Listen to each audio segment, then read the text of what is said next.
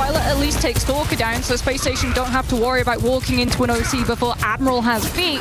But you do yet again have to walk into an established hazard. All right, Lethal on and off angle.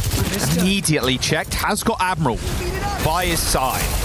Hawk once more trying to pressure point, but Jumbin's not having any of it. Just happy to take the 1v1 when he's got that spike guard up. A little bit better defensive tool there, doing damage while you're holding the block. Admiral does end up falling despite that rush coming out. Hawk trying to make his presence known in the backline, but only presence now is 10 feet under, shut down by Heesang. And the fight just about over, and maybe this map and series too. Crazy Raccoon with Overclock and Downpour, you can't imagine that they'll play all that defensively, right? 25% left with how quickly Flashpoint burns out and a Sim TP. You're just looking to catch Space Station before they can set up Lethal. Got to get a big touch. Jumbin down, poor Hawk on another hero. He's back on the hazard this time around. Sound barrier is going to connect, but Crazy Raccoon happy to just back off. Downpour, not sure who it connected with, but it doesn't really matter. Jumbin's already inserted himself into the conversation. Taken to the sky, Lethal snipes out Stalker. Might just be what Space Station required to get this flip and at least hold for more than 20% or so. Crazy Raccoon, they're going to come back with the sound barrier. Yeah, it comes at the cost of Space Station's whole ult bank, so right now they need picks and they need them now. Crazy Raccoon going low, but not low enough. No dash to dissuade Showwrong from just sending the team forward with one-sided beat. Yeah, I mean, it feels like an inevitability here that Space Station are just going to get flattened. This beat is going to be too much. Everybody cowering right now for Space Station on this high ground. They're going to get a nice little wall there on Jumbin, but the beat connects with him. Green over health dissipating now as Hawk is on the pursuit, but Lethal's already dead. Orc needs this kill desperately and he's going to get it. But meanwhile, his team are falling around him. Admiral down, Lethal to follow, like Crazy Raccoon is still in this. A stick on the back of Hawk, a downpour of his own is going to connect with the point, but who does it actually manage to secure? Jumbin back on the Hog, maybe to be the big difference maker, but it's all Stalker. A snipe onto Sugar Free. OT as Crazy Raccoon secure the point. Ultraviolet out of resources, out of time, as Space Station lose control of not only the map, but of the Series 2. A 3-0 on Atlas, and Crazy Raccoon come up with the dub. They need a clean fight. There's only 2 minutes to go, and a clean fight is not what they'll find. Mac has been so brutal with these anti-nades. That Kiriko ban, no Suzu for both the pulse bomb, but the nade as well. And Weibo dispatch Falcons. Lengthy fight too. Falcons won the last one. This is the cruelty of Colosseo, right? When you start having that distance lead for these other sides, they're able to just set up for the next fight. You take so long pushing the objective through main that they just push it a little bit more through main, force you to have to take a fight on this one angle that Weibo can just flank around, pinch you with. There's the teleport, the shatter in the hands of someone too. Leave, trying to look for another entrance here. However, these turrets are going to be a little bit annoying for him. Looking for Marco. Oh, Lee takes down Shio of all people. Someone, does he end up using the shatter here? It looks unwise. This is just Weibo fully in control. Like, Maka has been so efficient with these nades. Someone on the Rhine has not been able to block enough of them to stop Fielder from being forced into using Immortality Field in a reaction. And without that cooldown, the Baptiste and the rest of his team are just too vulnerable. This is last fight territory, Jack. Weibo 1 fight away for a Chinese team to continue in the upper bracket. Can't go down. Does manage to dash to the Mega Health Pack. One more fight is all that Weibo need here. 25 seconds remain. Leave with a pulse. There's the wall to open things up. Someone already kind of dissuaded here by Gushue, who's lingering in the backline like a tracer right now. Where's the Sim TP? Gushue waiting for that Sim TP. Knows once it's burned, that cage will find value. No, the cage is going to come soon. You've got to imagine the nade's going to come in. A nice little slam there from someone, but the cage is going to come in regardless. Lee Soo-min looking for action, however, looking for somebody. Shy takes down Merritt with the artillery barrage. Lee Soo-min lifts him to safety, but Gushue and Mark are already dead. One fight for Falcons to be able to try to find this lead. It's only checkmate. It's only checkmate on the point. Gets annihilated by Shy, and now it is all onto someone. The tag team duo, Shy, Lee Soo-min, finish off the fights. Shio, a last-ditch attempt, but it's just not to be. They've done it. Weibo break the curse. They take Falcons all the way to 3 and knock them down to the lower brackets. I mean, that's why we've seen teams play like Reinhardt against Mizuki, right? Because all that damage still exists while within the Kenkai sanctuary, so... Play those in-your-face rush-style comps. That's why the Mizuki is not the option for Slay. He switches off and realizes that the kit doesn't offer nearly enough outside of the chain. All right, here's a spree for as Easy Han rather than Slay's picked up, but they've lost Lige. Okay, finally Farrell able to break back in. Alfari meets the wrong end of the pole spot. I know it's circular. Don't at me. Farrell at 60% break back in. Well, Liga has the downpour. I would not be surprised to see them try and play this Diva again, especially with Juno Freya on the other side. I think you're probably going to get used to this downpour and then potentially a swap. We have more Overwatch to play after that. Okay, downpour to trap the backline. Stop Cloud from dashing away. Probably the win condition for Liga. Annihilation, though, is a problem. AJL puts a point pressure down, a little overhead swing. KSG doesn't really look like he took any damage from that. Alfari's going to dodge away. Checks his rear to see if he's being pursued, but no. Bigger fish to fry, apparently. Lige low! Will even have the chance to make use of this downpour. Desperately trying to stay alive. The damage mitigation on Spike Guard working overtime, and eventually he falls. That's a big one. AJL get caught slipping now, and Alfari's picked off by a bowler shot, apparently, that connected directly. Now Farrell are on the home stretch after winning map number 2. AJL, it's do or die. I do not like the way that AGAL just played that last fight. Now you're pretty much stuck on this hazard where you could have made some swaps if you took that fight earlier. Nico staying clear of Easy Han if at all possible, but the Tracer now has to deal with Top Dragon on the point. It's an early recall forced out. Kitsune Rush active here for recall. He's going to pop it straight away for the Annihilation. It's a bit of a problem. It's a slight wrinkle in the plan. Downpour holds KSG in place so they can kite away from the Annihilation, and in that window, Nico is picked off. Sound Barrier now for Lengsa. Active. 4 players on the field for AGAL, but Top Dragon has a pulse bomb and he's not afraid to use it. Sees 2 very nimble backliners and has to be careful of those kunai. Barrel are in control of the point still. Overtime is active and Top Dragon is pacing himself. Recall flattened in the front line. Liga is going to eat that pulse bomb now and go low, but Spike Guard's going to help keep him hale and hearty for the time being. KSG though wants to push a bit further. Overhead swing coming in from Alfari, but Liga is down. Slay is fallen, and finally, outside of the land of the rising sun, Farrell stabbed their authority, staying alive here at EWC. A post bomb for Kaneki, however, and there's the spree to just assault after assault after assault. Is unrelenting from JDG. 15-player kill streak as well for Pineapple. Yeah, I mean, Bella's right is pile driving as the Wrecking Ball, and the rest of JD Gaming are pile driving on top of Team Secret. Kaneki finding the opportunities with the Pulse Bomb, Pineapple the follow-up with the Spree, and Secret yet again locked out of capping first point, having to walk into Hammond's Mines, having to walk into a fight before they even get to see point. Oh, good kill on Kaneki though. Okay, now High Vision's getting in this. Winter down low to Monk, not a good start. Belisraya is going to have those mines and get back to the point as Mewtwo, yeah, he's in no man's land right now in enemy territory. He's super far away from the rest of the fight. JD Gaming just stopped Secret from being able to find the flip as well. Belisraya's like, okay, well, we might be missing the Wu Yang, but we've still got point off of Hammond Mines. Secret have to find the flip here. They've got the ultimates to do it.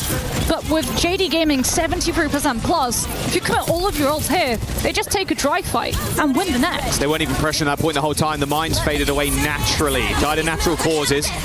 I'm not sure Team Secret are going to get the same honor, though, sadly. There's the rush from Monk, putting them on the point now. Everybody grouped up. Mewtwo in trouble. One clip from Soggy. A blink smack. Pulse bomb in his back pocket. Forces the Suzu. High Vision across the map, though, is going to do a lot to the front line. Pineapple down. OT. Team Secret's hopes and dreams relying on this point being capped. Budget win, and that was required for Secret to be able to stay alive in this series. Great back flank from High Vision and Soggy, just flanking into that backline, putting the pressure on the supports. They have to do that, and then some though. As JD Gaming, like, you've got the Tidal Blast to engage with your Tracer or your Xion. Secret, you've only got a rally to be able to sustain. We have to see something out of that DPS now. Cub's got Primal Rage to handle with it, but Kaneki has got the Tidal Blast. Rally, oh, there's the boot, and Kothar ends up going down with a Primal Rage. He was stunned, so couldn't use it. Bellish Ray's going to have mines too. It's all falling apart for Team Secret. A good stun bash from Pali, but is it actually going to be enough? Pineapple again separating the team with his spree and now hunting for more. Kaneki gets a couple. Winter trying to hold on to. Copper gets back with the Primal Rage, but it's all Pineapple here. JDG, they're crushing the hopes and dreams of Team Secret, and their key is not far behind.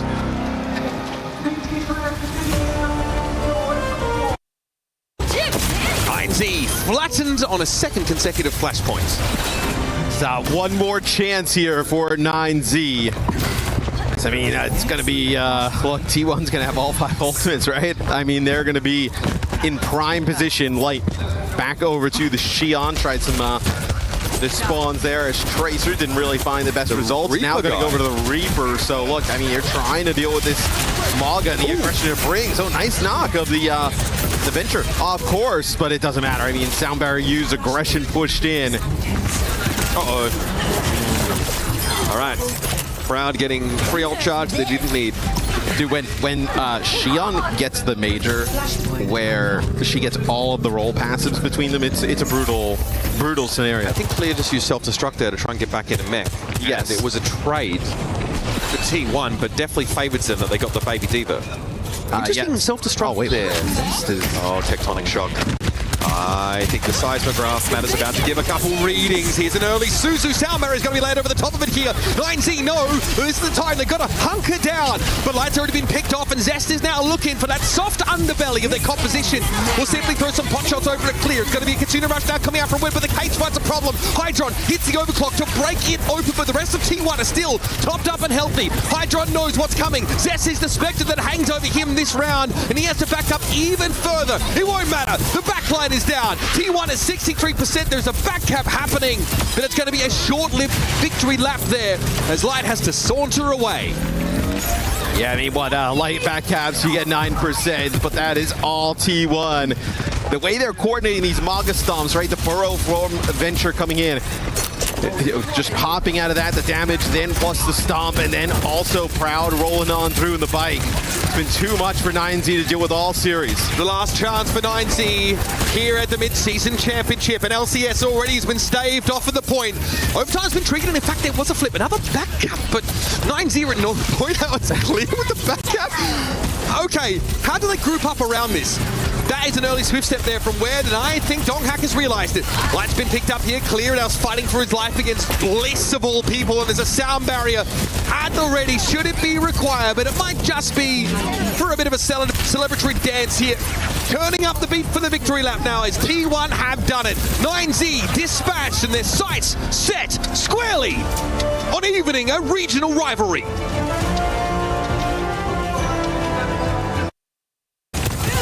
Chronic pretty healthy the entire time on through that, not taking any serious pressure or damage. We're chilling? They are not going to make it, and even worse, they've kind of moved up, used some cooldowns to try and make it. Now they're kind of stuck here. Team Liquid, surely this isn't where it ends. Talos have really woken up in this map. After switching to Liquid's cop, adopting the Ramattra. Five ultimates, though, for Team Liquid to open up our final flashpoint. Tournament live on the line for TL. Oh, it doesn't matter! It just doesn't matter. What a pulse bomb there. Yeah, Liquid are going to hit 2, you better believe it, but how are you going to come back from this? First it was Chronic, then it was Sunjun. Individual DPS players taking these fights over, and Liquid are gagged.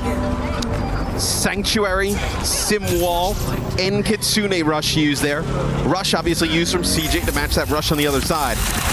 Pulse Bomb just, yeah, fine. It's good. Sunjun with 2. That just kind of ruins anything that Team Liquid was trying to do there with that bank of ultimates. Arrow now over to the Tracer here. Trying to mark Sunjun, maybe also put a little bit more pressure on the Luke, right? Kind of close the gap with that Wuyong. The Annihilations, though, always add an element of volatility to these fights. Okay, Cloud Blast to start things off. Tree respects it. Sunjun dives in, and there goes Tree. Respect it as much as you like. It's going to come for you either way. Here in the headlights was Tree, and he's brought down, and Sunjun, man, he's on a running riot. Straight after Zera he goes. Chronic with the KS. Dude, and that's, I mean, you end up using your Annihilation there. Kivitz is going to have to jump off the side. This is so bad for Team Liquid at the moment. Vega going to go over to the Cat. probably just even try and get close to get a touch, right? I mean, oh, this is brutal here. Oh, how do you dance this tree? Tree has to be so careful. Stay alive. Some help from attack. Tree alive. literally 1 HP, nobody on the chase. Here comes Vega. Okay, Salvation comes on 4 paws, apparently. Tree was still able to find a kill on Sonjin, by the way. They'll end up eliminating each other, but we need a touch. Liquid have to go for it. Their last chance, and so far they've been frozen stiff. Vega picked off as he tried to come in and salvage the fight, and now Liquid are on their last dregs. Can they get in onto this point? Can they find elimination? Chronic is comfortable sitting back and not being pressured whatsoever by attack. He's been forced out of the affair. Zera now trying to stay alive, but Dallasville will keep the flame alive for North America. An unfortunate team kill, but also a reminder, this region belongs to us. A lot of people are haunted by their past. I'm inspired by it. They're not just playing for themselves, they're really playing for their entire family. They have defeated their demons! They have crushed the curse! Hello everybody, I'm Got Moxie and I'm joined here today by Checkmate Chio and Merit from Team Falcons, who are going to be playing a little bit of a fun game with me today. We've got something called Who's That Hero, and I want you to see which one you think it is, so let's roll the first one. Fraser? See, he's a pro! I mean, you are an actual pro, but at this game too. Yeah, it's Tracer. Okay, let's go to the next one. Speedrun. 뭔데 이거? 정크렛? 정크렛이지. 정크인가? 다리 봐봐. 그게 뭐야? 아, 정크렛. 아, 정크렛. Yeah, that is Junkrat. Why did you think May? He's stupid. Okay, let's see the third one. 키리코. 메르시지. 메르시 저거 우산이잖아, 마녀. 아, 메르시 맞네. 아, 메르시. 메르시. You're really good at this. Yeah, it's Mercy. Okay, let's see if you can continue the streak. 로드호그. 로드옥. 야. 사람은 닮은 거를 잘한다 했어. Yeah. Roadhog. Okay, let's see the next one. 리퍼. 5 for 5. Okay, let's have a look at 6. 키리코? 알란이지. 알란. 아, 스킨 진짜 키리코인데, 저 시간 스킨. 부채를 봐, 부채를. 시간 스킨이 키리코인데, 근데? 아, 부채가 2개. 알란이 저런 스킨이 있어? 뭐. 진짜? 응. 본 적이 없는데, 저거? 알란. Oh, see, this one's Kiriko. tricky. Yeah, it's Kiriko. This is the victory 너도 있다니까, 나 pose. 쫓긴다니까. 아, 오케이. 아, 진짜 힐러도 아닌 것들이 진짜. 저런 스킨이 있었어? 아니, 딜러놈들이 뭐, 어떻게 알아, 이걸? 오케이. Okay, let's see if you can redeem yourselves with the last one.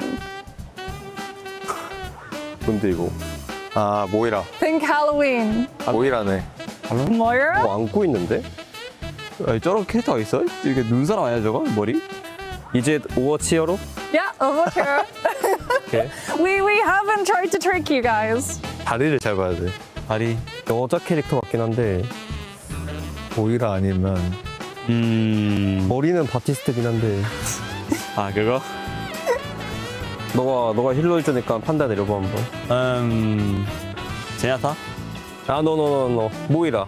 Moira. Oh. Okay, let's see the reveal. It was not Moira. It was Soldier 76. Unlucky, guys. Hopefully you'll be a little bit luckier in your matches. Good luck. Have fun. Thank you. He thinks he can come in here and play my game. He knows nothing but go! Tyler, why? You're done. This is my ladder. You can't climb it. It's better than me hard-sucking masters. You're going too far now. Your eyes buggy, your elbows ashy. Is that airline? That's an L airline. Somebody better hold me. Okay, yeah. Do something then. Raw energy. Blow the house down.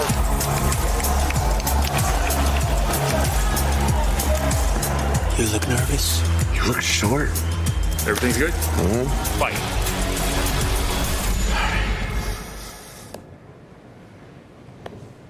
Okay.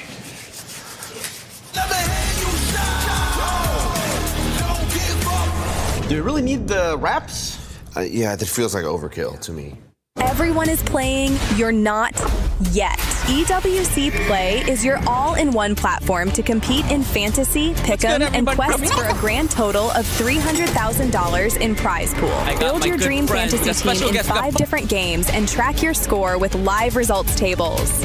Predict the winner of every game, every group stage, and every tournament. Complete daily and weekly challenges to earn boosters that help you climb the global leaderboard. Got what it takes? Join EWC Play now.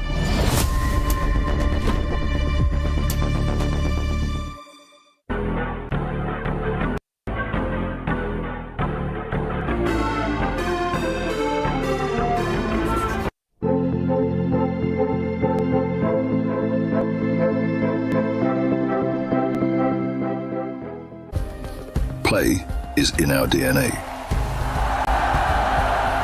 Whenever we let it out, it becomes our superpower. Now imagine an entire city being built to supercharge it. Kadir City, powered by Play.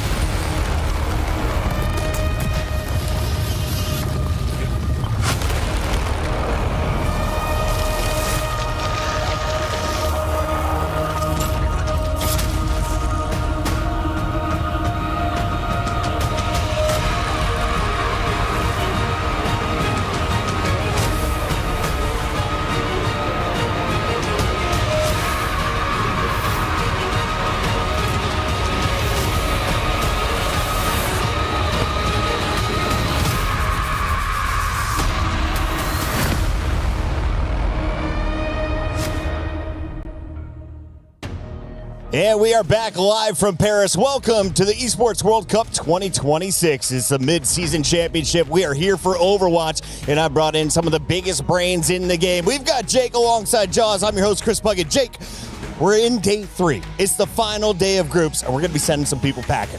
It's time, right? We got to be eliminating some teams. I mean, there have been some really strong performances here at the Esports World Cup, but still, a lot of teams aren't going to be able to survive day 3. This is when the real competition begins. Now, Jaws, you may be the hardest working man in Overwatch. Your call time wasn't till 3 hours from now, but you wanted to be in early. You beat me here to the studio. Yeah. Why are you so excited for group play? Key crushing, is that okay answer? Yes, great answer. Yeah, a lot of them were crushed yesterday. I want some more. So you like watching dreams crushed? Yeah, why not? That's the fun part of it. Let's take a look at our groups and tell me whose keys are going to get crushed today, because in Group B, we already have one team through. As we take a look at the decider matches down low, though, Jake, what do you expect to see as Team Secret is knocked out? It was JD Gaming moving on, as well as Veril, who will match up against Space Station. Yeah, tough to see teams go home, but that's how it has to be. Veril, I think they showed up pretty impressively, but to see them take on Space Station Gaming, that's going to be potentially a spicy one. Maybe some pressure on Space Station to deliver a strong performance, you know, being such an effective competitor out of North America. But now you kind of wonder, can Veril have a chance at the upset? Jaws, Space Station knew they were the underdogs against Crazy Raccoon. In fact, Crazy Raccoon was our first team to make it out of Group B. So let's revisit that match, because it only went 2 maps. Okay, I've had some choice words about Domina over the last stage or so. That she wasn't good? I used a different word than that, but yes, that she wasn't good. But Junpin looks so clean on the Domino right now. I think Crazy Raccoon are still the favorites to take it all, and this is just kind of almost cemented it in my mind right now. They are the ones to beat. Crazy Raccoon looking clean in their victory. Was there a star performer, or was this a team effort, Jake? I gotta say, watching Stalker has been an absolute treat in this tournament. I mean, he just lifted the trophy in Japan. He wants to do it again here in Paris, and they're certainly on the way to do it. I mean, this team looks so ready for modern Overwatch. They play just about everything, innovating their own new styles. They're pretty much the only team showing the domina, but that makes them so hard to prepare for and so effective at this level of global competition. You tell me Stalker's looking for another EWC trophy, but with a different jersey this year?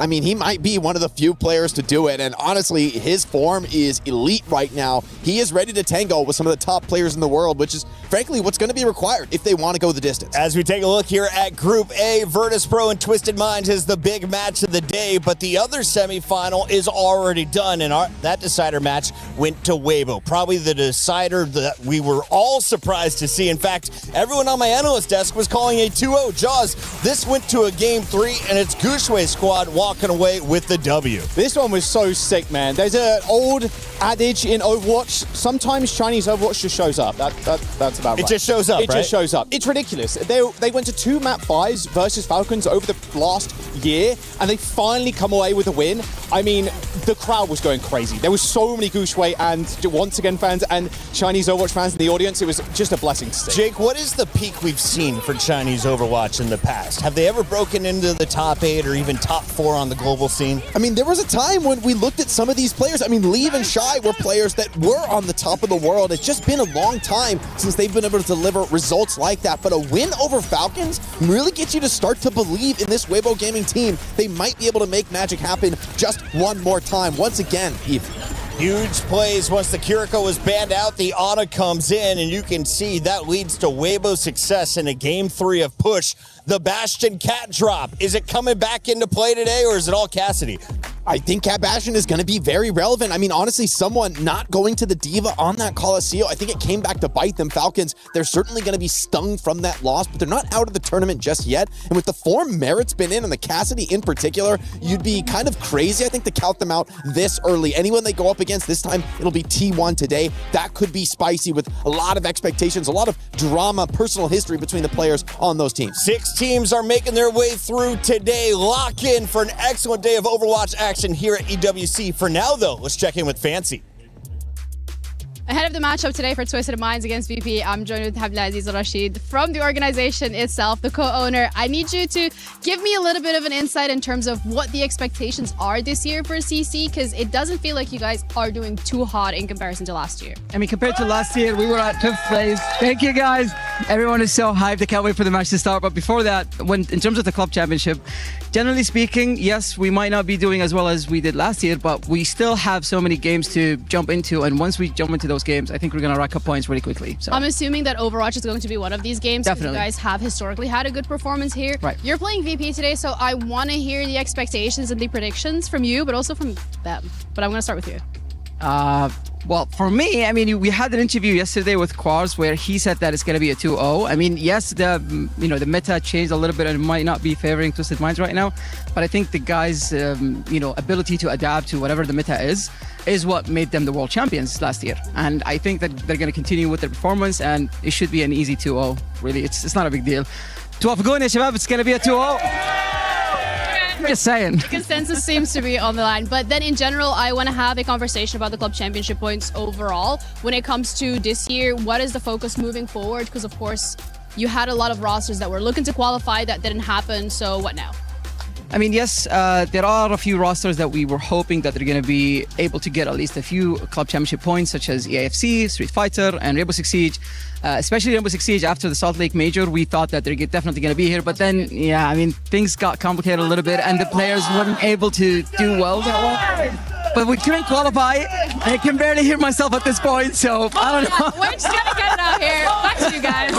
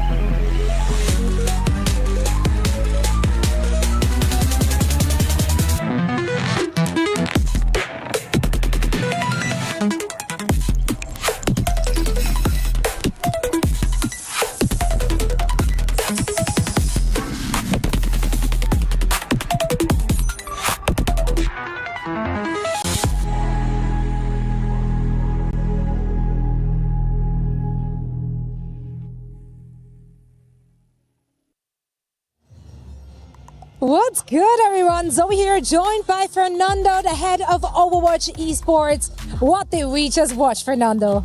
Well, Zoe, you just got to see the official reveal of the Overwatch World Cup jerseys. Well, and I see you wearing some of that. Let's talk about the design here. Yeah. I'm wearing Team Korea right here. So, the designs are very unique. Each one of the teams is going to get its own unique model and design. The other really cool thing about these jerseys is you can identify the regions by the colors. So each one of the regions is going to have a different color design, and it's going to be very easy to spot.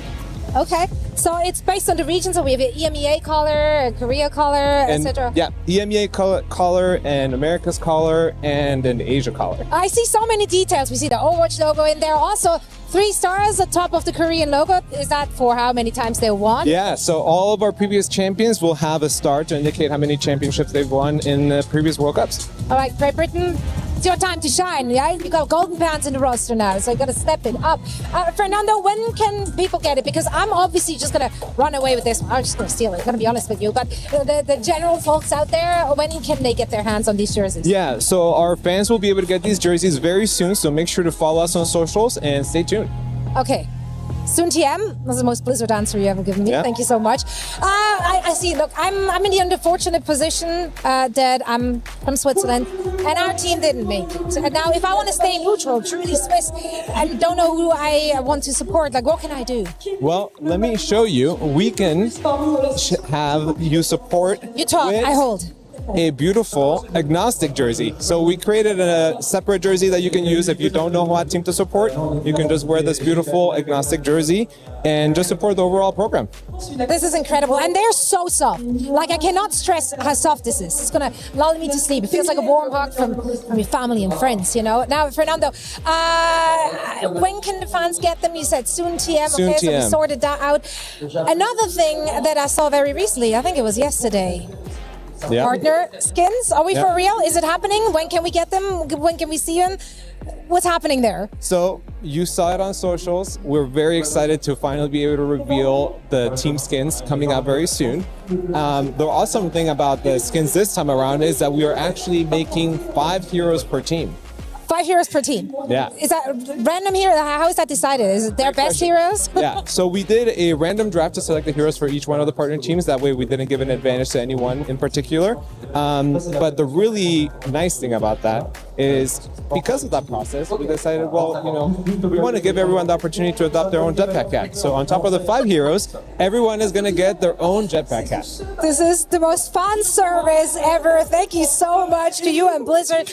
Now, of course, people want to know when they can cop them. When can we see them, first of all? Well, roll the commercial.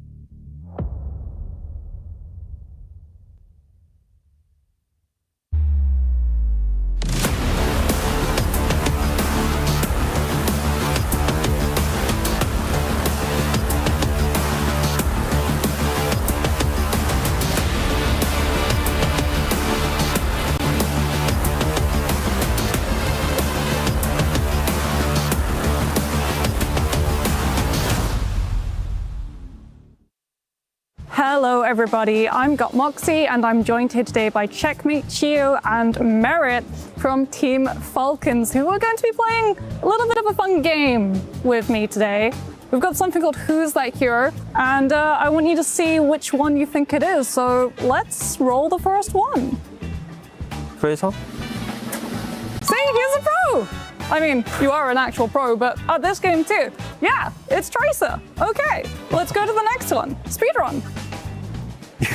뭔데 이거? 정크렛? 정크렛이지. 덩크인가? 다리 봐봐. 그게 뭐야? 정크렛. 아, 정크렛. Yeah, that is Junkrat. Why did you think May? He's stupid. Okay, let's see the third one. 길코. 메르시지. 메르시 저 우선이잖아, 마녀. 아, 메르시 맞네.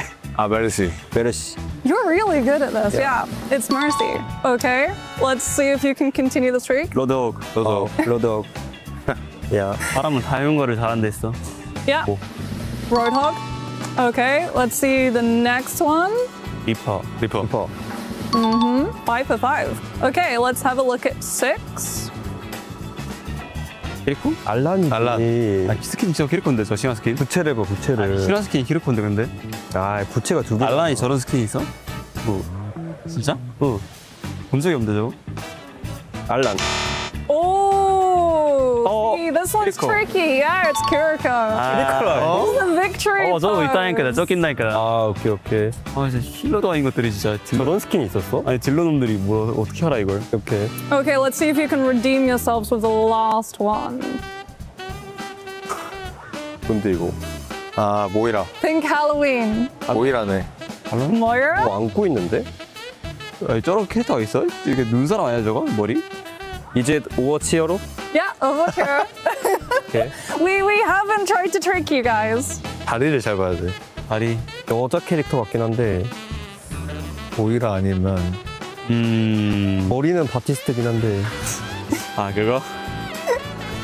너가 힐러 해주니까 판다 내려봐 한번. 제냐타? 아, 노. 모이라. Moira. Oh. Okay, let's see the reveal. It was not Moira. It was Soldier 76. Unlucky, guys. Hopefully you'll be a little bit luckier in your matches. Good luck. Have fun. Thank you. Some happy Falcons right there, and we have a very happy Falcon fan. She goes by the name of Gennaro, and she joins us live to talk about the club championship. Are you avoiding the allegations? Are you not a Falcons fan? If I speak, I am in trouble. So Okay. instead, what we're going to do is we're going to talk about the club championship, which is a very big topic of conversation when we're looking at EWC. We even have like a whole totem set up for that as well. So I'm going to throw you guys under the bus and ask, do you know what the prize? No, wait, is this a quiz? No, it's not a quiz. No. I'm just putting you on the spot. Don't worry. Pop quiz, surprise. No. But do you guys know what the prize pool is for the club championship? $75 million. Easy. What? Easy. You're so Easy. He read the assignment. 30. Oh, I just guessed.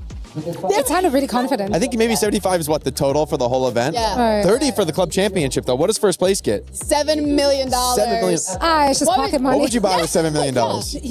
You. Whoa. Wow. All right. Okay. An analyst in my pocket. So, winner, first place, gets $7 million. So, of course, that is something that a lot of the organizations are looking to compete for and to get. Falcons, as you are a big fan of Puckett, they won it in 24 and 25. Do you think they can do it in 26? They are off to a slow start, but I was watching Warzone after we finished Overwatch last night. Hisoka was frying, so they could get 1,000 points there.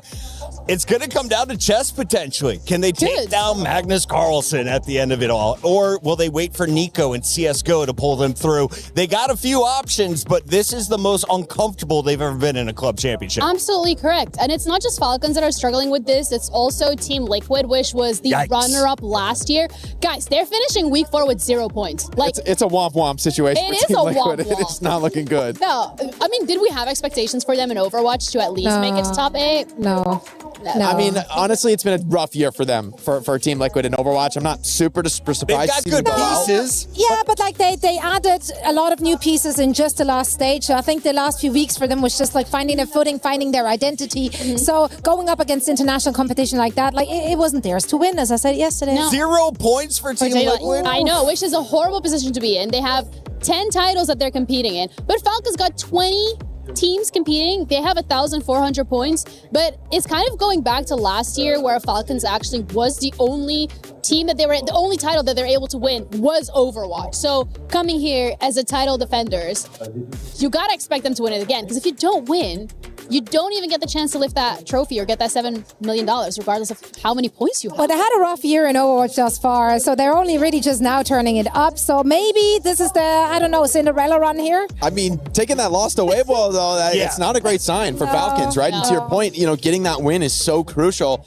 Overwatch is a tough game to do it, though, because there's fierce competition right now. I mean, Crazy Raccoon, super threatening, Twisted Minds as well. There's a lot of heavy hitters coming for that first slot. For Falcons, a win would be an overperformance. I want to talk about Twisted Minds as well, because they were 4th last year when it comes to Club Championship, on par with VP. So that's the first match that we have today. So either one of these teams, if you get top 8, it's an automatic 200 points. Do we want to throw like our predictions in the ring? Courts. I ride with Courts anytime he's at an We EWC ride it on. event. Honestly, that's fair. I think it's going to be extremely competitive. It's been extremely competitive in the EMEA region, especially between those two teams. It was a change of like royalty. VP really stepped it up this year, went undefeated. And Twisted Minds, they kind of struggled for a few weeks trying to find their footing in this meta. But I think at the right time, they started turning it up. And their initial performances here have actually impressed me. Struggling seems to be the name of the game, though, for a lot of the organizations that did well last year in Club Championship. Because again, like, when we're looking at Twisted Minds, they were 4th. But if we're bringing up the standings and look at where they are sitting right now, it's about 12th. They're really struggling to get some points under their belt, and it's just not looking good. Whereas Na'Vi is currently 1st, 2,250 points. They've already got 2 wins, which is incredible, because I don't think anyone was really counting on them to be able to show up. And I know that's not too relevant to Overwatch. I mean, Na'Vi Overwatch roster when? I mean, that's what lots of great players, lots of great teams. They should have had a team. They could have been racking up points here in Overwatch. Well, Na'Vi is not here, but Virtus Pro is there in the number 2 spot. Jenny, thank you so much for joining us. We got to get to this first match, though. Do you think VP wins it? I'm going to have to say no, because otherwise I will get schmurdered by Fancy. Boom. That's really fair. No schmurdering happening on this show. Let's jump into the action as we remind you how Virtus Pro got to this position to play into the playoff bracket. Zoe, impressive plays all across the board. Landon joined us in the post show, and it was all smiles for the young star. What have you seen from the back line, and who have you enjoyed watching on the front line? I mean, honestly, for this team, like I'm just enjoying everyone. Kevster is playing some of the best Overwatch he has in his entire career. Okay. Which is crazy Which is since he's been around the block, yeah. But, Ice Gnome still just one of the players to watch out for here with the flexibility. We talked so much about his glow up that he had over the last couple of months, last year even. So for him to be like this younger player, this newer player, playing with those veteran players from the rest of the squad, it's just meshing really well. Jake, this, of course, is our Sony story of the day. It's the clash of the EMEA powerhouses for anyone who doesn't watch Overwatch on a regular basis. Why is this such a big battle? I mean, over the last couple of years, you would have said Twisted Minds are a heavy favorite squad. But Virtus Pro, this year, they've stepped it up in a huge way. This squad, right now, they're the top in EMEA. However, Twisted Minds, for me, they're a team that they don't really show their true form until it comes to a LAN. This is a team that takes qualification for granted and is really looking to get these meddling performances on LAN. And honestly, for VP, I'm hesitant to call them much of a favorite, given that history of Twisted Minds popping off when the pressure's the highest. Zoe, I don't know if you hear it, but the drums are here for Twisted Minds. It is a sea of pink and blue making their way into the stands. TM, they travel well. They've got a strong fan base. If you're looking for a strength in their gameplay, what do you like? Well, honestly, I like the changes that they made coming into here, right? Like, they made some changes in what they like to play. We talked about how they avoided the Cat Bastion throughout the last stage. Now they really picked it up in their first match already. It looked really, really good, really competent. Yubi is in the mix very much for them, of course, and he's doing such a phenomenal job, not just on the server, but it's the shot calling, it's the veterancy, it's the strategic depth that he brings to this team as well. So right now, they're looking really scary. Can Twisted Minds win without a Symmetra in the game, Jake? I mean, they've shown that they can, right? Especially in this first to two format. Typically, you'd look at that and say, hey, this should be a weakness. You know, a Simban is going to be one of 3 maps in the series. Like, that should hurt Twisted Minds. But Yubi has shown he's so much more than a Sim one trick. I mean, it's definitely the most dangerous weapon in the Twisted Minds arsenal. But they've shown that they can get wins without it, and that makes them a very difficult opponent to prepare for. TVNT, a much better player than he is drummer, but he got to celebrate with the fans at the end of their last match. Will he do it again? Well, if you're looking at the numbers, TM has had their edge in the Champions Clash. They also took them down in the EMEA Stage 1 Finals and the regular season. Zoe, recently, though, that match was a 3-0 to Virtus Pro. Twisted Minds was struggling. Virtus Pro have been just basically unbeatable, untouchable up until the playoffs where they started to actually drop maps. Twisted Minds had to work for those, and Virtus Pro has still looked really, really strong. Your eyes are so blue on this set today. So here's Jake. Let's start with you. Who's going to win this one? I'm just kidding. You got red eyes. Blue eyes. I've got Twisted Minds. This is a team that turns up to another level on LAN. It's a bit of maybe a chaotic prediction, but I still think this is going to be their day. Zoe and I are going the other way. It's time to send it to the stage to get our first match of the day started.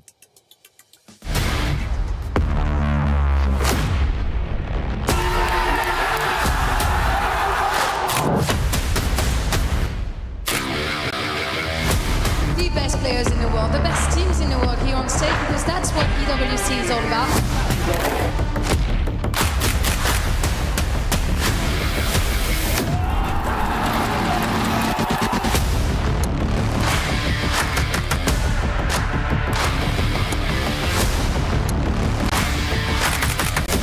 Taking so long as the Sugar Free doesn't getting catnapped here. He's put into line of sight of the rest of Crazy Raccoon. What a pick off. And Stalker follows that with a triple. I mean, headshots lethal straight up. Oh, this looks so good for SSG, but they're just going to falter the final hurdle on this control point.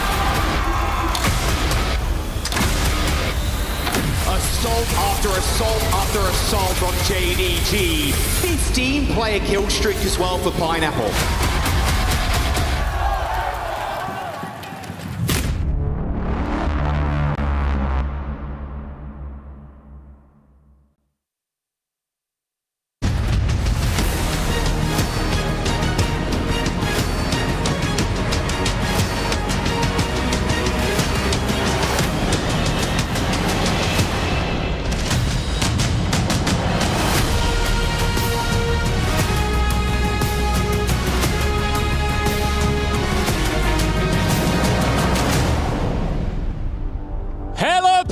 Bonjour Paris! Yesterday we learned at the Overwatch Champion Series 2026 Mid-Season Championship at the Esports World Cup that winners are rewarded, of course they are, but losers, it's brutal, it's punishing, it's crushing, quite literally, Lou. Yeah, it is quite brutal for the losers. Bonjour, tout le monde. Hello, Ian. Very Bonjour. glad to be with you for this last day of group stage, because yes, it is brutal for the losers. Effectivement, quand tu perds, ta clé se fait exploser. Il n'y a pas de loser bracket en playoff. But for the winner, you take a look at that trophy, you compete for a $1 million prize pool, and it gets bigger and bigger and bigger the further you go. And two teams looking to get their hands on this trophy and a big piece of the pie, of course, two of EMEA's big dogs. Les thunes, l'oseille, la monnaie. Yeah, you go for it. Should we bring them out? Let's go. Please welcome onto the stage, Virtus Pro!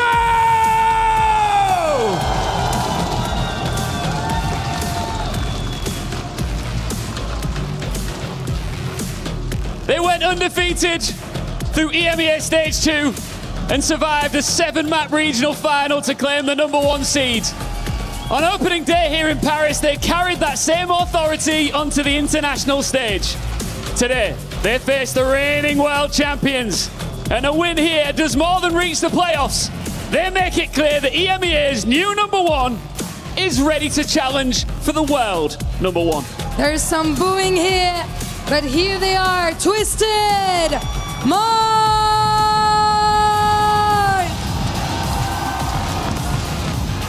The crowd's favorites, the OWCS World Champions, crowned in Sweden last year. Some of their players are contestants to the title of the best players in the world. The pride of Saudi. Enfin, une équipe et des joueurs qui peuvent rivaliser avec l'hégémonie coréenne, en tout cas en 2025. Peuvent-ils être géniaux à nouveau? Ladies and gentlemen, the EMEA Derby is calling. On one side, the team that conquered the region. On the other, the team that conquered the world.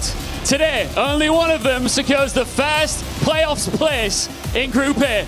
Paris, make some noise!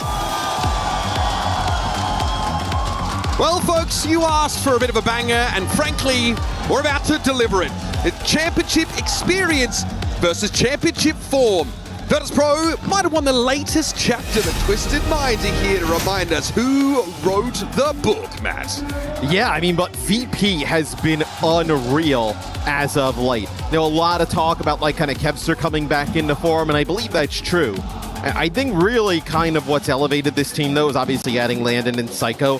And then Ice Gnome is being the best tank in EMEA this year, I would say. No, Ziad obviously making a comeback, for that title and crown, with Geek, which we'll see a little bit later today. But TVNT on the other side had been really kind of the go-to, really kind of star player in terms of that role in EMEA, probably since mid-season championship last year. But really, Ice Gnome has been unreal here the last few months. At that time, Ice Gnome was being rotated in to play Symmetra on Virtus Pro. It was a weird time last year's Esports World Cup, but now he's found his home, and he has certainly risen to the occasion. And we'd be remiss if we didn't address the elephant in the room. Psycho was a huge component of Twisted Mind's success last year. Even if he spent a fair bit of time standing behind the team with that headset on, now he's in the server, ready for revenge. He played a good amount for that team, last year. Maybe not exactly World Finals towards the end, but he can play Tracer, I think. If you're kind of comparing him and Yubi head-to-head, I think, Psycho's hero pool is much deeper. I think, Sim, obviously, you probably would favor Yubi, maybe the best in the world at that hero, but every other one, you kind of give that advantage to Psycho. And Twisted Minds actually just kind of trades Psycho, essentially, for Jwoo, thinking, okay, well, Jwoo will just fit all that stuff. But that exactly has not worked out this season at all. And I think we're here today to address whether or not there's a changing of the guard in EMEA. Virtus Pro, pretty impressive stuff in Stage 2. There were scrappy matches to get them, of course, to that championship. GK, though, were the one that pushed them. Not so much Twisted Minds. That's what we're here to see. And I think that is a question of whether peaking too early is an issue, right? Winning EMEA Stage 2, very important. But you have to consider it in the landscape of the rest of the year. It's a stepping stone. It's a qualification game to get you to events such as these where you can really, really throw down. And honestly, I mean, I'm very impressed with what we've seen from this latest iteration of Twisted Minds. They do want to lean into those Symmetra comps a little bit more frequently. Yeah. In the past, it's not exactly been a hallmark of Virtus Pro's game plan, the fact that they had to use a tank player to that role. But now with Psycho, it's a completely different world, right? Obviously, he's going to have a great read on kind of how Twisted Minds is going to want to set up some of these plays. It'll be Nepal, map number 1. I'm curious. Okay, so Farah and Diva ban here. So Diva gone, obviously that's TVNT is going to go 2, so take that out of the equation. Very good on Ramatra as well, right? But I think that's something that Ice Gnome probably feels pretty good taking that head-to-head. Oh, man. Europe's old kings versus Europe's new kings. But there's only one throne to sit on here in Paris. And frankly, there's a large number of other teams that still stand in the way. So, of course, a win here books your ticket to playoffs. A loss here does not mean that your tournament is over, but that lower bracket is looking pretty brutal. And you got to play another game today, right? That's kind of the really rough sense of it. You have to play another game. I see the resemblance. He might have a couple inches on courts, but outside of that, I mean, it's a player we're going to be spotlighting pretty heavily in this series, because when Quartz dominates those sightlines, Twisted Minds tend to dominate those series. Still one of the most respected, feared hit-scan players in the entire world. This would be an extra brutal loss, I feel like, for VP, in the sense that you were so good in EMEA, you kind of put your gap between yourselves and Twisted Minds in that region during that stage, and then you get that first seed from EMEA, you come to the event and you lose to TM anyway, then you have to play another game that day as well. It's a VP team. Look, I think either of these teams could be in the final of this event. That's how good they have been this year. Virtus Pro and Twisted Minds dodged each other in the EMEA playoffs, but in the regular group, Twisted Minds got absolutely flattened. Is it a new era for the Bears? A changing of the guard in EMEA? We're about to find out, and we're about to delegate our first team into our Esports World Cup playoffs. Yeah, we've seen a lot of teams playing some Domina here throughout this week. We've seen it on Nepal as well. Why is Jack such a hater? I like it. I mean, it kind of tries to... Domina as a hero, right? Kind of wants to fit that poke style that like a Sig would. It's just Sig is like really good at everything. Potentially Domina, no, against the Reinhardt could be a favorable matchup, as it'll be Sebastian for both sides as well. Just a difference in terms of the tank. All right, let's play some Overwatch, folks. Over to Shrine to start things off, and already Icenom is trying to poke down. TVNT on the Rhine, though, is going to be looking to close the gap whenever possible. Nice little TP there, gets them directly out of line of sight, but this Domina wall is still relevant in this position. Yeah, you're able, you know, with the Domina, right, to just kind of put a consistent damage down on that Rhine shield, but Quartz finds Kevster there on a little bit of an off angle. That's pretty massive. Also, Bastion with a high rate of fire can really chew through these Domina barriers quite quickly. Psycho's going to be the next to fall, and Quartz has already stamped his authority on the early part of this round. I wonder if you're going to see some changes from BP as they back on out, but Isom actually catches Quartz there. Quartz, and maybe pushed up a little bit too far. Didn't have a Sim TP to get out. That's a huge pickoff. Yeah, he was looking for more, but TVNT can stave off the vast majority of this Domina damage. A quick about face there for Virtus Pro as they see the TP getting Twisted Minds in position for a Kitsune rush. TVNT needs to charge back. He needs some help, but his shield is cracked and he is about to fall. The damage just too much here for Virtus Pro. Snowballing off that early pick on Quartz, who didn't even have a chance to return to the fight. And the scary thing when you're kind of watching a lot of these fights and something to just kind of keep an eye on, like we talk about this kind of tank head-to-head, Icenom is like close to like 80-90% HP pretty much throughout these fights. Really not taking any significant threat damage there on the Domina. Despite Reinhardt, experiencing reduced crowd control effects, Matt, you can still stun him if he's close enough to a wall for that Sonic Repulsor. Here's Icenom, Penup's gone up ready. It's going to be a Symmetra wall in play. This is going to reduce Icenom's effectiveness pretty drastically, and TVNT is trying to use this winner to close the gap with the sound barrier for Virtus Pro, but they lost Icenom. Not ideal at all. Vixer hoping to live up to his name perhaps in this fight, but it's too little and too late here for Virtus Pro. Man, they had the advantage of having the Kitsune rush and potentially a better beat. The beat is just too late there from Fixa. Maybe a second or two from behind. They're just going to go up, try and poke. Maybe see if they can get somebody out of the spawn. Also, getting up there and taking some of that damage allows Simple to get closer towards a rush as well. So, don't mind that. You have an easy escape with the Sim TP. Okay, TVNT has to dance these shields if at all possible. A TP to get himself back. You've been really setting TVNT up to just sort of fix some of the issues with Reinhardt's mobility innately. Yeah, they want to farm this rush, right? They're okay now giving the point back to VP. They want to farm the rush, and you also have Shatter potentially here. TVNT has no shield. He really just needs to walk up and try and find exactly a big Earth Shatter. Kitsune rush here from Simple. Penupscon was made use of by Icenom, but it's going to be Quartz as the first captain in this fight! What an Earth Shatter from Icenom! That is ridiculous! TVNT flattens his opposing tank, and Icenom was found without a barrier. Well, that's the downside, right? The Domina, the barrier is static as soon as you get on past it, even though TVNT's shield is being worked down that entire time. Doesn't matter. Huge Shatter connects with 3. Both supports caught up in that, in the tank as well. The Fire Strike's just cleaving everybody.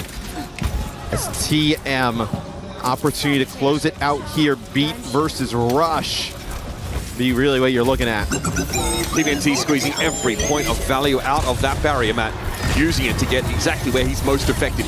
Kitsune rush here, using a good spot on the point, and now Kevster's trying to charge forward. TVNT sheepishly trying to back away, but there's not enough time. It's a late beat this time for Twisted Minds. They're going to try and fight with 4, and so far Quartz is even the ledger. Kevster's down. The lion's share of the damage here for Virtus Pro has gone missing. Icenom wants to surge forward here, but he's got to keep an eye on his HP. Fixer, this time it's a beat on time. Icenom makes effective use of it, staying alive, and eventually Quartz is brought down, but Icenom is going to be the trade for it. Kitsune rush coming down from Simple, and here is TVNT on the Doomfist of all things. A TP out for Virtus Pro, but they've got to try and contest this, and they're off the points.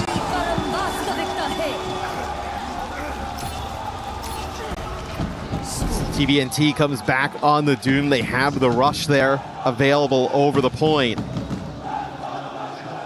Kevin Quartz doing a great job on the Bastions there early on, but this playstyle, Mitch, it's really comfy for Twisted Minds, right? We've seen them play the Reinhardt a lot. In EMEA, we've seen them do it already at this event. Hot start there for Ice. And Co on the Domina. Sick Shatter. Both supports. Yeah. Jeez, doesn't get much better than that. If you had told me a month or two ago that I'd be watching Domina versus Reinhardt on Shrine. Yeah. I would have told me a month or two ago you were here, I would have been surprised. But hey, you know, Twisted Minds. Listen, Matt, money talks. As they push up here. Now they're going to be playing the SIG, right? So VP, I think, has a slight advantage in this comp, right? Playing that Ramatra into the SIG. With that Sojourn as well as kind of some poke damage here as TM wants to take control of the bridge. Got a pretty safe angle to play from, but his sight lines are rather limited here. Still opportunities here. Oh, okay, DP in front of him. Juvi's going to get brought down. A little bit dangerous for Simoni's front lines, especially against Ramatra. Even the Sigma not able to protect him. A pivot here in composition for Virtus Pro looks a bit more comfortable now for them. Quartz is still at large, but all of his architecture has been plucked out from under him. The Ram matchup into Sigma, like, it's not, you know, like you wouldn't say it's like a hard counter or like you need to swap right away. It is a really great matchup though, right? I mean, I don't like it as Sigma. Yeah, they move over. Like Ramatra pops Nemesis form, you know, that's actually a vortex that kind of captures Yubi there, and then a railgun shot. The Nemesis form, obviously all those punches from the Ramatra going past the shield of the Sigma through the kinetic grasp, it makes it almost impossible to live. Yeah, it's just the speed burst, that little impulse that gets you past the Sigma. Yeah, accretion is annoying, but you're so durable in that Nemesis form that rarely can that stun be converted into an elimination. And Sig also has no mobility to really dodge like Annihilation, right? Yeah, you need the perp when you can sort of try and knock back the Ramatra with a melee hit. Ice had an Annihilation. Still waiting on the prime opportunity to make use of it. Kevster, this is dangerous. This is a very risky off angle, but there's the Annihilation to take some eyes off him, and it works perfectly. PVNT's forced back. He's just switched to the Ramatra, so needs to build that ultimate up. Icestorm does relatively well to hold this space and get Virtus Pro to 60%, but Twisted Minds have a chance to break in, and they're going to be behind this if Funny Astro can return in time. Kevster, this is ballsy. The cojones on this guy. Yubi picked off, but it was a point flip. Kevster still needs to fight for it, and his teammates will filter back in to try and capture. Yeah, Fixa getting down there to just kind of contest the point. You're going to get the Ramatra back here as well as Fixa getting closer to a beat. Going to have this to match up Funny Astros as TM did end up flipping the point during all of this. Yeah, Virtus Pro even behind Kevster's ultimate there. Be able to turn that into a flip back. Otherwise, they'd be in a much more threatening position. Still, we've got a story of match beats here for these two teams, and Yubi's got to be careful. He's been picked off first in quite a few of these fights. We've got two sim walls in play. This is quite confusing. It's like a house of mirrors out there. No team wants to be the first to beat, though, right? Both Lucio's trying to hold on to this to get the advantage in terms of the sound barrier. Yeah, the walls break it up too much as well. You just don't want to take any risks, but it is Twisted Minds who get the capture percentage as a result of this reluctance. GBNT wants to try. Nobody's here. Keep this point. Yeah, Kevster thought he would back cap there. He's constantly playing this off angle, and credit to him, Matt, because it's dangerous to do that, but he's staying alive in most of these scenarios. Still the beats being held onto. Fixa blinks first, but he's already lost land. The timing for these beats has been tough to line up on this map so far. TVNT's Annihilation, though, is now in play, and it'll be Ice Snob subjected to very little assistance. I mean, losing Landon, though, is absolutely brutal there for VP. You know, he would have ended up having the rush. It also allows Simple to hold on to his rush as Twisted Minds has battled back in this second round, marching themselves towards a map 1 win. Rushes for both sides, and then Quartz, man, you're going to be able to use this OC pretty safely at range to close it out. It's the Annihilation from Ice Snob that is going to be what bails Virtus Pro out here. This guy has been sublime this year. Definitely at the peak of his career. And now a lot of responsibility falls on his shoulders. Get Virtus Pro to 1-1, but Quartz is struck first. Fixa just a little out in the periphery. Found by an overclock, and there is Psycho next to fall. That's about as good as it gets from Quartz. Now sure, there's a flip amongst this because Ice Snob's Annihilation demands respect, but Twisted Minds have the numbers, and Quartz has the brace of kills. Hat trick now for death-defying DPS, one of the best in the world to do it. And Kevster is under extreme pressure. Holding this off angle now, he can barely peek out. There's no healing for him either, and the prospect of a touch, frankly, is unrealistic. Watch out for Twisted Minds at land. These guys are a different beast. With the way that Quartz uses overclock on the Sojourn, it's like he's got tag visor, man. I mean, it's crazy. It's every time it's like what, 2 kills minimum. I mean, right here, just takes out Fixa. Effortless. The next one just gonna delete Psycho coming around the corner. I mean, that's a headshot there at range. Just an absolute MVP performance from Quartz there. early on. And that is what Kevster was trying to do for the entire round. Playing a very obvious off angle, getting Kiriko healing when needed. But Quartz really showed him up there. I mean, look, if you tell Twisted Minds, if you were to tell them at the beginning of this series, hey, you're going to have a mirror matchup and you're going to get a Quartz, Sojourn head-to-head, and just like, that's who you're going to have to play through to win the game, they would take that in every series against anybody in the field. I mean, that's like their specialty, right? We're going to head down to the stage with Ian and someone who showed us fantastic hospitality in Riyadh last year. It's Fancy. I'm here with the Twisted Minds fans! And the big dog of TM himself, Fancy. You guys have got to be feeling good right now. I mean, we already said it. VP versus Twisted Minds. Yes, we didn't do well against them in EMEA Stage 2, but it's time to take revenge, and we're going to win this game, and it's going to be a 2-0. Everyone knows that. I'm a big fan of your fans, right? You've traveled a long way to be here, all the way from Saudi Arabia. How passionate are these fans and your fans about getting back to championship winning ways here? Makes us so happy that everyone is here today. Honestly, without them, we wouldn't be here. Winning against VP, the champions of EMEA for Stage 2. And I think we proved ourselves in November when we won Stockholm, when we became the world champions. But I think it's time to win EWC as well, and this is it. Woo!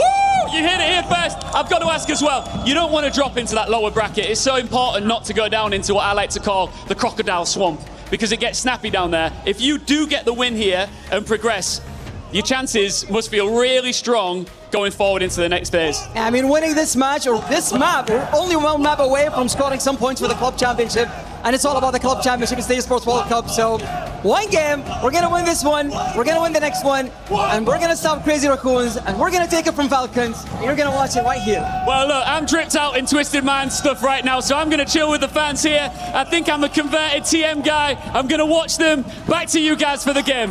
Let's go!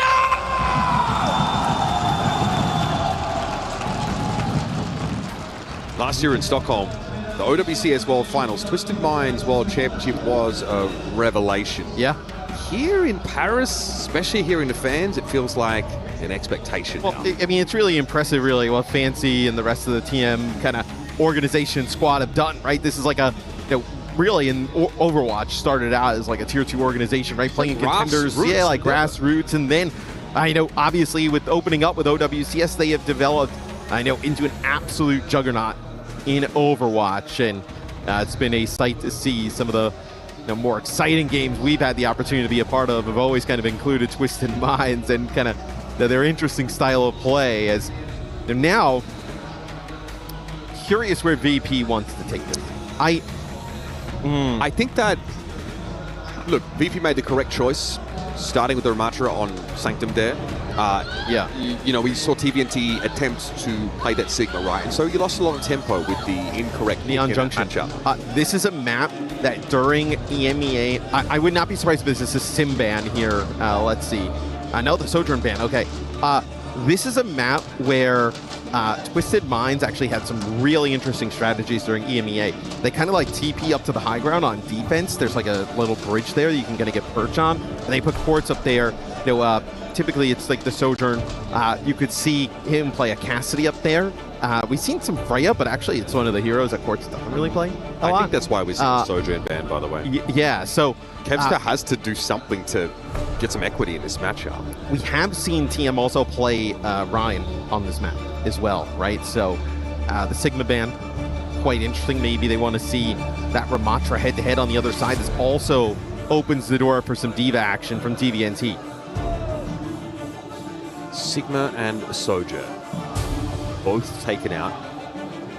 Twisted Minds are a team that's quite happy to play that time to time, but perhaps a full poke gearing. Have Bastion available, right? Yep. In this, it's not like a TM special. They played some of it. I would say Kev is like VP is definitely well more equipped to play Cat Bastion than Twisted Minds. Twisted Minds also don't really play much Mizuki, right? So typically teams who play Mizuki, Sig, something like that, they don't play that either. And I think that's kind of what ended up having them struggle at Champions Clash, right? They weren't playing a lot of the Mizuki. They didn't really play Cat Bastion a ton. They really didn't think they were that great at it. And yet, they were one map away from winning it all. Yeah. 3-2 up in that final, only to lose their nerve and the title. And look, I think we could be talking completely differently about this team. Totally. And at, in EMEA in stage 2, right? VP leveled up. GK basically redid their roster. We saw a lot of Golden Pants and 1-2-3-4 playing some Wrecking Ball. Yeah, so this is a comp that they kind of play on defense. So they'll play this Reinhardt. They'll take control over this top bridge, put some damage down as you're going on, and then they're able to TP the Reinhardt down and just kind of hold purchase on the point. This comp is straight up London Spitfire coded. Yeah. Funny, Astro rolling back the years. Hottie and Backbone were like, man, we were 2 years too early. Actually, it was good back then. So much so that they played it on Watchpoint Gibraltar and won. Again, having a good Symmetra player really unlocks what this composition can do. It ameliorates all of your mobility issues, answers all the questions about whether or not you can get this team where it needs to be. The Virtus.pro are going to adopt a different tack. Without the poke tank of Sigma in play, they can still opt here for the Domino, who can offer you that consistent long-range damage and can perk into really empowering her blaster to work over longer distances.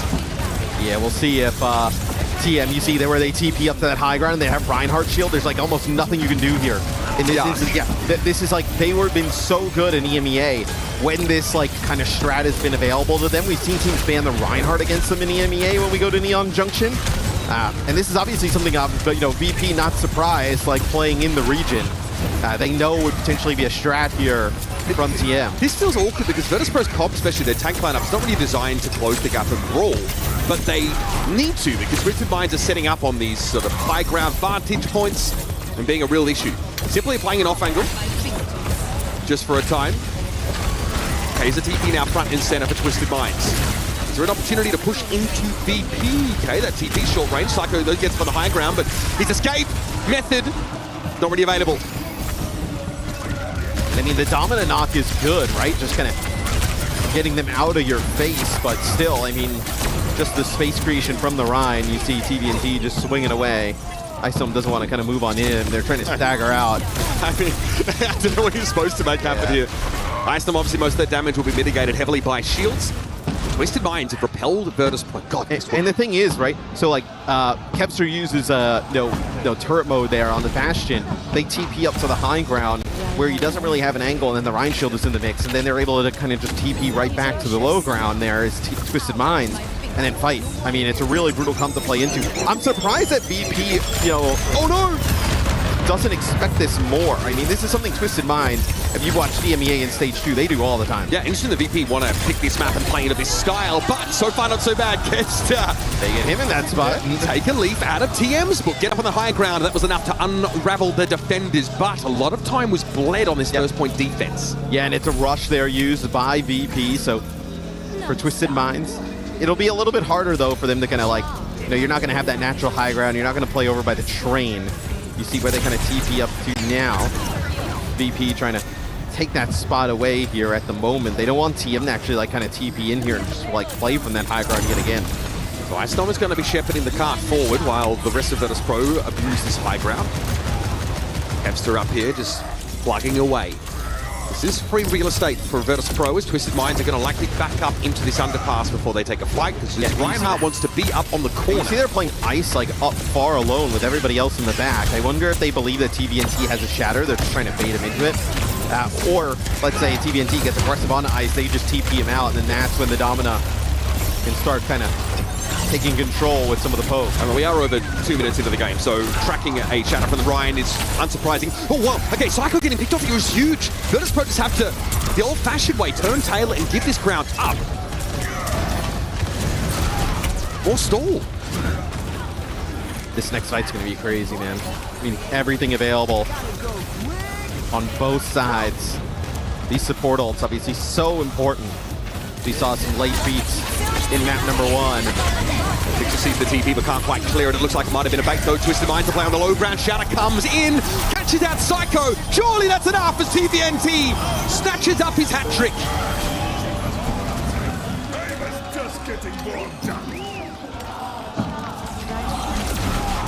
Huge shatter there from TVNT. TM, look at how aggressive they are. Core's going to use this artillery, basically right in front of VP. They just TP out, they circumvent it. DVNT going to charge into position now. Virtus Pro have flipped the map essentially, and this card is getting away from Twisted Minds. This is going to force their hand sooner rather than later, I imagine. UB stunned up briefly. Might have been a knock there by Ice Number. Sound barrier now for Virtus Pro. As Funny Astro had already used his. TVNT is down. Virtus Pro's map flip gambit seems to have paid off so far. No tank. Twisted Minds now kind of milling about, hoping to stall with their bodies, but that's all they can manage. Yes, you're just going to have Ice Number just go crazy there. With a 4K, it looks like, as I think, no, he actually did connect with a few players with that dominant ult. I think there's a Suzu that comes in the mix. If we take a look from his POV, just kind of this last shot, yeah. And you know, the knock is so strong. I mean, if you connect into a wall, right, there's like a brief stun animation. They kind of slipped sides again here. It's not ideal for Twisted Minds. No, I mean, it forces them to take the fight, and it can also force errors. Bastion ultimate here coming down from Kevster. Quartz has his available now too, but he's in a bit of an awkward spot to be making use of it. Still going to throw it down and try and get Ice Numb low enough to force him away. It seems to have worked. Ice Numb succumbs. Simple Edge is going to make sure Quartz is nice and topped up because his work is far from done. This time around, it's a very different outcome as Virtus Pro flip the map. Landon desperately trying not to get staggered there, but it's going to end up happening. That is the rush, though, that TM has to use. They need probably one more fight. Shatter plus their sim wall. Pretty good. Even with double support ult on the other side, might be good enough to do it. Yeah, TVNT has to navigate Psycho sim wall, though, if he wants a powerful Shatter, unless he's going to just rip it here. Or you just wait it out, right? He has to attract it. Guys. That would have been bad. It's not really a safe spot to stand up there. Very few of them, anyway, that give you a sight line, so they have to wait a beat.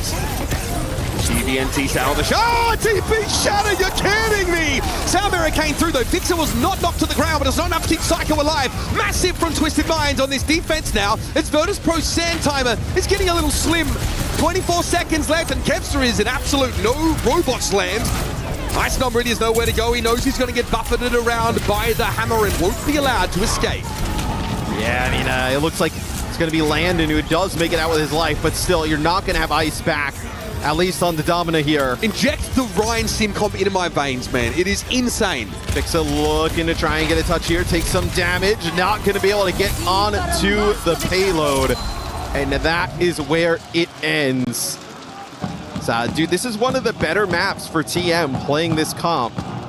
Bit surprised. I mean, look, VP probably feels like they knew what they were going to do and they feel confident enough to beat it with that strat. But I'll be curious when we talk to, like, the desk, what their read is on it, especially Jake. I mean, we've casted this exact map with Twisted Minds a bunch of times, and like, I bet you Jake in the back knew exactly what was going to happen, and probably a little bit shocked. We're not trying to be funny, but no. If you know, then why don't VP?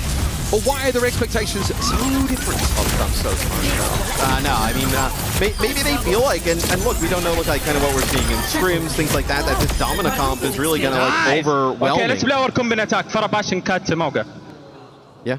So, I mean, look, hey, I mean, that's a great call from Yubi, right? If they're going to play Domina, just play the Mauga, right? You can play, like, Cat Bastion with the Mauga and just kind of run. Because the thing with Domina is the shield is static, right? You can't move. I mean, there's the major to move it around. It's not even that. It's that Mauga is unstoppable during shoulder charge. Domina does not do anything. She does not interact with him. She simply gets run into. Yeah. And a pretty static target at that, so... We'll see. It's going to be Ramatra here on defense for VP, so a much different look. It'll also be the Freya. You can also see why Yubi is so important to this team. Yeah. Moments like that. He already has the plan. Yeah, this is I think this is so, look, the Mauga isn't as powerful into the Ramatra as, let's say, it was Domina on the other side, but double flyer here. This is uncomfortable for Kevster. That's Psycho, to say the least. It's a little challenging to interact with these airborne threats. As you can see, Kevster is just really taking pot shots. Astro going to be able to kind of help both Yubi and Quartz kind of stay in the sky forever. Man, the Pharah poke is so nasty to play through, but then also you take a decent amount of damage from the Pharah, you're dealing with the Bash. VP can't use this position at all. Yeah, it's just denied, right? Of course. By the Pharah as well, right? The conk at the high ground, like, it's just completely denied. Is this fight just over? No, the pick on Quartz is pretty important. But Psycho's down, so now your maneuverability is limited. Kevston's going to have to get in here and really get his hands dirty. One tick and counting. Those bolts are not that easy, though, to connect with some of these flyers. It's like, you know, maybe playing a Cassidy or a Soldier. Icenom's health bar is important. He's trying to contest, he's actually doing well, but Yubi can find an off angle. Oh, nicely done by Kevs to sleuth that out pretty quickly. Bowler shot is thrown into the mix. No real result off the back of it, though, and you can see TM still fighting for that high ground. This is a lot of heel pressure to put on Virtus Pro, but so far they're keeping Icenom in the fight. It's getting a little dicey for him, though, and he has to give up that second tick now. VP have to commit. This is it. Kitsune Rush coming in from Landon means Icenom's going to get the healing that he needs. TVNT under extreme pressure, and Yubi has been brought down. Nice vortex thrown into the back line. We didn't miss that one. And Psycho up on the card, just trying to make a selection of targets. Spots Quartz in the distance, and Icenom leaps and bounds in the direction of the Bastion. Icenom just under a ton of pressure, but VP able to keep him alive. TVNT, hold on here. Wait, no, what? He doesn't need it! TVNT! What is that? Virtus Pro give him a series of 1v1s, and he is grinning from ear to ear like an anime villain. Is there a hero you want to 1v1 less than Maga? Let's take a look at this. Stomp gets Landon. Obviously doesn't have a Suzu. Down to 40 HP. And then the cardiac overdrive kicks in. It's back up to 500 pretty much. I think he picked up the mega health pack. Yeah. Geez, that is very fortuitous timing. But Icenom doesn't feel like he can turn and fight TVNT because he's contesting the points. Oh, that's a rough way to lose that. I mean, VP looked like that was going to be for sure a fight win. That's going to be deflating. Twisted Minds now. They got a catnap at the ready. Barrage is going to be there as well for Yubi. First on a cage fight. This is going to catch Icenom. He's got no way of getting out of this right now. Drag out into the town square. Has his IDs exposed. Yubino's going to be picked up by Kevster. Another good vortex. Quartz going to be pulled out, but he's hit direct by a bowler shot, and Kevster might have saved the fight here for Virtus Pro. I mean, you still have TVNT up, so not going to call anything just yet, but now as he falls, yeah, I think this Pharah, getting off of the Pharah is a good idea here. Ditching the cat as well. The kind of ground bastion setup that Twisted Minds has played is, yeah, you know, let's get that Rhyme back out, right? I mean, why not? Back into the show. Icenom will have moments where he can contend with TVNT. What's the response here? Okay, so it's full disengage with this Bastion ultimate. Oh, Psycho! Good Suzu there. Well done, but Icenom not kept alive for long enough. That is a nice headshot there from Simple, and VP have no business being here right now. It is a full disengage. The issue, though, is that VP, I mean, you see where the box of victory is. Series on the line. I mean, you're going to have to just throw bodies at this. That Simple pick might have lobotomized Virtus Pro in one fell swoop. There's a contest here in the far reaches of this Neon Junction map. It's Icenom playing up close on the card. Kevster with a bowler shot needs to connect this, but it might be too little too late again. Icenom and Psycho are down, and Twisted Minds have returned to form here at LAN, where it really counts. They notch up a 2-0. That was a pretty convincing 2-0 as well, right? I mean, we were hyping this one up. I thought this was going to be a tremendous game. We've seen back and forth between these teams in EMEA. And I mean, this is a gut punch for Virtus Pro. You are so good in stage 2. You had TM's number at every moment. You come into this event, you know, really almost all these players playing at the peak of their powers. And TM just rolls up, gets an easy 2-0. Years and years of experience between these two, and some banter by the looks of things there between Funny Astro and Icenom. And vindication for Twisted Minds. They've had their eyes set on this event, and getting here was the main focus of stage 2. So they didn't win. So they didn't come second. It doesn't matter anymore. Now they got a chance to fight for one of the biggest accolades, the biggest trophies, the biggest prize pools of the Overwatch calendar year. And they've reminded us exactly what world champion pedigree looks like. I mean, dude, if you get Quartz shooting like, you know, how he was on the Sojourn, I mean, they will beat just about anyone. But huge win for Twisted Minds. Let's go to the stage with Ian and Funny Astro. I've managed to find the only other Brit in Overwatch. Funny Astro joins me right now. little bit taller as well, but it's great to have you here. Congratulations on a very dominant win there. Did you expect your EMEA rivals to give you a little bit more there? I think I expected a little bit more from them. I think we honestly played really, really well today, and I think our strats were just better. Yeah, they were. And I think that, speaking of those strats, when you look back to your World Championship win last year, and then I guess a little dip in form since then, you've obviously made some adjustments. Can you give us a little bit of insight into some of the changes you've made? I think we just like to take time off in the off-season, to be honest. So maybe we were a little rusty when we came back at the start of the year, but we're definitely finding our form again. You absolutely are. And I think a big part of enjoying a win and celebrating a win like that is having the fans like this making the noise that they've been making. Do you want to give a shout out to these guys who were cheering you on all the way through that matchup? I mean, these fans are the best. They're amazing. I love the drummers as well. You can always hear them in the background.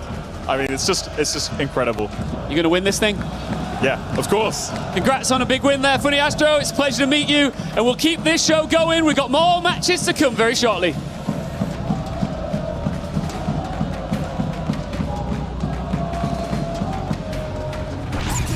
And we are back much sooner than expected. We got Jake and Zoe ready to break down all of the action, all 2 games of it, as we see Twisted Minds celebrating in front of the fans. Jake, I had a feeling when I saw that train coming in with the drums that Twisted Minds would be feeding off the energy. It looked like they sure did.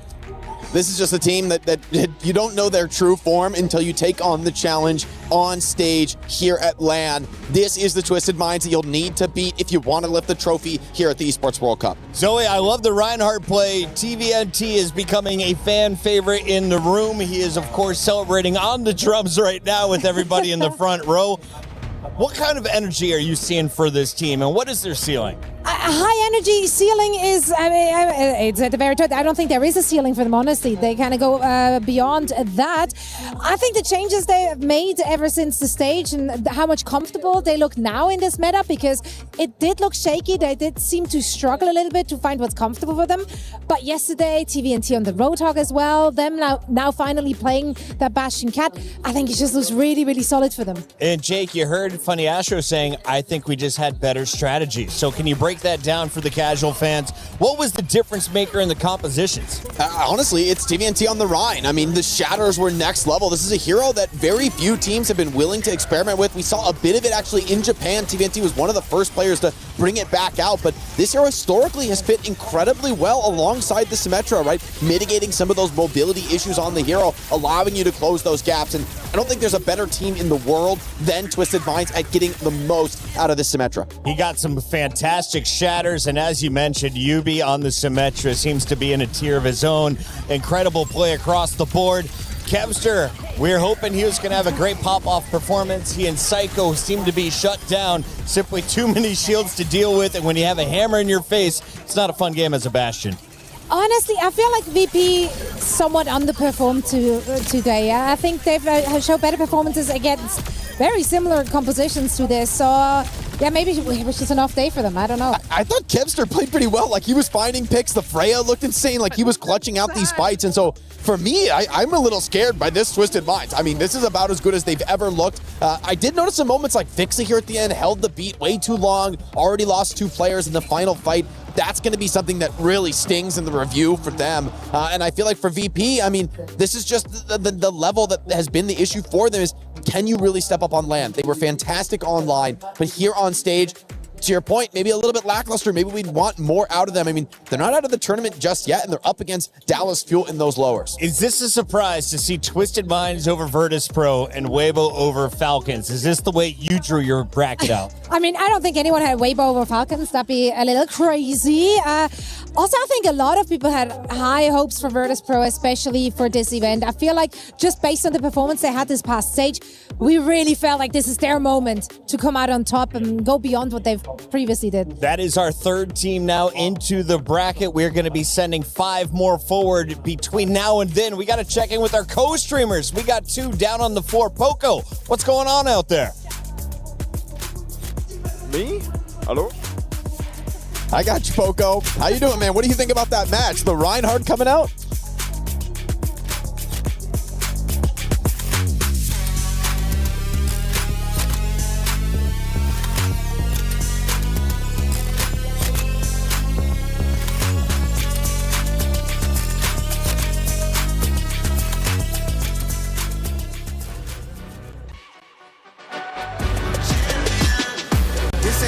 in the thing. I came for the ring, you know what I mean. You see my name in the lights, better get right, I'm champion.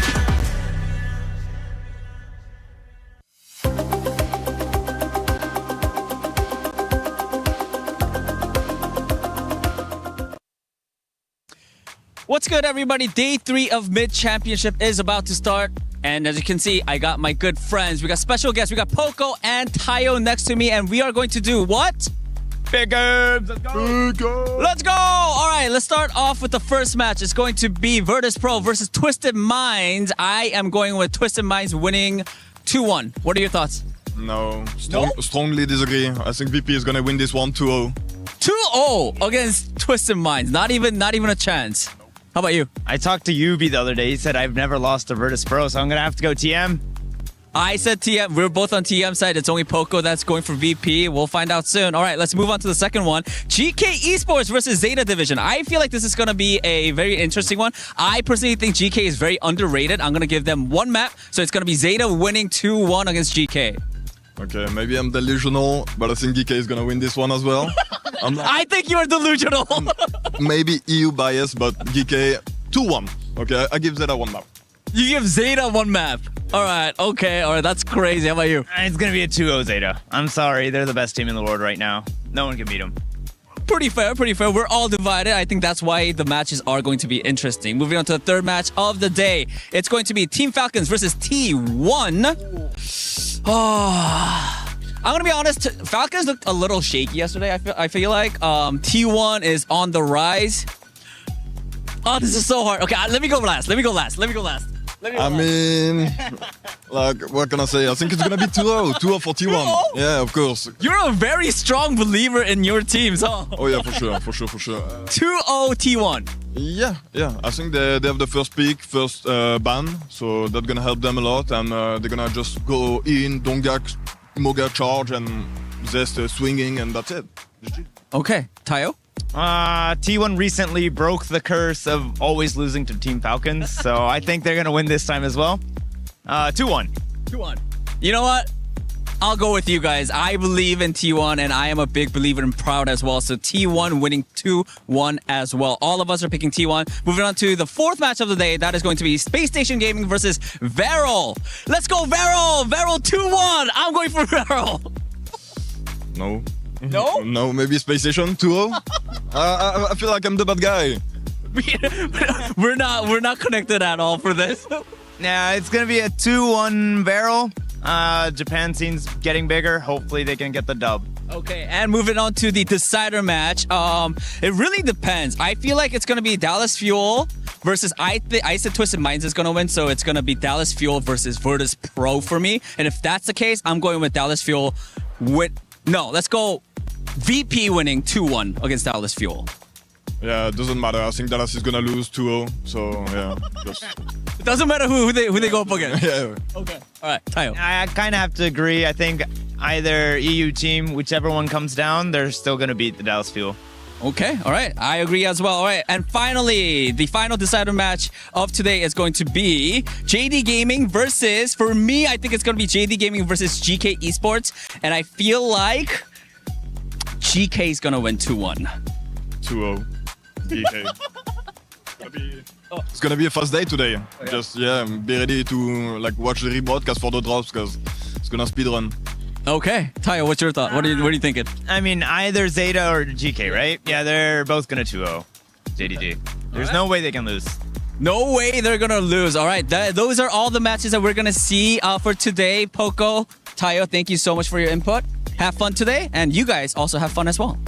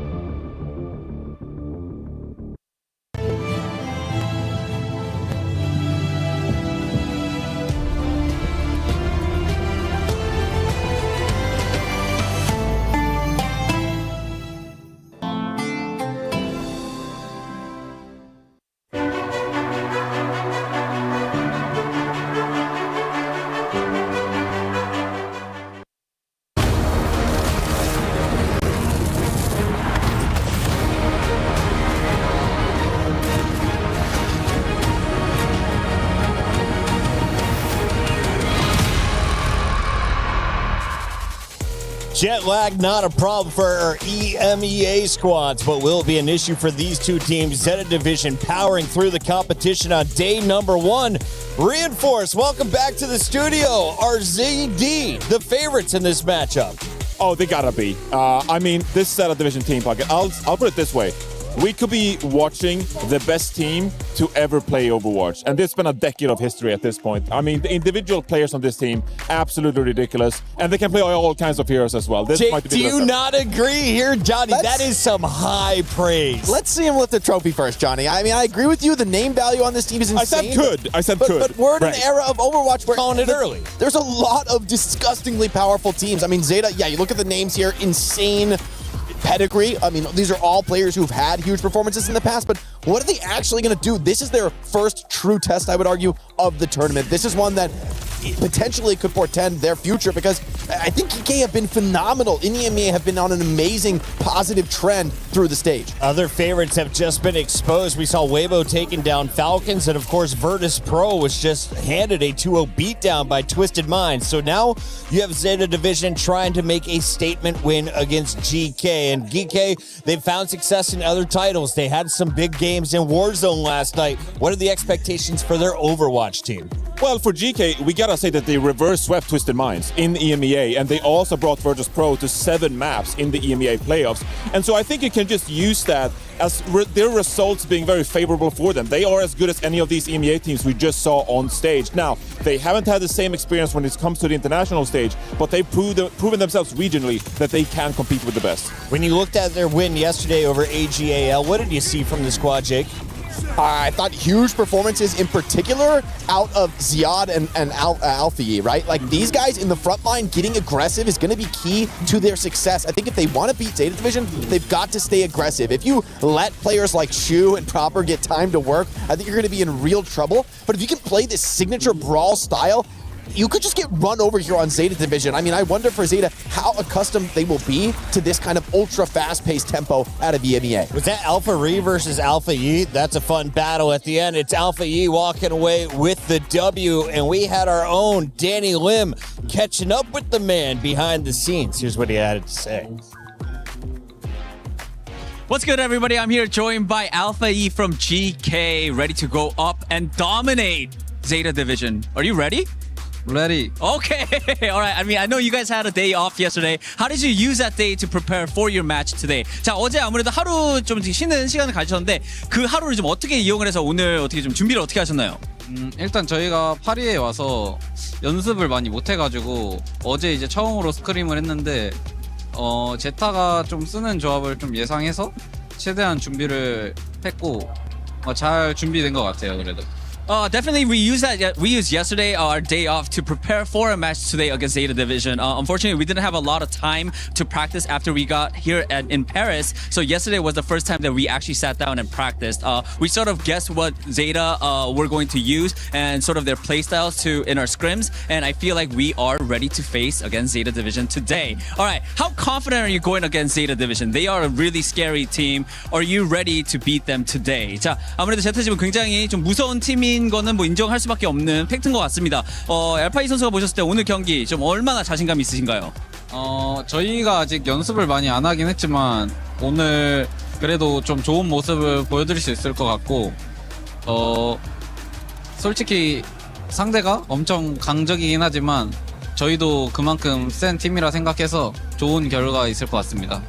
I feel like we still need a little bit of practice, but I'm pretty confident in our ability to perform on stage. And yeah, I feel like we will be pretty good on stage against Zeta Division and perform and give it our all today. All right, Alpha E, thank you so much. 화이팅! 화이팅! 화이팅! That is Alpha E, and best of luck to him, as only 13% of the fans think GK can walk away with the victory. Actually, it's now been updated to 17%, Johnny. Are you thinking GK can pull off the upset? What do you think?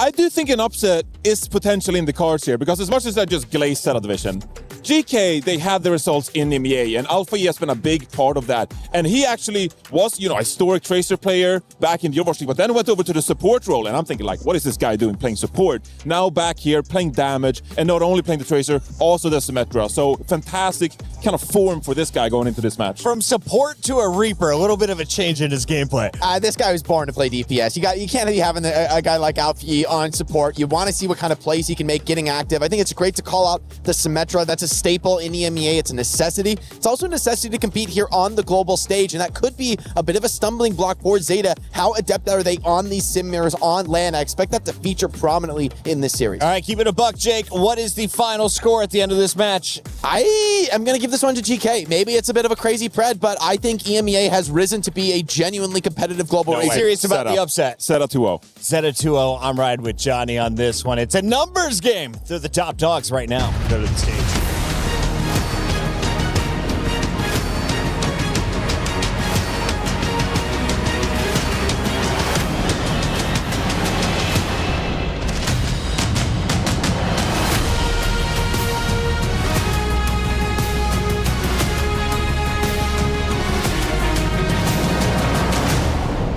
Moi, on m'avait vendu un banger. I got told that that first match was going to be the best game of the day. 2 EMEA Titans, Twisted Minds, insane last year, struggling a little bit now, and Virtus Pro regional champions was supposed to be the banger of the day. But it was a blowout, unfortunately. But we keep moving here in Paris, and the next matchup will book another spot in the playoffs, and it is between two teams who have been perfect in Paris, Lou. That is going to be very interesting with a team that has so many supporters in Asia, in Korea, in Japan.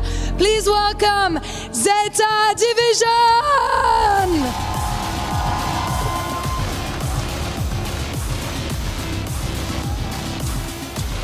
They are Korea Stage 2 champions, a rebel roster that has quickly become one of the most complete teams in the world. Ce sont certains des grands favoris du tournoi. Un roster coréen sous tag japonais qui est clairement là pour choquer à Paris. They're very good, right? They are very good, and here come their opponents. It's GK!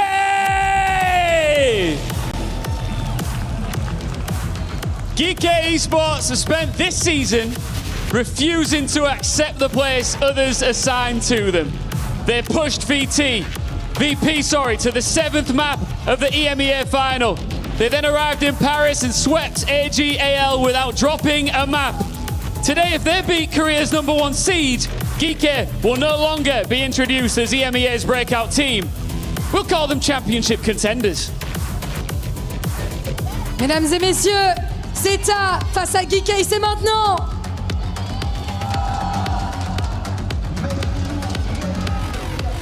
DK dethroned the world champs in Europe.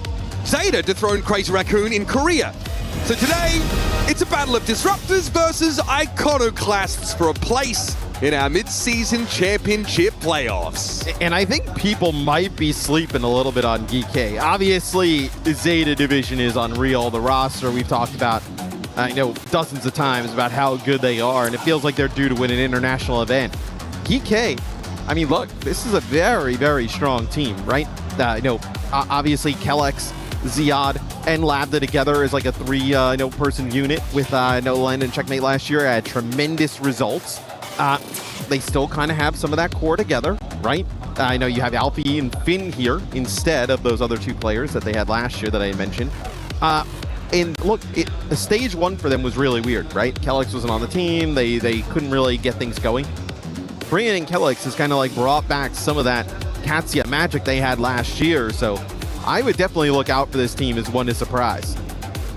Katsia, of course, always dangerous. Certainly, I feel like that Dark Horse moniker has been second at EWC last year. Yeah, exactly. I mean, not really like a Dark Horse team. It was a 4-0 final, but yes. But to make a final, though, is like, you have to be pretty good. I mean, and then they also play in the final in Stockholm as well. So like back-to-back last year. So I mean, I do think that Twisted Minds vs Katsia was one of the most compelling sort of rivalries of last year. But, you feel like if you're GK, you're still inheriting this whole like outside chance, Dark Horse moniker, and kind of like Ian sort of heralded they would like to shed that sooner rather than later. On the Zeta Division side, it's the same conundrum that faces every team that comes out of OWCS Korea, man. They've conquered the benchmark in Crazy Raccoon. They've sort of, tamed the chaos that is that roster. Now they need to export their brand of dominance to the rest of the world. It's something all of their forebears have been able to do. Yeah. This is a lineup of champions of old and of exciting prospects for the future. Really, this should be one they crash through and guarantee their spot in the playoffs. The Kiri ban is interesting. I was going to say, Kiri Lucio feels like Finn and Kelix's bread and butter. That potentially now obviously is gone here for game number 1. And then they also get rid of Tracer, right? Don't want to see Prop run around on that. Even though Alfie, pretty good Tracer in his own right. They want to play Sim, I think. Something that we've seen a lot and may come out the rest of the series from Zeta is that Jetpack Cat style, but it's quite unique for Zeta Division because Violet is a psychopath. Yeah. He is always going looking for fights. We also saw Violet yesterday, airdropping Proper a bunch, and then Violet is actually the one getting the kills. He's not dropping them off and then leaving and saying, I'll come back pick you up in a little bit. He's staying around for the party. Generally unhinged. Yeah. Always has been. And on previous teams of his, he has been as much a strength as a weakness sometimes, as an exploitable component, right? If you're GK, I really do think much of the discussion is about punishing overextension from Violet if, and it's a big if, you can. I mean, Labda is a tremendous hit scan player, right? Whether it be Cassidy or Sojourn. They can also play Bastion as well, if that's kind of the route that they decide to go to. So a lot of pressure on him, but he's used to it. And this is a bit of a reunion for Finn and Violet as well. Yeah. Quite a run they had together on that San Francisco squad. Feels like a distant memory at times, but I'm sure there'll be some settling of that score in the server. And honestly, someone I want to put on everyone's radar before this game begins is Alpha Yi. He's still trying to prove that he belongs in that superstar conversation, and it just so happens that Proper is that conversation. He is the benchmark. You want to really put yourself in the forefront of everyone's mind. You have to dominate Proper in this game. It's a high bar to set, but that's Overwatch for you. We're out of the gates here on to Busan. Ilari Juno here on Busan to kick things off. Obviously a lot of damage output now with the Ilari in the mix. It's Pylon already gone, so that's going to be hard to sort of work with, I think, is keeping that Pylon active and in good spots, in spots that's hard to clear. If you have point control, I think it's much easier, but getting point control is another thing entirely. Oh, there's Violet. Yep, trying to chase down. Probably got picked up by Lapta, so that's it. GK opening the account here. And Ziad, very low, is trying to touch down. Shu get a double biotic grenade there. That is punished in the end by Alpha Yi. Still, a little bit of pressure on GK and still no point cap. It's far too early for that. It's a big fight here in the Mega Room. Yeah, and it's been GK who's actually coming out on top of this, right? Ziad finds Bernard there, going to get that Diva out of mech. You also, I think we're really kind of kick that off, right? Is no Shu is put up on that high ground and thinks it's a really safe angle. That's a really tough shot for Lab to hit. Actually puts a railgun shot in him. Doesn't take him out, but forces him to rotate all the way around. Shu is fighting him, straight up trying to fight Labda, who arrived hours before their game a couple days ago. Now has had some time to settle in. And honestly, it didn't look like he had any issues against AGAL anyway. Labda, dangerous game you're playing, sir. Knight's going to find him with a grenade. And it looks like Zeta Division have decided it's their turn to have some point control. And that time it goes way better for Shu up on the high ground, right? Taking those fights with Labda, connecting with shots on the Ana to the Sojourn of GK. And it's just like, he slides out into a shot of the Ana and then a Bastion grenade ends up falling. So such interesting backline comparisons here. So yeah, how do you make it? I don't love the Ilari with this, but I mean, look at the damage you're putting down. The premise of trying to punish the Jetpack Cat, have some quasi-hit scan presence, I think is important as an antidote for knife. Okay, that's a little bit scary. That's a little bit wrong. Alpha, you're trying to get away here with the Joyride, but will be chased down by Benar. Looks like he was able to get on out, but at what cost? No, Shoot. Okay, Shoot catches him out from God knows what angle. Zeta have control of the point now. Violet, though, off the map. Bernard is trying to stay safe here in this corner. A remake opportunity should it be required, and he's playing passive right now. So this is a good little tempo switch for Zeta Division, who know they need the reinforcements. Yes, Yaz able to get back into mech. It's going to be the OCUs here for Labda as well. desperately trying to flip this point back. Nice shots there, taking out Knife. They're going to end up investing the orbital array into this as well. Potentially could have held on to that for another day. Labda with the cleanup there. And the story of last year was Labda's transition to being a more hit scan oriented player, right? In the past, it felt like he was very much a Pharaoh 1 tree. And Quartz was always, you know, considered the hit scan aficionado on teams that those two were both on. Yeah, and the kind of the story there, right, is like the Twisted Minds basically tell him Labda, like, you're too good to be on the bench, like you need to go somewhere else to play. And then he goes to Alcadzia, picks up the hit scan role, and gives Quartz a proper run for his money in multiple clashes.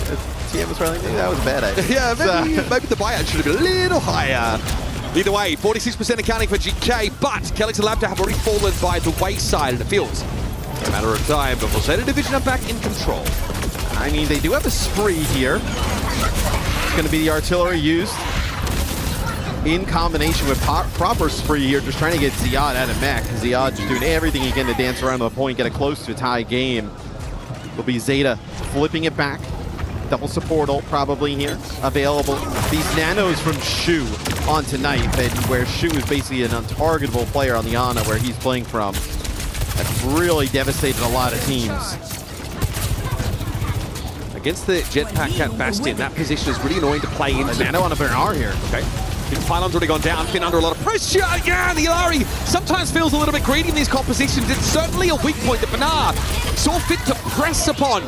Alpha Yi in spree, trying to get away, but Knife is able to run him down. And folks, that should be the round wrapped up here. Ziad's not able to push the neck off the edge. Proper doesn't care. He respects it enough to back away and then spring back into action when required. Feels a little anticlimactic considering how competitive GK looked early here. I just don't think the Ilari has enough mobility and survivability to play against, you know, a Zeta playing this way, right? I mean, they nano the Diva, and, you know, Bernard just kind of chases down Finn and just, I mean, there's nothing Finn can even do, right? I want to know what the healing numbers are for Ilari, because, again, when your pylon is constantly being pressured or you don't have the chance to, like, settle into a full round's worth of point control, I would say no. Oh, that's cute. Yeah. Okay, Violet had to self-eliminate there, yeah. I would say this stage as well, GK has been like almost exclusively like Fury Lucio. Like, so I think it might also be that GK, this is like the ban is just brutal. As I know, now you'll go Juno Brick. Might play a little bit nicer into the Diva. Doesn't really play great in the Cat Bastion though, not at all. There's so much of map that Knife can access now as well with the Jetpack Cat. Can fly out over the open. A lot of escape routes. Shu here looking dangerous. I wonder what he's cooking up. He's actually, rotating, getting pressed on here. Good sleep. Can he get back to the rest of his team though? No, big bio. Raptor and Finn were very loaded. That was close, and Kellex got caught because he was out in the open. Didn't rotate with the rest of his team quick enough, and GK just aren't quite able to stay as one collective. Well, I mean, you don't want to be, you know, all kind of bunched up in that lower area when a Bastion on the other side can just throw the nade down there. Just kind of runs through them there. Knife obviously putting down a ton of damage, and then Bernard with a follow-up as... It's a little concerning for GK, man. Yeah, this not looked great for GK so far. Okay, so take this high ground control. Random bio just upped on them. Sets up such an easy kill for Violet. Dives on in there. Bernard as well with that range increase perk picked up. It's an easy kill on Alpha Yi. I mean, dude, the team also, like, having Violet, Shu, and Proper, like, you know, we gotta sort of get a salary cap in here. I mean, bro, I blame Falcons. I blame Falcons. Yeah, right? You unleashed this onto the world, guys. And then he took a bunch of fat L's as a result. We'll see now if GK can get anything going here. As Labda's going to go over to the Bastion, right? Trying to just match the damage output. How does Labda get in position to have impact here? Look at this bio again, another dousing for Labda, reducing his healing, causing Ziad to use a lot of his defense matrix resource to keep him standing. Ziad, as a result, goes quite low in the front line now, and GK no closer to taking the point than they were earlier on. Here's the cat napping, and Kellex is going to be dragged out of the sun. That is brutal. Rally here for Finn. because it's absolutely necessary, but I mean, he's just taking damage from every direction. This is an absolute stomp. I mean, Lou's going to have some words for us after this because we've been promising her bangers, very close games for these first they're two. They're coming, Lou, though. They trust us, and then all of a sudden. There's promise of great things to come today, but Alpha Yi do be lurking. Zeta hasn't had to use any ultimates throughout this entire round. I mean, it's just been dominance. Yeah. Nano boost here is for Benar, Surely, or Knife. No one gets close to this Bastion. Chu's playing a disgusting off angle. These biotic grenades are perfectly trajectoried. Oh, he's a Satoriki spree as well. Well, it's over. It's just over. Proper in for 3. And GK do not have a retort. They are gutted here in this first map. And yeah, the Curie ban certainly hurts GK, but their coordination has not been up to par. Not against a team like Zeta Division, who are threatening to take the world by storm.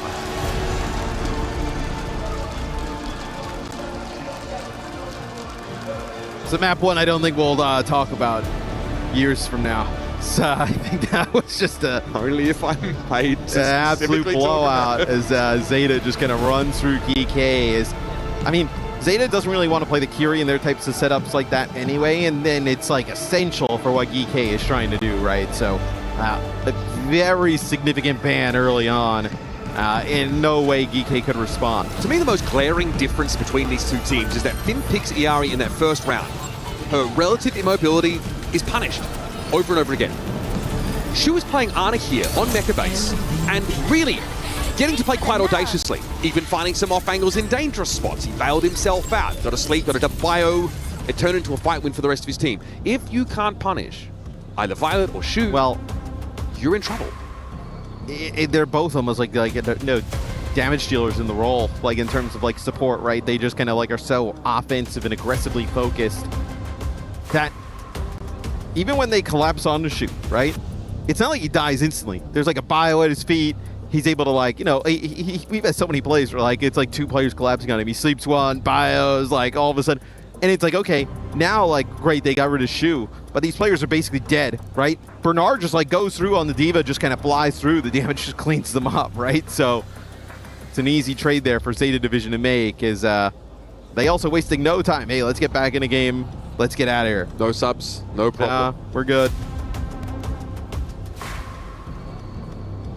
In case you're just joining us, the narrative so far has been that GK are not delivering on their promise to be a dark horse, transforming into a legitimate international threat. This Zeta Division team have shown no weaknesses, no fallibilities, no slip-ups, and zero fear. If you were to like pick a favorite going into the playoffs right now, it would be tough not to pick them, right? I mean, we're in the danger zone for heading into another.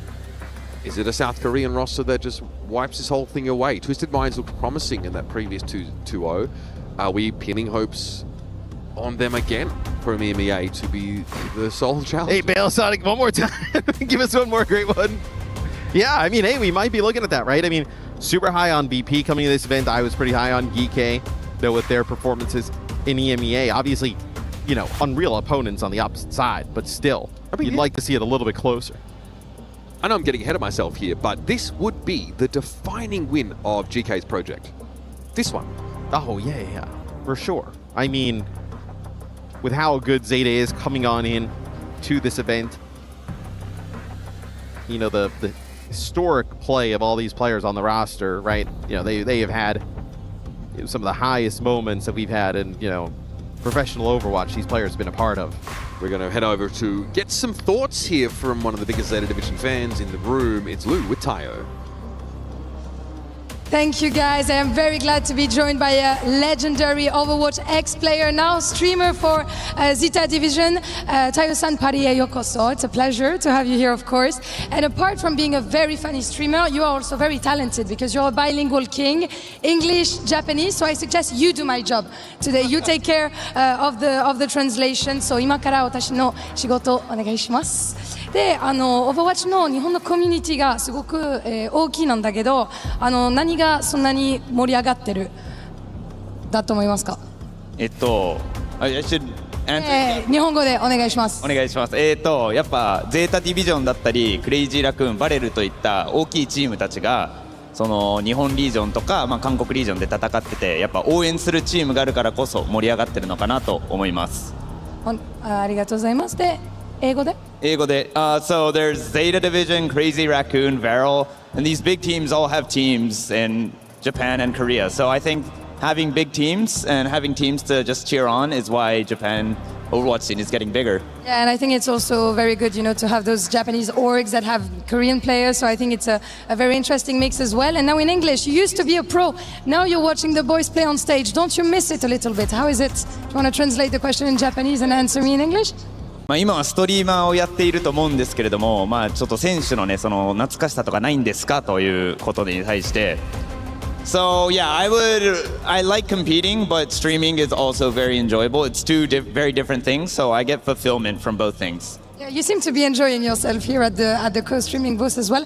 Thank you so much for joining me. インタビューしてくれて本当にありがとうございます。And we're getting back to the game, guys. 皆さんありがとう。Thank you very much, Lou, there with Tayo, someone who's been a household name in our community. Dude, I mean, he was awesome. Like, when you think about, like, Overwatch World Cup, right, and, like, all the excitement that he would bring, playing that Cassidy at a really high level, he was fun. He's a great hang. He's a great hang, too. No, he's been in every major era of competition. Great to have him here. Now, Simban, obviously getting rid of the Jetpack Cat Bastion, but then the Simban is brutal. It doesn't get any easier here for GK. And Zeta Division are finding all the correct pressure points here. A Jetpack Cat ban here from GK is reasonable, but Violet's played every support at every level. All at the highest level, I want to say. And yeah, Lucio Kiri is very reasonable. Violet's Lucio is illustrious, I think. There's plenty of stories that come with it, but at the end of the day... Legendary moments on both sides. Just look out for the sound barriers, that's all I'm going to say. I mean, this sets up Zeta Division, though, right? I mean, you can play, Tracer Xion, you can play Vendetta Comps, you can play, a lot of different stuff here for Zeta. Will be a mirror matchup, actually, between these teams. Amaga comes. Reaper on both sides. A straight-up mirror. Where so many options exist on this map. So now we can really assess these teams on a player-to-player basis. It is Alpha versus Proper. Someone who's looked up to Proper for quite some time. Once again, has a chance to measure himself against the GOAT. Ziad. Neutral knockdown here, but Ziad much lower. It's going to be an early Suzu drawn out. Cardiac overdrives for both sides, and Violet got a little too close to the sun there, but he's able to stay alive. Big, deep charge from Benaf. Then has to use that switch step, and Kelix is in an awkward spot. Zeta, great job trying to punish some of these positioning errors, but Lambda and Alpha deliver in the DPS department. Yeah, another knockdown there for Ziad as well as the Zeta Division. They made the right read, right? Kelix and Finn both dangerously low. They decide to charge on in, but it's the damage dealers there from GK who come alive. Specifically, Lambda already at an overclock here. That's actually disgusting. 40%. I mean, that is nasty damage. Yeah. This might be his chance to take over the game. I think with Proper on Reaper, there's a little bit less room for that raw skill expression, and Knife is someone Lambda probably feels like he can handle in the head-to-head matchup. Benar's been far more proactive with the shoulder charges forward, but it might expose his backline to a little bit more scrutiny than they would otherwise like. Lambda's got a nice little perch here. Oh my, that is filthy! Nice little keyhole shot there for Lambda, and Proper doesn't know what hit him either. He's that good. Yeah, dude, he's nutty. So, I mean, that is 6 shots there from Lambda. Let's see that one more time. Sorry, no. Oh, that is illegal. The jumping headshot there. Barely sees him. This is going to be a cage fight here from Ziad. Okay, sound barrier comes down there from Kelix. It's good. It keeps everybody up. That's going to be a really nice charge there from Ziad as well. Knocks down Shu, even though the Kitsune Rush comes down. Yet another fight win for GK, and they take first point. Yeah, all they wanted there was a cage fight just to make it impossible for Zeta to contest. So they do spend that. Shu wanted a Kitsune Rush to try and keep them alive, and Proper actually uses his ult mostly on the cage just to try and break them out. Good look for GK. Can't ask for much more than that. Lambda gets them basically that first flashpoint, or at least a huge head start on it. Now GK, I mean, you'll be able to get to this point first. You'll have a cage with your overclock, so a pretty sizable advantage here. Doesn't need an overclock though from Lambda. He just finds Violet at range. Cage fight here, Knight trying to shoot through it. Death Blossom attempt there from Althea. Gets the cage, but nothing more than that. Lambda's railguns, though, have been striking true so far. With Bunar out of the mix, GK Esports can fall back now, take this point. Have to be a little bit careful of the Reaper. Yeah, Prophet trying to get forward. Knife finds a rail on Lambda. GK did get a first cap, but they don't have the players to maintain it. We'll see. I mean, you do get a Suzu on his yacht and the cardiac overdrive. Keep him alive, but looks like everybody will fall in the end, so Zeta bounce back. They'll stagger out Ziad here, or at least attempt to, yeah, trying to charge out. Not going to make it, so it'll be Zeta. Let's see how, I'm curious how aggressive they're going to decide to play here, right? Blossom, double support ult, right? Do you want to try and maybe push down GK, force them out of some of these ults early? 42 already and counting. Zeta Division, that stagger earns them like 15%, I feel. In comes Ziad. Bernard basically charges past him, ships in the night. Ziad the one knocked down. The cage got interrupted. Yep. He actually goes for the cage there. It's a stomp there from Bernard that interrupts it. That's huge. I mean, he got worked in the neutral mat. There's no two ways about it. That from Bernard was decisive. The rest of the fight is going to follow. There's really not much more to be done here for GK. It's just pleasantries. It's really just what they're obligated to do. And they end up using the Kitsune rush there. They're trying to like put that down on top of the cage, right, and get like a big fight there. That was diabolical. Yeah. They're going to face down both support ultimates into the next fight. Devastating for GK. They're going to need Lambda to go crazy here. Was that with this one overclock interaction? Pretty much. The end of their upper bracket run. Yeah, it's very well could be. We'll see now. It's going to get in your head too, Matt. Yeah, I mean, if Lambda, though, can connect with anything with these rails, I mean... Give it something, surely. Cardiac overdrive here in play for Bernard. Down Barry, the one that was held over from the previous fight. Kalex has one of his own. Alfie's got himself in the corner now, looking to try and get into the back line. Great walk, though, has to be used perhaps prematurely. And Shu finds this Kitsune rush, held over from previous. Knife found Labdado, the only Sojourn on the map, now with a target on his back as he's run into the ground by Ziad. Yeah, Ziad doing a nice job using these charges. They're just putting so much pressure on the opponents. Alfie keeping his supports alive. Ziad doubles back as GK. That is a huge fight win, right? You ended up getting nothing with the OC, but both teams investing heavy. GK with a nice sound barrier there from Kelex, right? Comes out on top, a little bit of a later beat. Now with advantage of their own here with their rush again. Alfie trying for this now. Saw this earlier. Tucked into a corner and then just gets easy access to the backline, but he's spotted very early there by Knight. Goes low, Wraith walks away, gets the healing now, cage fight in place. Surely an opportunity for the Death Blossom, but it might not be required. With Bernard having already fallen, GK are at 55% and things are finally looking good. Oh, gotta respect the man. Okay. Knight gets another one here. Does this turn into a compromising spot? The beat's going to be committed to the fight now for Zeta Division. They realize there might be an opening, an opportunity to exploit, but Knife cannot fight Amalga 1-to-1. Bernard, however, well, he's built for it. Here's the cage fight that catches onto two, and now the focus shifts onto the Kiriko of Finn. Ziad falls soon after. Yeah, you will be able to get this very close, if not to 99, which you do here. Lambda does find Violet, so hold on. Kelex is going to build up towards a beat here. You may decide to use it. How quickly can you try and commit and make? They're going to wait for Ziad to come back. Once Ziad comes back, they probably invest. That's what I mentioned. Violence overextensions don't happen all the time, not as much as they used to, but they still happen. Here's Kitsune Rush now going to be thrown into the mix. Shu realizes that this is a tense moment. They've got to make sure their defenses are nice and tight. That is proper and Knife already out of the game. Ziad the trade, you're probably going to take it here for GK now as Labdano needs to finish the job. Bernard is still a pretty powerful bastion to build yourself around. Tries to charge in, but Kelex slips away. And now in overtime on this flashpoint, GK have the numbers, have the momentum, and they're going to have themselves the dub.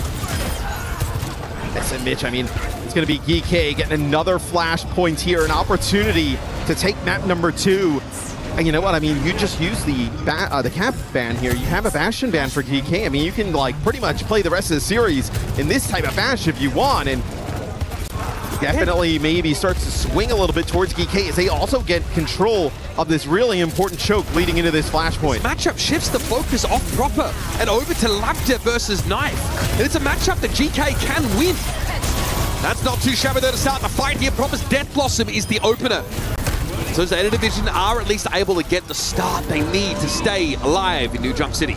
Yeah, they invest the Death Blossom plus Overclock there, right? So you don't have the Overclock to kind of match or like even have it for the sound barrier to kind of rip off some of that overhealth. And then you don't have the Blossom to break this cage though. Cage Rush, Death Blossom for GK. Zia with the charge, it's going to be a cage to the back line. Here's Zia hoping to get some attention of his own, but the sound barrier now comes into play. Death Blossom for Alpha, cut short by Shu, finds that kunai connection, but Ziad's cage ends up being sneaky good here. Copper and Benar both fall there to Malga after the fact, but Zeta have been able to drag this fight out long enough to get a pretty decent lead. I'm sure, though, there's some growing concern about GK in this map and the rest of the series if we get to a third. Yes, Bernard wants to go aggressive there at the start of that with their cage. It forces the cage out of GK. Sound barrier there from Violet, but the Death Blossom ended up proving to be huge there. Now you're going to have the opportunity for Labda like up on a high ground or getting some advantage here with a no C, with no ultimate there to respond. Knife dropped low already, has to give up the premium positioning, and Labda now can find a different target. Kitsune Rush committed for Shu, but a sound barrier for Kellex comes too late to save Finn's life. You can't have that happen. Labda those wrapped around. Big fight for him, and Ziad charges through, finds a 2-for-1 special on top tier DPS players. That's a steal. I don't even know. Proper TPs and maybe the 1 second he's available, gets a kill, and then instantly Wraith walks. Just like assassinates a backliner there. And they're still not able to win the fight early on. So, I mean, the overclocks there from Labda have been huge. An answer for Knife here. God's out of scary, terrifying, pushing up with a cardiac overdrive now. Finn also trying to get aggressive. Knife there with an overclock, and Finn is punished for his hubris. Ziad next to fall. This lets Zeta get back onto the point just in time to really fight for this map. I mean, that's kind of what they do, right? Ziad charges on in, they get that cardiac overdrive. TP Suzu there from Finn allows Ziad to keep fighting, get another charge going, but that time TPing into the OC of Knife. He's able to land those shots on the Kiri. Another cage available here for Ziad. Fills this up rather quickly. Proper can clear it with a Death Blossom, but he needs to stay alive in that moment. Here's the cage, comes down straight away. Violet's already going to get caught out. Proper dives into the cage with the Death Blossom. That's what you're looking for. Ziad trying to disrupt, charges on in. Knife is down. Alfie's getting value on that Reaper, and here come GK. Just as it looked like they might be bowing out, they're looking to threaten to end the map.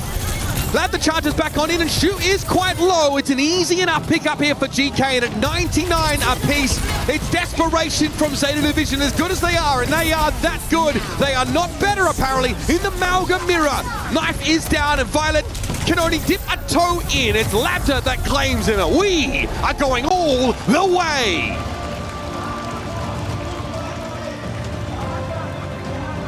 It's kind of the bread and butter for GK there. It's a lot of pressure on Zeta Division going into this third and final map. Ziad on the Manga, just nasty work all throughout. And then Labda, just dominant in the hit scan battle, right? We were, Knife had a few moments with the OCs there towards the end we got excited about for Finn, but this is kind of the highlights you were seeing consistently throughout the map. Both of these teams on day one looked perfect. In fairness, they had lopsided matchups, but now we know no one walks out of this series unscathed. No one walks out with a couple of bruises and some harsh lessons. All that really matters is finding a way forward in this third map, and both teams have axes on which they're going to be looking to operate. For GK, trying to put Labda in position to take over the game, try and get Malga comps and keep shutting down the Jetpack Cat Bastion looks. But I think for Zeta, it's about putting Proper back in the driver's seat, back in a position to take the game over. If you're Zeta, you don't want to see the Maga, right? But banning Sojourn here would allow the Cat Bastion to make it through, right? So that would, like, in theory, be like the go. Like, if you wanted to kind of play what we saw on map number 1, you end up banning. Now you could, on the side of GK, potentially get rid of the Ana. That makes it a little bit more interesting. It might be that Zeta Division want to select a map before we even consider bans. That invalidates some of the strengths of GK as well. There's a lot to be said for winning the control map in this series, because when you come to the decider, you kind of get the run of the place. Map selection, hero ban priority. So there's no reason why Zeta Division shouldn't be able to game the system to benefit them as much as possible. And now it's just an uncomfortable period of waiting for GK. Yeah, they've shown what they're capable of, but now they need to react to Zeta Division's attempt to stack the deck in their favor in this decider. Not only are you worried about the Sojourn of Lambda, you're also worried about the possibility of Mauga entering some of these maps. I'm very curious what Zeta decides to do here. Again, I want to throw back to, I think it was Vents. No, Labs, excuse me. Where Banar's able to like countercharge Ziad, cancel the ultimate. It's like a gut punch of a fight. I was convinced that we'd be looking at a 2-0 there and then.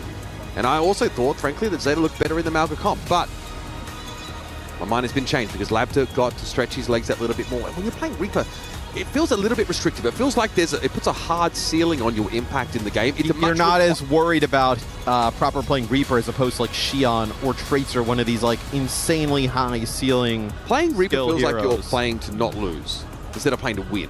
You're playing to try and like nullify the Mauga. Well, you're playing around the Mauga, right? You're not really playing through proper. But you're containing containing yourself or whoever you put on that Reaper as well. Yeah. Like you have a very defined role. You're basically playing man coverage on a Mauga. Yeah, I mean, yeah, you're playing through your Mauga and then obviously your hit scan at that point, right? And Knife against Lapta is, I mean, that's a tricky matchup. Yeah, it might be a very like a losing proposition on the Sojourn. Yep. Specifically, we'll see. You know, a good map here for Zeta Division is looks like gonna send Ziad and Finn over to the bathroom here. So Alfie decides, yeah, you know what, I'm gonna go too. Okay, why not? So Zeta Division like, that's crazy. Our coach does not let us do this. Yeah, we are not allowed to go potty midway through the series. We're allowed to do that during the series. We didn't know. Yeah, I mean, if you're Zeta, you want to go back and play like Diva, Cap Bastion, Ana, you know, maybe some high ground control, right? It's kind of what you're trying to get there. Let's Shambali Monastery. Right, I was going to theorize. Right? Yeah. No, not a Mauga playground, so to speak. No, the sightline's a little too long. It's kind of hard to like work around your health bar as Mauga. Mauga is really complicated because your swing timings are really important. Like if you just swing into the open and take a face full of damage, if you're playing Lucio Kiriko, you don't have the raw burst healing, the throughput to actually like fix that issue, that error. Like if you walk into a bunch of cooldowns. So you want to play corners if you can, have a lot of things that break up line of sight, incrementally approach your opponents, and then get in charge distance. Yeah. Kiri Lucio is available here, I know, for GK. So, I've been informed that these are emergency bathroom breaks. Now, as adults, I struggle to imagine too many scenarios in which that is required. If you have a punctured bladder, that's fine. I guess that's fine. I love it. But this is also a pretty valuable opportunity. Look how spirited this discussion is between Kellex and Labda. Kellex, who, up until midway through this year, we thought he was kind of done. Like Kellex was coaching, you know, just happy to take a big step back. But his performance on that Alcadzia roster, the seniority that he brought to it, I mean, he is one of the longest standing players still in the game now. We're talking someone who was pre-OWL era. He was a pro player even back then. Coached for multiple teams, played in, like, I think he was part of Collegiate. He was part of Tier 2 for quite some time. Every level, he's managed to find success, find ways to get the most out of his team. Labda, Kellex, and Ziad together have had a lot of success, right? You know, so I think these conversations that they're having probably, ones that they've had before, pretty kind of, healthy, determining like what we see coming into the next map.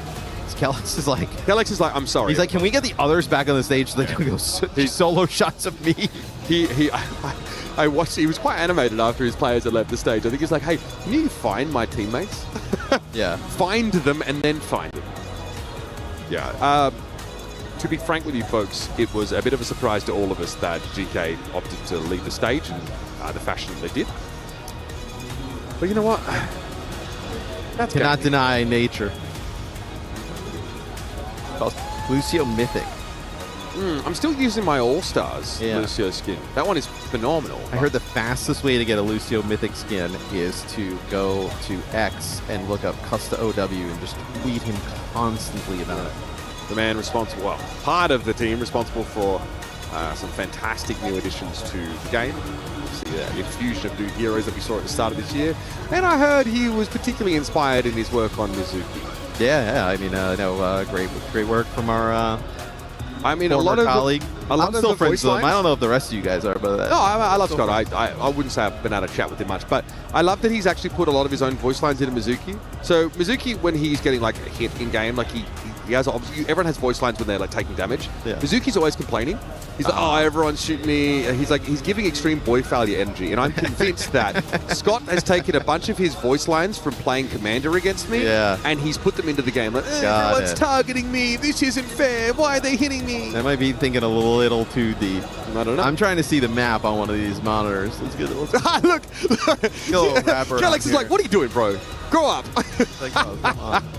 He's like, bro, we're playing so well. Why are we getting up, walking around? It is interesting. You are look, guys. If you got to pee, you got to pee. All right. I'm not judging the guy. But Kellex is like, guys, we have momentum. Also, a full bladder, apparently, is known to keep you more alert. So, just pee yourself. Don't worry about it. Man, how having you land a coaching gig yet? That's crazy. There's a reason. That's wild. It's not because I refuse to quit casting. You'd be great. I'll probably have some very epic speeches, but much like we found with DPay, they don't necessarily translate to victories. Yeah, it's A Division on the ropes here. Be a bit of a surprise, I think, to most people. Sorry, a bit. Here. I mean, look, I think they, like Jake, like there's an argument to be made for GK, like playing these types of comps. They're very good. Route 66. Let's see what Zeta decide to do. Did they ban Sojourn here to protect Bastion? No, they banned Lucio, and then Shion's the ban on the other side. So they target Kellex for Lucio ban. And then they target, Proper, with getting rid of the Shion. So Cap Bastion is available. I think the lack of Lucio is pretty significant. Yeah. Especially...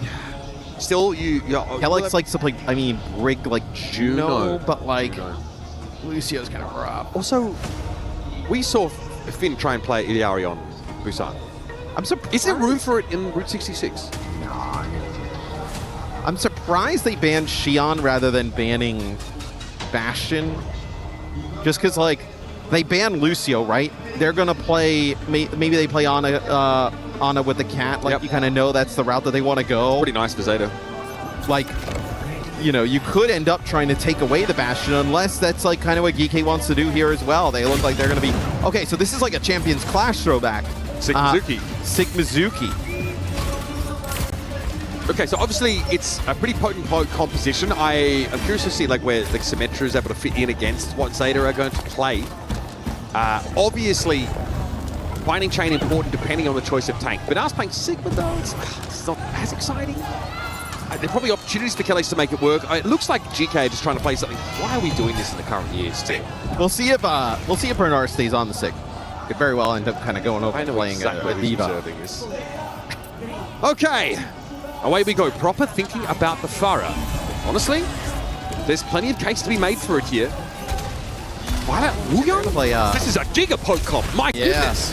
This is definitely different than I think. There ain't no way he just conked off the map. There's no way. Not a mid-season championship. That is not the player you want to lose early. Oh God. They've unleashed Violet Wuyang. The poke is going to be nasty here with a Freya, Wuyang, and the Pharah in the mix. You'll have Ziad go over and play Diva straight away, and then Lab will go over to the Sojourn. Okay, Violet probably will be title blasting himself. No, Proper makes the switch over. So now you've got a delivery system for that, and Proper gets a hero that really lets him express that level of skill. Zeta Division have the components here to what could be a very important victory under great duress. Lambda needs to set up on these sidelines. A little bit tough, though, against the Sigma. Benar is throwing everything, including the kitchen sink, at them. from that low ground. And Ziad's in a bit of an odd spot, very much in the backline here. And Violet only now realizing that. Still gets to slam the staff down though, and Shu will tend to his wounds. A lot of progress here though for Zeta Division. Nice explosive bolts connected on the Lambda up on the high ground. Nobody there to be able to keep him alive. Nasty stuff here from Knife on the Freya. Is this going to be the first checkpoint? Lightning fast. Lightning fast. Great sequence there from Knife, who just hasn't really been in the conversation here. Someone who's like attracting attention in the DPS matchup. He had the less favorable end of the Sojourn mirror against Lambda previously. Now, really has given a great account of himself earlier. Because of all those eliminations, he builds that ultimate so fast. TP up to the high ground here for GK, trying to get some map control back. What is Shu? Oh, Shu's on an off angle hit. Yep, he's done. Okay. This is something we didn't see from GK in the first map. You see good cart pressure here from Ziad as well. Gets hit with an accretion, but he's all good. Just farming support ultimates right now, Kelex and Co. Okay, Tidal Blast here for Proper. Yeah, got to go after the Sojourn, but he won't be catching him anytime soon. Kelex falling though, whistle knocked to the ground in the end. Straight trade of kills though, as Labdo was looking for Knife and found him. Violet trying to find a way out here. Tough to close the gap. The poke combo against D.Va can be mitigated in its effectiveness, and Badar speculates with an accretion as Ziad heads upstairs. But Zeta gets the cart moving, Mitch, in some of this high ground without really investing anything. I mean, the Tidal Blast, the only thing used there. The Kitsune Rush, a massive investment there. Oh, great bowler shot. Prediction there on the Alpha Yi. Looks like that we got a Suzu from Finn or something else to mitigate the impact of that ultimate. Gravitic Flux. Labda needs to go, but no one's there to get past the wall. That's just not how Zeta's comp is built outside of Proper. And he doesn't have enough damage there. Okay, Orbital Ray came down, but Labda wasn't in position to benefit from it whatsoever, and Violet's poke does him in the end. Finn trying to bask in the rage, but now has to quickly get on out there as Proper is hunting, and he won't be satisfied until he has his fill. They're going to demech Ziad here. It's going to be a self-destruct. He will get back in mech. Mech not going to last very long, though, as he heads to the high ground. Now he'll get demeched. The follow-up from Violet as he comes back with a little bit of extra speed here on the catch. This has been fast here for Zeta Division. Kelex now back over to the Mizuki. It's hard, right? Because Kelex can obviously play Brig here, but you wouldn't play Brig into like the Sig on the other side, right? If like Bernard were to be playing D.Va, for instance, maybe that's an opportunity. I like the Ramatra swap though. Yeah, I think Ziad here. They realize they need to be closing the gap early and often now, especially against this Sigma. If you're also GK, it's a very difficult map to finish, so you're just trying to rely on the fact that you have a lot of buffer here still left on defense. Knifing pressure down here. Ziad though flattens Zeta Division. Quite happy to let GK come to them on this occasion. Knife is just a little bit too accurate. Now the Sojourn play really starting to turn up. And with over 3 minutes on the clock and Zeta Division bearing down at a rate of knots on the final checkpoint. This is crazy. They can't get comfy in terms of what they want to play. Now we're off of the Mizuki and the Ram. Now we're back over to the D.Va. This is what a best of 3 will do to you. You just don't really have enough time to figure out some of these more complex puzzles. You don't walk in with an answer prepared.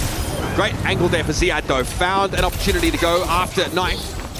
Labda was there to finish the job. Now though, still more to do.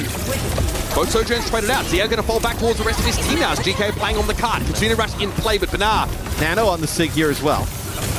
Survivability more than anything else by the looks. Bernard gets himself a bit of vertical mobility with that second perk choice. Obviously, uniquely powerful on this part of this very map. Labda, nice little rail, Proper, disregards it for a time, but eventually comes back for his kill. Pulse. Little speculative Kelex. Yeah, leaps and bounds, able to stay alive though and deal with the offending Tracer, but his cart is still moving. Ziad is chained to the ground. The Mizuki a problem for the D.Va, even on a good day. Knife might not have high ground control, but he has charged rails and a lot of free damage to send right at Ziad's face. Who contests here? Labda trying, comes out on the Tracer now. Knife realizes that the high ground might finally be a safe spot, and somehow threads the needle there under the cart for the elimination. Violet a little bit low, but still happy to fight for it. Kelex trying to hunt him down, and somehow Violet's avoided him for the most part. It's a war of attrition here, and Zeta Division are guaranteed to win. And 2 minutes and 26 seconds on the clock is gonna give you some confidence. I mean, that's an ugly defense there from GK. They couldn't figure anything out, right? I mean, we're swapping off tanks, supports every single time. The Lucio ban, obviously, giving them a lot of trouble. Oh, look at this. That's the start of, it's a sleep there from Shu that connects onto Labda. And then you have the conks coming on in. Violet pumping out a lot of damage now, and on the Wuyong as well. I mean, dude, allowing, you know, the Tracer in play here, it's, you know, because Juno is obviously a much easier target than a Lucio, per se. I think you're not playing the Brig.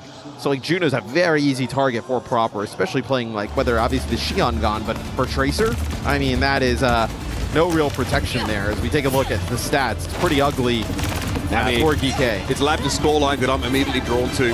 4 and 7, getting punished pretty frequently. Despite the fact that Banar and Co are playing a more of a poke comp, but Proper is 19 and 2, bro. 19 and 2. Shu also put out, like, 4.3k damage. And there's a reason why not everybody is playing Ana, because no one can play it quite like Shu. No one can make a case for it. I mean, nobody can really do what Zeta can do in terms of the backline, right? I mean, have two players that are, you know, that good in the support role, and, you know, not just good, but they both play like a very similarly unique style of play of support, right? Where they're both like very aggressive.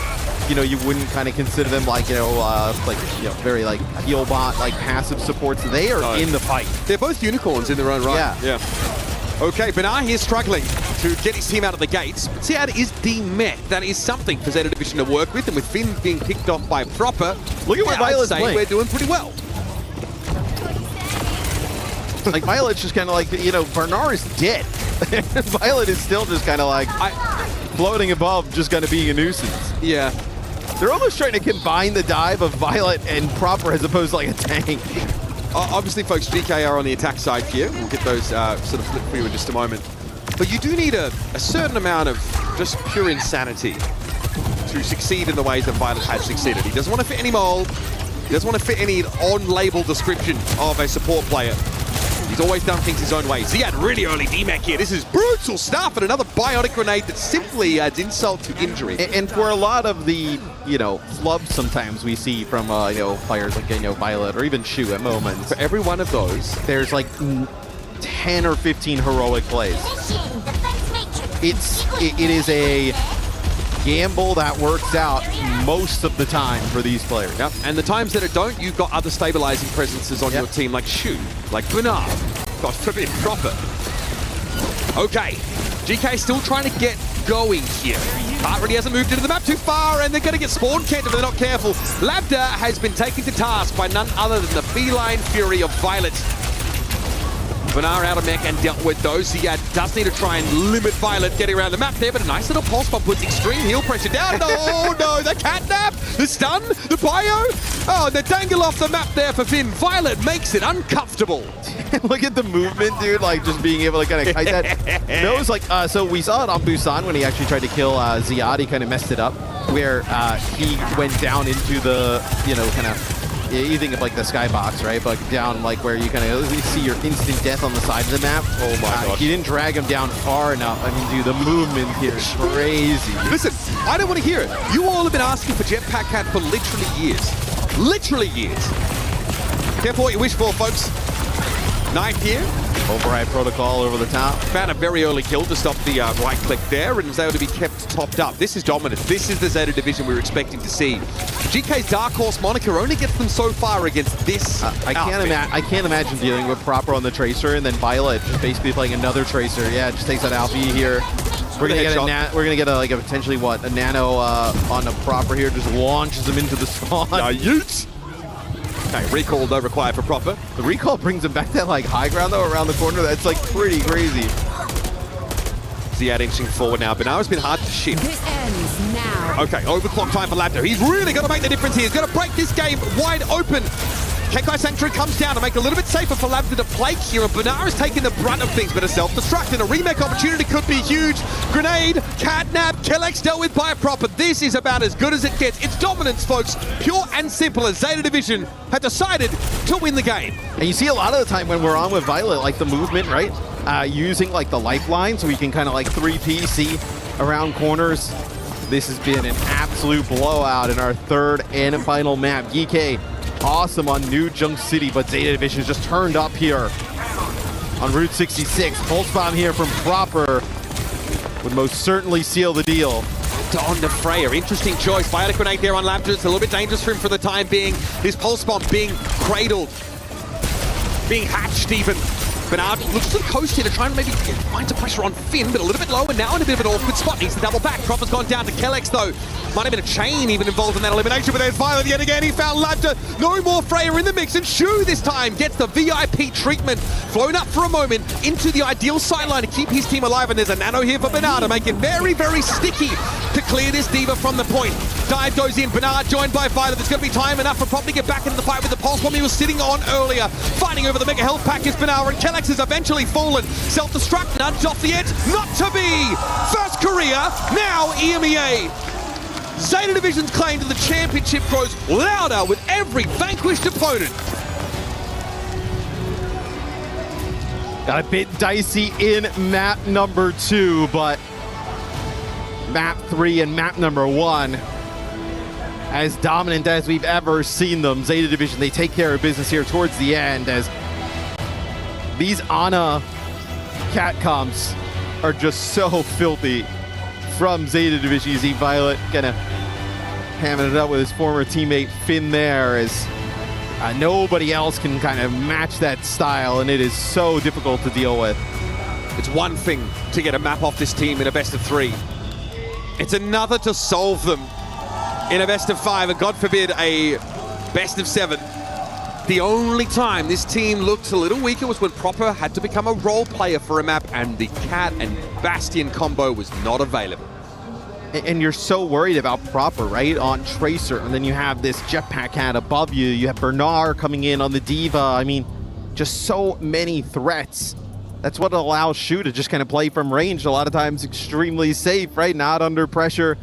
You're getting escorted around the map by Violet. It's going to be a very difficult problem to solve there as Zeta Division. We're going to head to the stage now and hear from Lou, and quite possibly the greatest player to have ever touched the game. Thank you very much, guys. Congratulations, Proper and Zeta Division, 축하해요, for this victory. Welcome to playoffs here in Paris. I wanted to know, Proper, you are considered by many as the best DPS player in the world. You've been at the top level for such a long time. You were playing the finals of Overwatch League in 2022, yet you are still at the top, even though there is many young blood, young players that want to come and take down your crown. So how do you manage to still be at the top level after all those years? 일단 프로퍼 선수 승리 축하드리고요. 첫 번째 질문은 정말 오랫동안 또 정상급에 서시면서 또 세계 최고의 DPS 플레이어라고 저희 손꼽히는 프로퍼 선수신데 22년도 또 뭐 오버워치 리그까지도 겸하시고 지금까지 계속해서 쭉 정상 자리 유지하시면서 신인이나 다른 선수들이 올라옴에도 불구하고 계속해서 이 정상의 기량을 유지하시는 비결이 무엇인지 궁금합니다. 일단은 제가 승부욕이 아직까지도 좀 많이 센 편이고 누구보다 대회에서 지는 걸 싫어해가지고 물론 살짝 느껴지긴 하는데 뭔가 어린 선수들이 저보다 피지컬이 좀 어느 정도에서 좋은 부분도 있긴 하는데 근데 이게 노련미랑 이게 뇌지컬이 좀 있으니까 거기서 좀 차이가 나지 않나라고 생각합니다. Yeah, I mean, I'm a very competitive person, so I hate losing. Yeah, I mean, that actually was what drives me as a competitor. But that being said, I mean, I do feel that many young players coming here actually have better mechanics than me. So, but I just try to cover it with more experience, you know, and more wit. So I think that makes a difference for me. Yeah, that's what your added value is, and I think that's a very interesting answer. Donc ma première question, Proper, tu es une des légendes du jeu, tu es considéré comme l'un des meilleurs joueurs DPS du monde. Ça fait des années que tu es au top. Comment tu arrives à t'en sortir alors que même tous les jeunes joueurs viennent pour un petit peu essayer de prendre ta couronne? Ben, en vrai, je suis un joueur très compétitif, c'est bête, mais c'est un peu ça qui a continué de me drive. Je sais qu'il y a plein de joueurs jeunes qui sont meilleurs mécaniquement que moi, mais j'essaie de compenser aussi forcément avec mon expérience et ma maîtrise forcément des persos. Proper, I don't know if you want to answer this question, but I really want to ask it to you. Last year you won EWC with Falcons. You changed teams still. You are in playoffs now. Falcons are going to be playing the game afterwards. So can they win without you? 사실 이 질문 조금 민감하실 수도 있는 질문일 것 같은데 작년에 EWC를 이제 팔콘스와 함께 우승을 하셨잖아요. 근데 이제 팀을 바꾸셔서 이번에 플레이오프에 올라가게 되셨는데 마침 또 팀 팔콘스가 지금 또 생사의 기로에 놓이게 됐습니다. 그래서 팀 팔콘스가 혹시 프로퍼 선수 없이도 진출하고 우승할 수 있을지 좀 여쭤보고 싶네요. 일단은 팔콘이 그래도 아직은 떨어지지 않으면 좋겠긴 한데 근데 우승은 제가 없으면 좀 힘들지 않을까라는 생각을 좀 하긴 합니다. I mean, I really wish that Falcons survive because like they're still hanging on the balance. But that being said, they don't have me right now, so I don't think it's possible to win this time. Right. I think that's a very, very good answer indeed. Donc, forcément, l'autre question que je lui demande, l'année dernière, tu as gagné le WC avec Falcons. Tu as changé d'équipe depuis. Toi, tu es en playoff. Falcons, pas encore, va se battre pour sa place. Est-ce qu'ils peuvent gagner sans toi? En vrai, j'espère que Falcons vont se qualifier. Mais en vrai, ceci étant dit, ils vont pas dans l'équipe. Donc, bonne chance à eux parce que je pense que ça va être chaud. And last but not least, you have many fans in Korea, in Japan, here in France, and also worldwide. So, is there anything you want to tell us in the language you want? Probably in Korean, maybe? 이제 또 전 세계에서 시청해주시는 많은 팬분들과 또 현장에 와서 이렇게 응원하러 와주신 많은 팬분들께 한번 감사의 인사를 뭐 한국어로 이렇게 드릴 수 있다면 뭐 어떻게? Thank you for supporting us, and we will keep winning. Thank you. That's beautiful, and you gave it to me in English. Thank you so much. Merci. Once again, Chikaeo, thank you so much for joining me, guys, and Maddox for the translation. And stay with us because in a few minutes we're going to be moving on to elimination games. Stand by.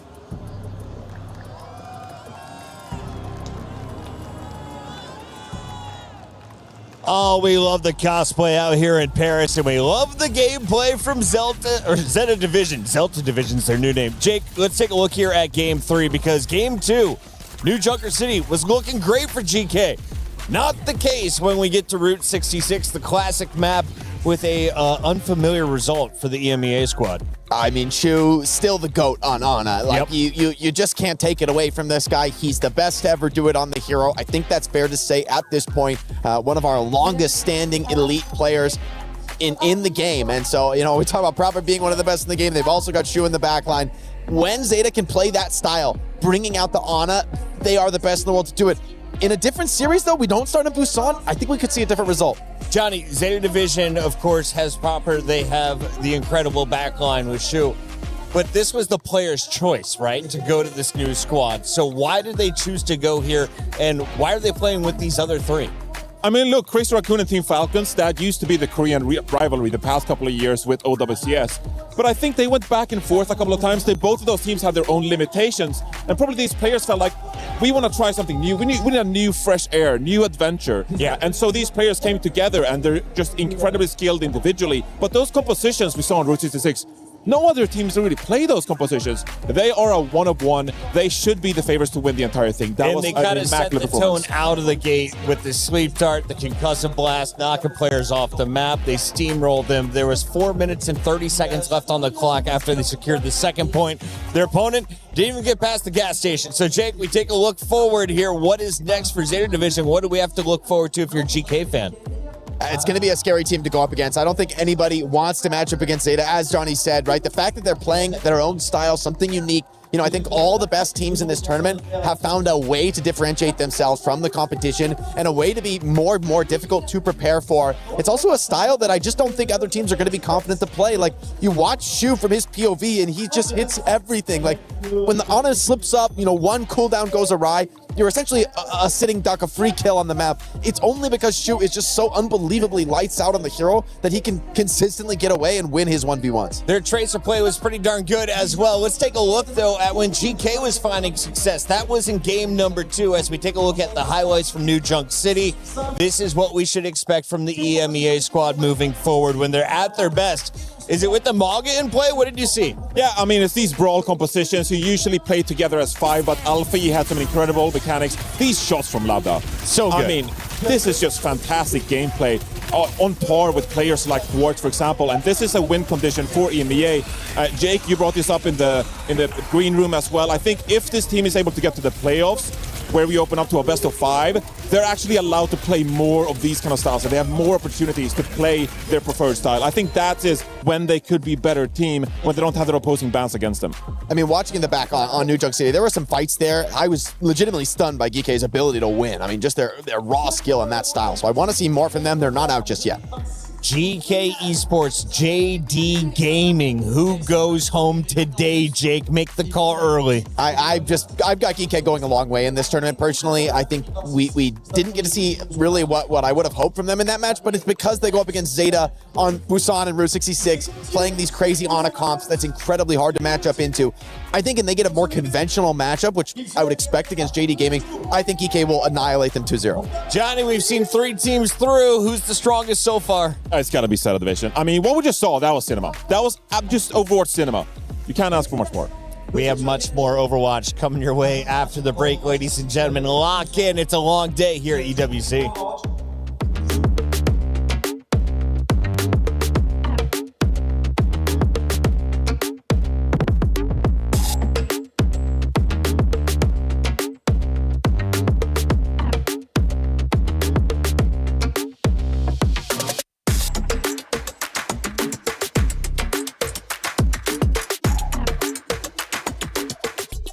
The human body was built to move, not trapped at a desk in one singular posture for 12 hours a day.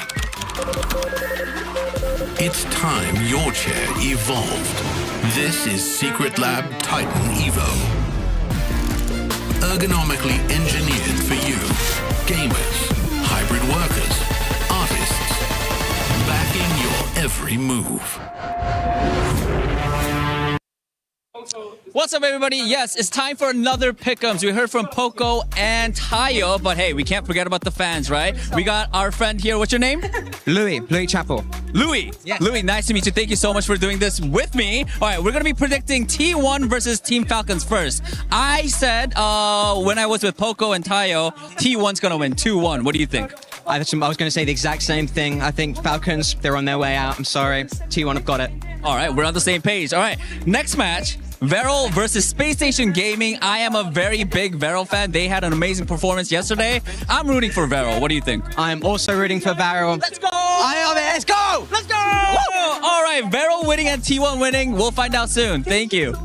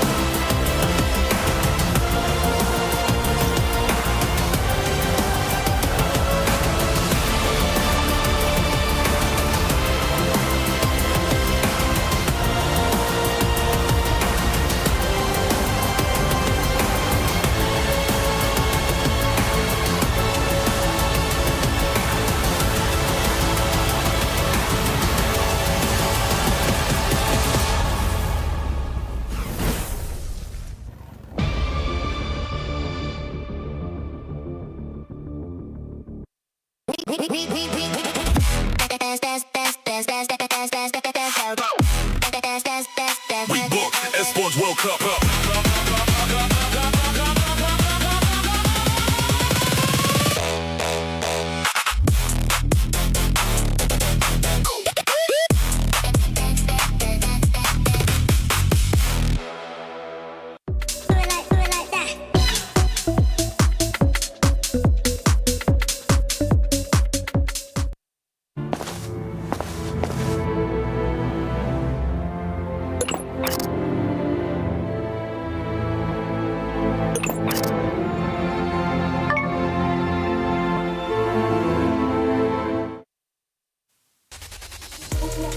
The Falcons have arrived in Paris for day number 3. They didn't expect to be in the group stages still, but here they are after losing to Weibo on the other side of this fight. T1 was able to dismantle their competition in a swift 2-0 to close out day number 2. Now they meet up as one team's key will get crushed. The other team will power into our bracket. It's decider matches all day. We welcome Zoe back into the studio.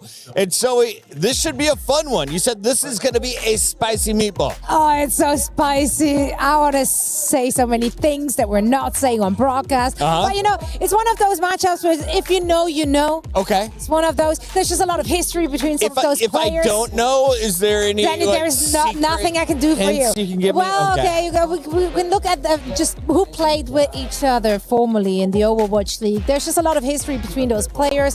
Fielder and Chio and Donghak, they all played together, and you know, I think Donghak is going to be very motivated to win this one. Let's start with the T1 squad, Johnny, because we got the clips ready. This was a beatdown on 9Z. If you're looking for stars from T1, who are you looking at? So, yes, they just beat down 9C pretty handily. That's to be expected. But they did take a loss to Twisted Minds in the earlier matchup. And that's where I actually saw some fantastic signs out of this team. I think Donghak here playing the Mauga against 9C. I think he was a great player against Twisted Minds when Twisted Minds were playing the Symmetra competitions. And I think we'll see similar matchup today. So if T1 is to upset Team Falcons in this one, I think Donghak will have an amazing part to play in this one. And like Zoe mentioned, like the rivalry between Donghak and Shio and Fielder on the Falcons side, that is just one of the hottest rivalries in the entire scene. So I can't wait to see this one more time.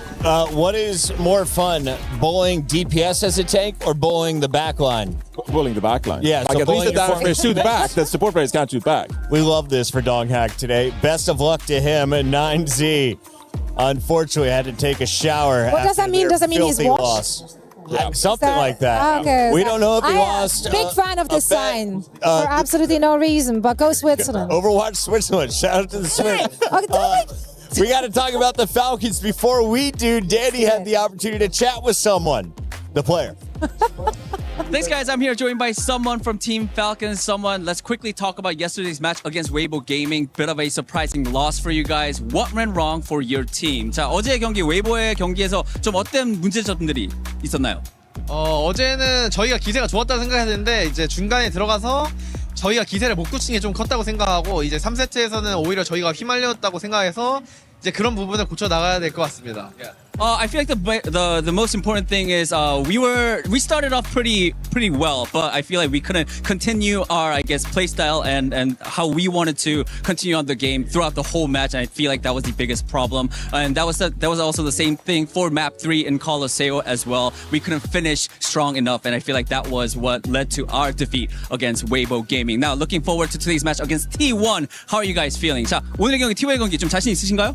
네, 사실 저희가 이제 T1 상대로 좀 강세인 팀이기도 하고 저희가 이제 어제는 저희가 충분히 좋은 모습을 보여줬다고 생각해가지고 이제 그런 좋은 모습들만 기억하고 오늘 하면은 충분히 이길 것 같습니다.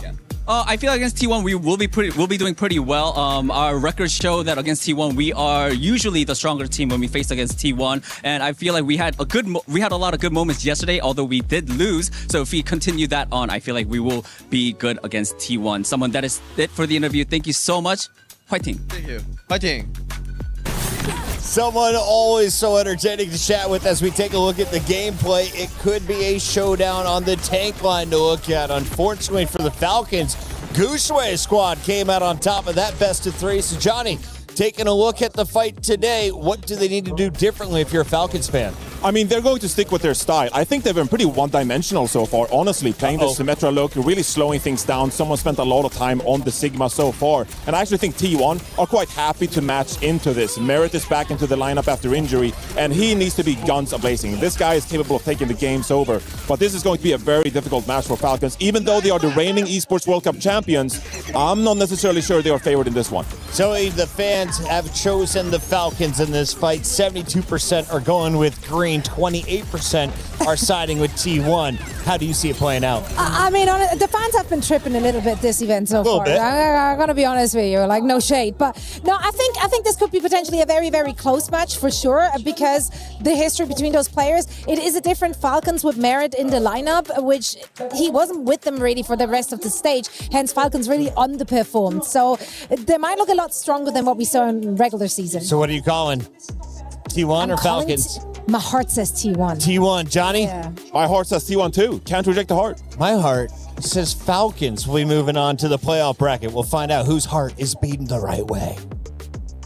Your heart's dead. Whoa.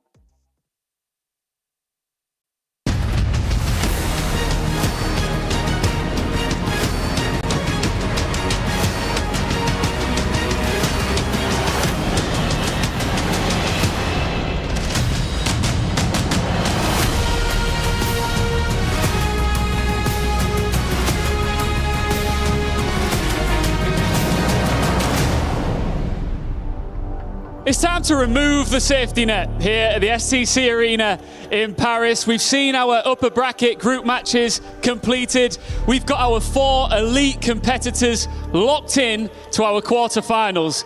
4 more playoff spots are up for grabs. The question is, who's going to step up and take them? For the rest of the day, it is dead simple. Win and you're in playoffs, but if you lose, not only are you out of the tournament, get directly back to the airport and get to see your key crushed on stage in front of everyone. Lovely. The highest of stakes normally leads to the highest of entertainment. So let's bring out our next team, starting with the title defenders, Team Falcons!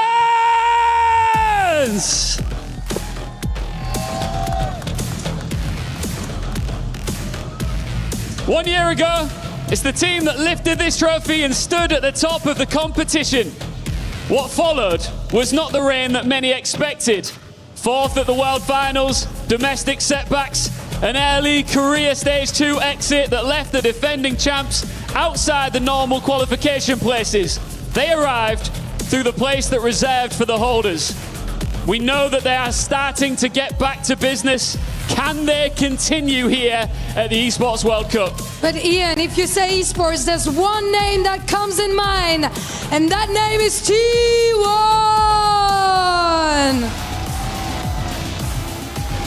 They took down 90 on the way, had a hard time against Twisted Minds, but recovered.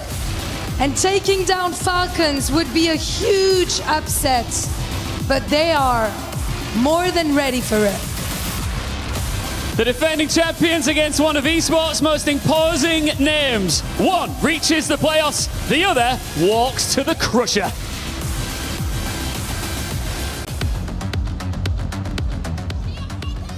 They're finally facing each other again here in the mid-season at EWC. Last time around, Moxie, they met in the playoffs, and Falcons, of course, we know they secured that trophy, but they knocked T1 out of that semis. Yeah, Falcons looking very different as well with Merit back on the field. So we've had to really see how they've been able to adapt around that DPS line. Not really seeing a lot of spin. Yesterday it was mostly checkmate alongside him. But as we heard from someone in the interview, I think they really sort of felt uncomfortable on that 3rd map, right? Dealing with the Cat Bastion proved to be fine until you factored Anna into that equation. And then we started to see the panic set in. Rhine swaps, Merit off of the Cass onto a Bastion of his own as we get into our first bans, Lucio and Xion. Most of these teams protecting what they really want to be able to keep safe. A lot of the time we've seen some very impactful bans. Falcons losing the Kiriko proved really rough for them on that 3rd map without having things like the Suzu. And T1, well, they love to make sure that they're preserving things like that Vendetta possessed. Last time they met as well, T1 3-0'd Falcons in the playoffs seeding decider matches. Wasn't particularly close on any of those. I mean, Colosseo, yeah, I mean, T1 kind of crushed them, to be honest with you. And I think another layer that's kind of added to that, if you're speaking about that previous series of Falcons, someone just not being able to play D.Va at all on that Colosseo. It was really, really rough. But it's a brand new day and a brand new opportunity to get that last playoff spot here. Well, T1 will be happy because they'll be able to play Donghak's Mauga. That's proved to be a big target that teams going up against T1 have tried to take down because it forces him onto heroes like the Hazard in comparison. So likely going to be seeing a Mauga mirror for Falcons though. Will it be a continuation of the Cassidy? Because T1 have been one of these teams who haven't really put that much stock into the Jetpack Cat Bastion. They've much preferred to have a very fast, mobile DPS line who can just look for flanks on their own. That Xion Vendetta to be able to collapse in with the Mauga Slam. Small audio issue on Chio's end, but that will get sorted in just a moment. Looks like he's ready to go. Looks like it. If you had to give a prediction I know the Descabe one already. In your head, what have you got? It's so hard to say because we've seen so many different sides of Falcons. I think it's unfair to compare their performances historically with the matchups of T1 since, again, Merit was absent from those. I think this has the potential to go to a 3-map series, and I think if it does, it goes to T1 just because Falcons have not been able to close out these first to 2 series. Yeah, still a brutal format in this first to 2. I did speak to Swing Chip beforehand in the series and say, how you feeling? How's the team vibe going? She said, well, we are quite nervous. Me, as in the GM. The players, kind of cool and calm. They're ready for this. T1 fans in the audience, of course, are going to come out in storm, but same with the Falcons, to be fair. There's so much expectation riding on Team Falcon's shoulders here. Those 2 stars above their team logo on their jersey mean a whole bunch. Gates unlock in just a moment. Donghack locking the ram. Wow. Someone's going to do the same. Yeah, but look, Bastion Cap from T1. Falcons actually running Spin in the mix, no checkmate, so that you have the Sojourn, but you can keep the Cassidy to be able to keep a check of those flyers up in the sky. It's a perfect place for Falcons to play off of as well, because Zest, you have to put him in such an awkward spot swinging around like this. You're very open. Looks like Spin's going to take the majority of the damage first up as Zest is kind of dangled in front of this shield, but someone places it very defensively on top of Spin so he can dance around, avoid the Bastion fire. Yeah, Pride's taking a lot of damage, as is Bliss though, so Zest not getting in position to be able to just hammer in the damage to stop Falcons from just stepping onto the point, already picking up Cap. No blood just yet, but now Falcons can just play avoidance. It takes a little kunai there. Now Proud trying to pressure the point, taking too much damage from the sidelines though as Donghack tries to make his move. Merit, lights punched out. He's going to follow up with a kill maybe onto Field, who ends up grabbing that mega health back, but it's someone that actually fights back. Zest, Donghack now down. Team Falcon still in control at this point, and someone, easy cleanup on Proud. Spin just walks on point, takes his one, and they secure still. Field up, not yet with that rush, but Skewed also not in position to allow T1 to surge forward. Proud actually swaps onto the Sojourn now to be able to try to match wits with the poke that Merit and Spint can do. Try to split their attention by a little bit of safety for Zest and Bliss to work with, since T1 will be relying on that Bastion Cat and a rush to walk onto this point. See what move they're going to pull first. Oh, Merit, up and down, up and down. Yeah, you want to get away from this one though. Fielder and Spin already dead. Yeah, that rush on the point, and then Zed's just kind of creeping over. Luckily, Merit was able to survive for a little bit, but eventually picked up by Skewed. Good first cap, I gotta say though, 63% plus you save your own rush. Yeah, and Falcons, like you said, they've got their own rush. They're also about to hit a treasure trove of ultimates. As we'll have a look from Pride's perspective, 31 HP. He was able to find that shot off onto Chio. But for T1, this is all about how well you can hold the space. You know that Fielder wants to move the team forward. Okay, Proud instantly going down. Spin now high in the sky.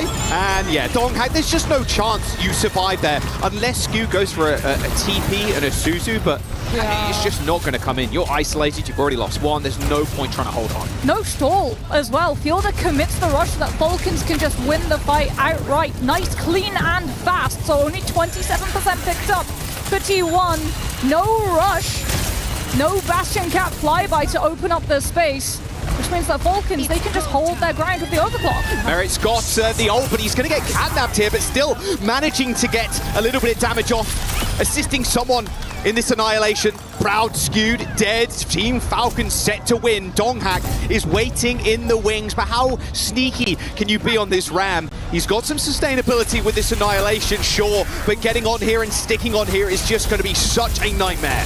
Zest on the Tracer as well, just for T1 to have someone to be able to separate from the fight, look for the flank. He's getting 1v1 by Chio though. Proud's already down. Fielder, that's a nice kunai headshot. And Donghack's looking around, wondering where the rest of his team went. Annihilation's going to get popped, but you have to get back to the point. Too little, too late. Team Falcons with the first round. Yeah, I was a little unsure I will not lie, when I saw that Ram picked on the side of T1, because it's not a look we've seen from them that often, and it's not something that they really feel comfortable using, I'll be honest, when we're looking at that performance. Annihilation held the whole time, essentially, until that very last fight. We're also getting to see that this map, Volcano, the way that Falcons could just position having won the first fight without having to worry about a Bastion Cat flying by on their flank to create space for T1 to be able to surge forward onto that point, does a whole lot of just shutting down a lot of that retake potential that they'll have here, at least as we head to a more open map of Beach. Yeah, Donghak saying, you know what, Mauga's not for me on this round. Liking this Emre pick by Proud, though. A little bit of extra pressure on Shio.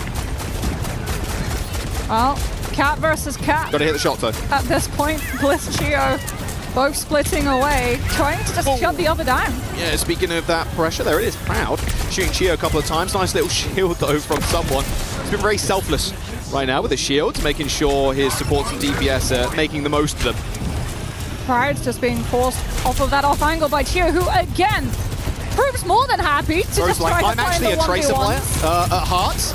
Nice little run down onto Spin, though. Donghak pops pops every cooldown almost there just to get on top of them. Speaking of which, and another stomp. What a good couple of pickoffs. Team Falcons DPS just left on an island to fend for themselves.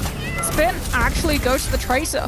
He just identified that T1 are wanting to play very stacked, being able to engage off of Donghak's slams.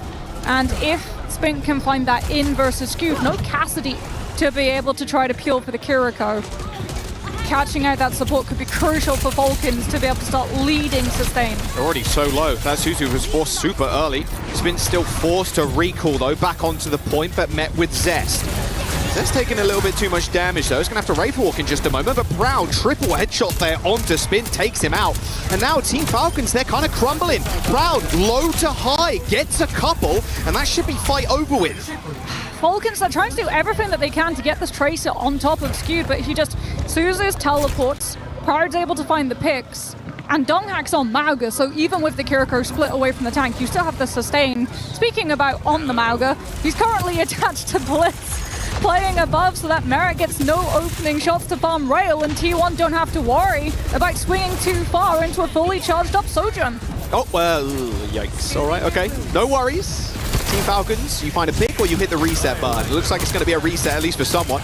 There's the stomp, there's the stun, and the nade too. Yeah, there's no chance someone gets out of that alive. He hasn't got a dash, he hasn't got a jump, he hasn't got anything. This is brutal. Donghak's playing on Falcon's side of the map, by the way. Zest Proud running at someone from one side, forcing out that Nemesis form for the block, but that only is forward facing, which means that Donghak's getting the full damage behind. Falcons looking flightless in this map so far. They'll have 5 ultimates coming up for this one fight, but if they have to burn their whole stock, what are the chances that they win the fight after? Uh-oh, well, Merit's in the sky and he's got an OC. There it is, going to get ripped really early on, and he can't really get too much damage done. Everybody from T1 giving him the respect that he deserves. Proud now, up into the sky. Can do that solo, though, with that living weapon, and actually manages to snipe fielder. A quick kidnap onto someone, but the Annihilation is just not going to help him kill Donghak. There's too many players looking at someone. Team Falcons dump their ult bank, and T1 just stand up. That's 100-0 on the second round. Someone gets put in timeout corner. That was Mauga Cage to totally take away any space from Annihilation. Catnap on top as well, by the way, just to make sure that someone has no opportunity of playing the game at all. That Mauga swap, we talked about it, right? T1, they've been looking so clean with the Mauga. Now you start thinking, what if they'd started on the Mauga and Volcano in the first place? Yeah, look at that. And then Zest is just behind him, just boom, boom, boom. The Reaper guy is a pretty simple guy. You get close and you shoot him. Yeah, sometimes you don't actually need to be all that close. Through as fire well. triggers go crazy. Yeah, those shotguns, surprising amounts of range attached to them as T1. If it ain't broke, don't swap it. Same composition, it's up to Falcons to find an in, and they think that they'll be able to do it off of far range pressure flybys from the Cat Bastion, and putting Spin off of the Tracer onto the Reaper, still trying to find that pressure onto Skewed. being a bit apprehensive to push in here at T1. Gonna force Spin to hit that shift first, little Wraith Walk. Same with Zestal though. All right, here comes the swing in from Merit. And now they try and make their move. As soon as this turret form is out of there, they should be good to move up. They're on the point now. Donghak taking so much damage though. Look at this off angle from Team Falcons currently. Speaking of dire triggers, there you go. Spin picks up a kill onto Donghak. It's a very concise fight for Team Falcons, only losing Fielder. Yeah, just consolidating so much damage onto Donghak that Skewed Bliss just don't get the opportunity to be able to heal him up. And Pride swaps onto the Bastion to be able to match wits with Merit. Flybys for both of these teams. T1 relying yet again on that same Bastion lifeline swing so that Falcons don't get the chance of simply taking Donghak down before he can close up the distance. Oh, okay. Swinging in, swinging in. All good. Zest is already in there. Whoa! Fielder just goes down. Okay. Donghak just up in their face.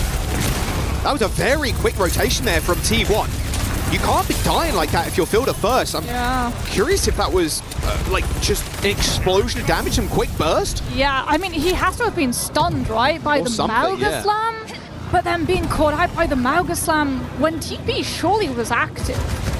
That's a grievous misplay from Falcons, which allows T1 full control of the space. Bastion versus Bastion flyby. Tribe not finding that angle, but keep your eye on where Donghak shows up. I feel like that should be a workshop code, just permanently being dangled in the Bastion. It's got to be at some point. We've got TXCXX, we need a Bastion version. Nice Death Blossom though from Spins. Gio did get the kidnap kill onto Donghak, however Spin is playing on Team Falcon's rush right now. It's kind of coaxing them in. Zest is going to hit his Death Blossom of his own, kill Fielder, but Spin's right behind him. Good cleanup from the Reaper as Team Falcons get a flip. Yeah, that's spicy actually, that Falcons one-sided rush and Death Blossom invested from Zest. Hello, Bliss. Now from Bliss to pull someone out of position. Completely LOSing his team as well. Has to pop the Annihilation. Oh, Proud tried to nade jump away, but a perfectly timed barrage. After that, Ravenous Vortex connected with his feet.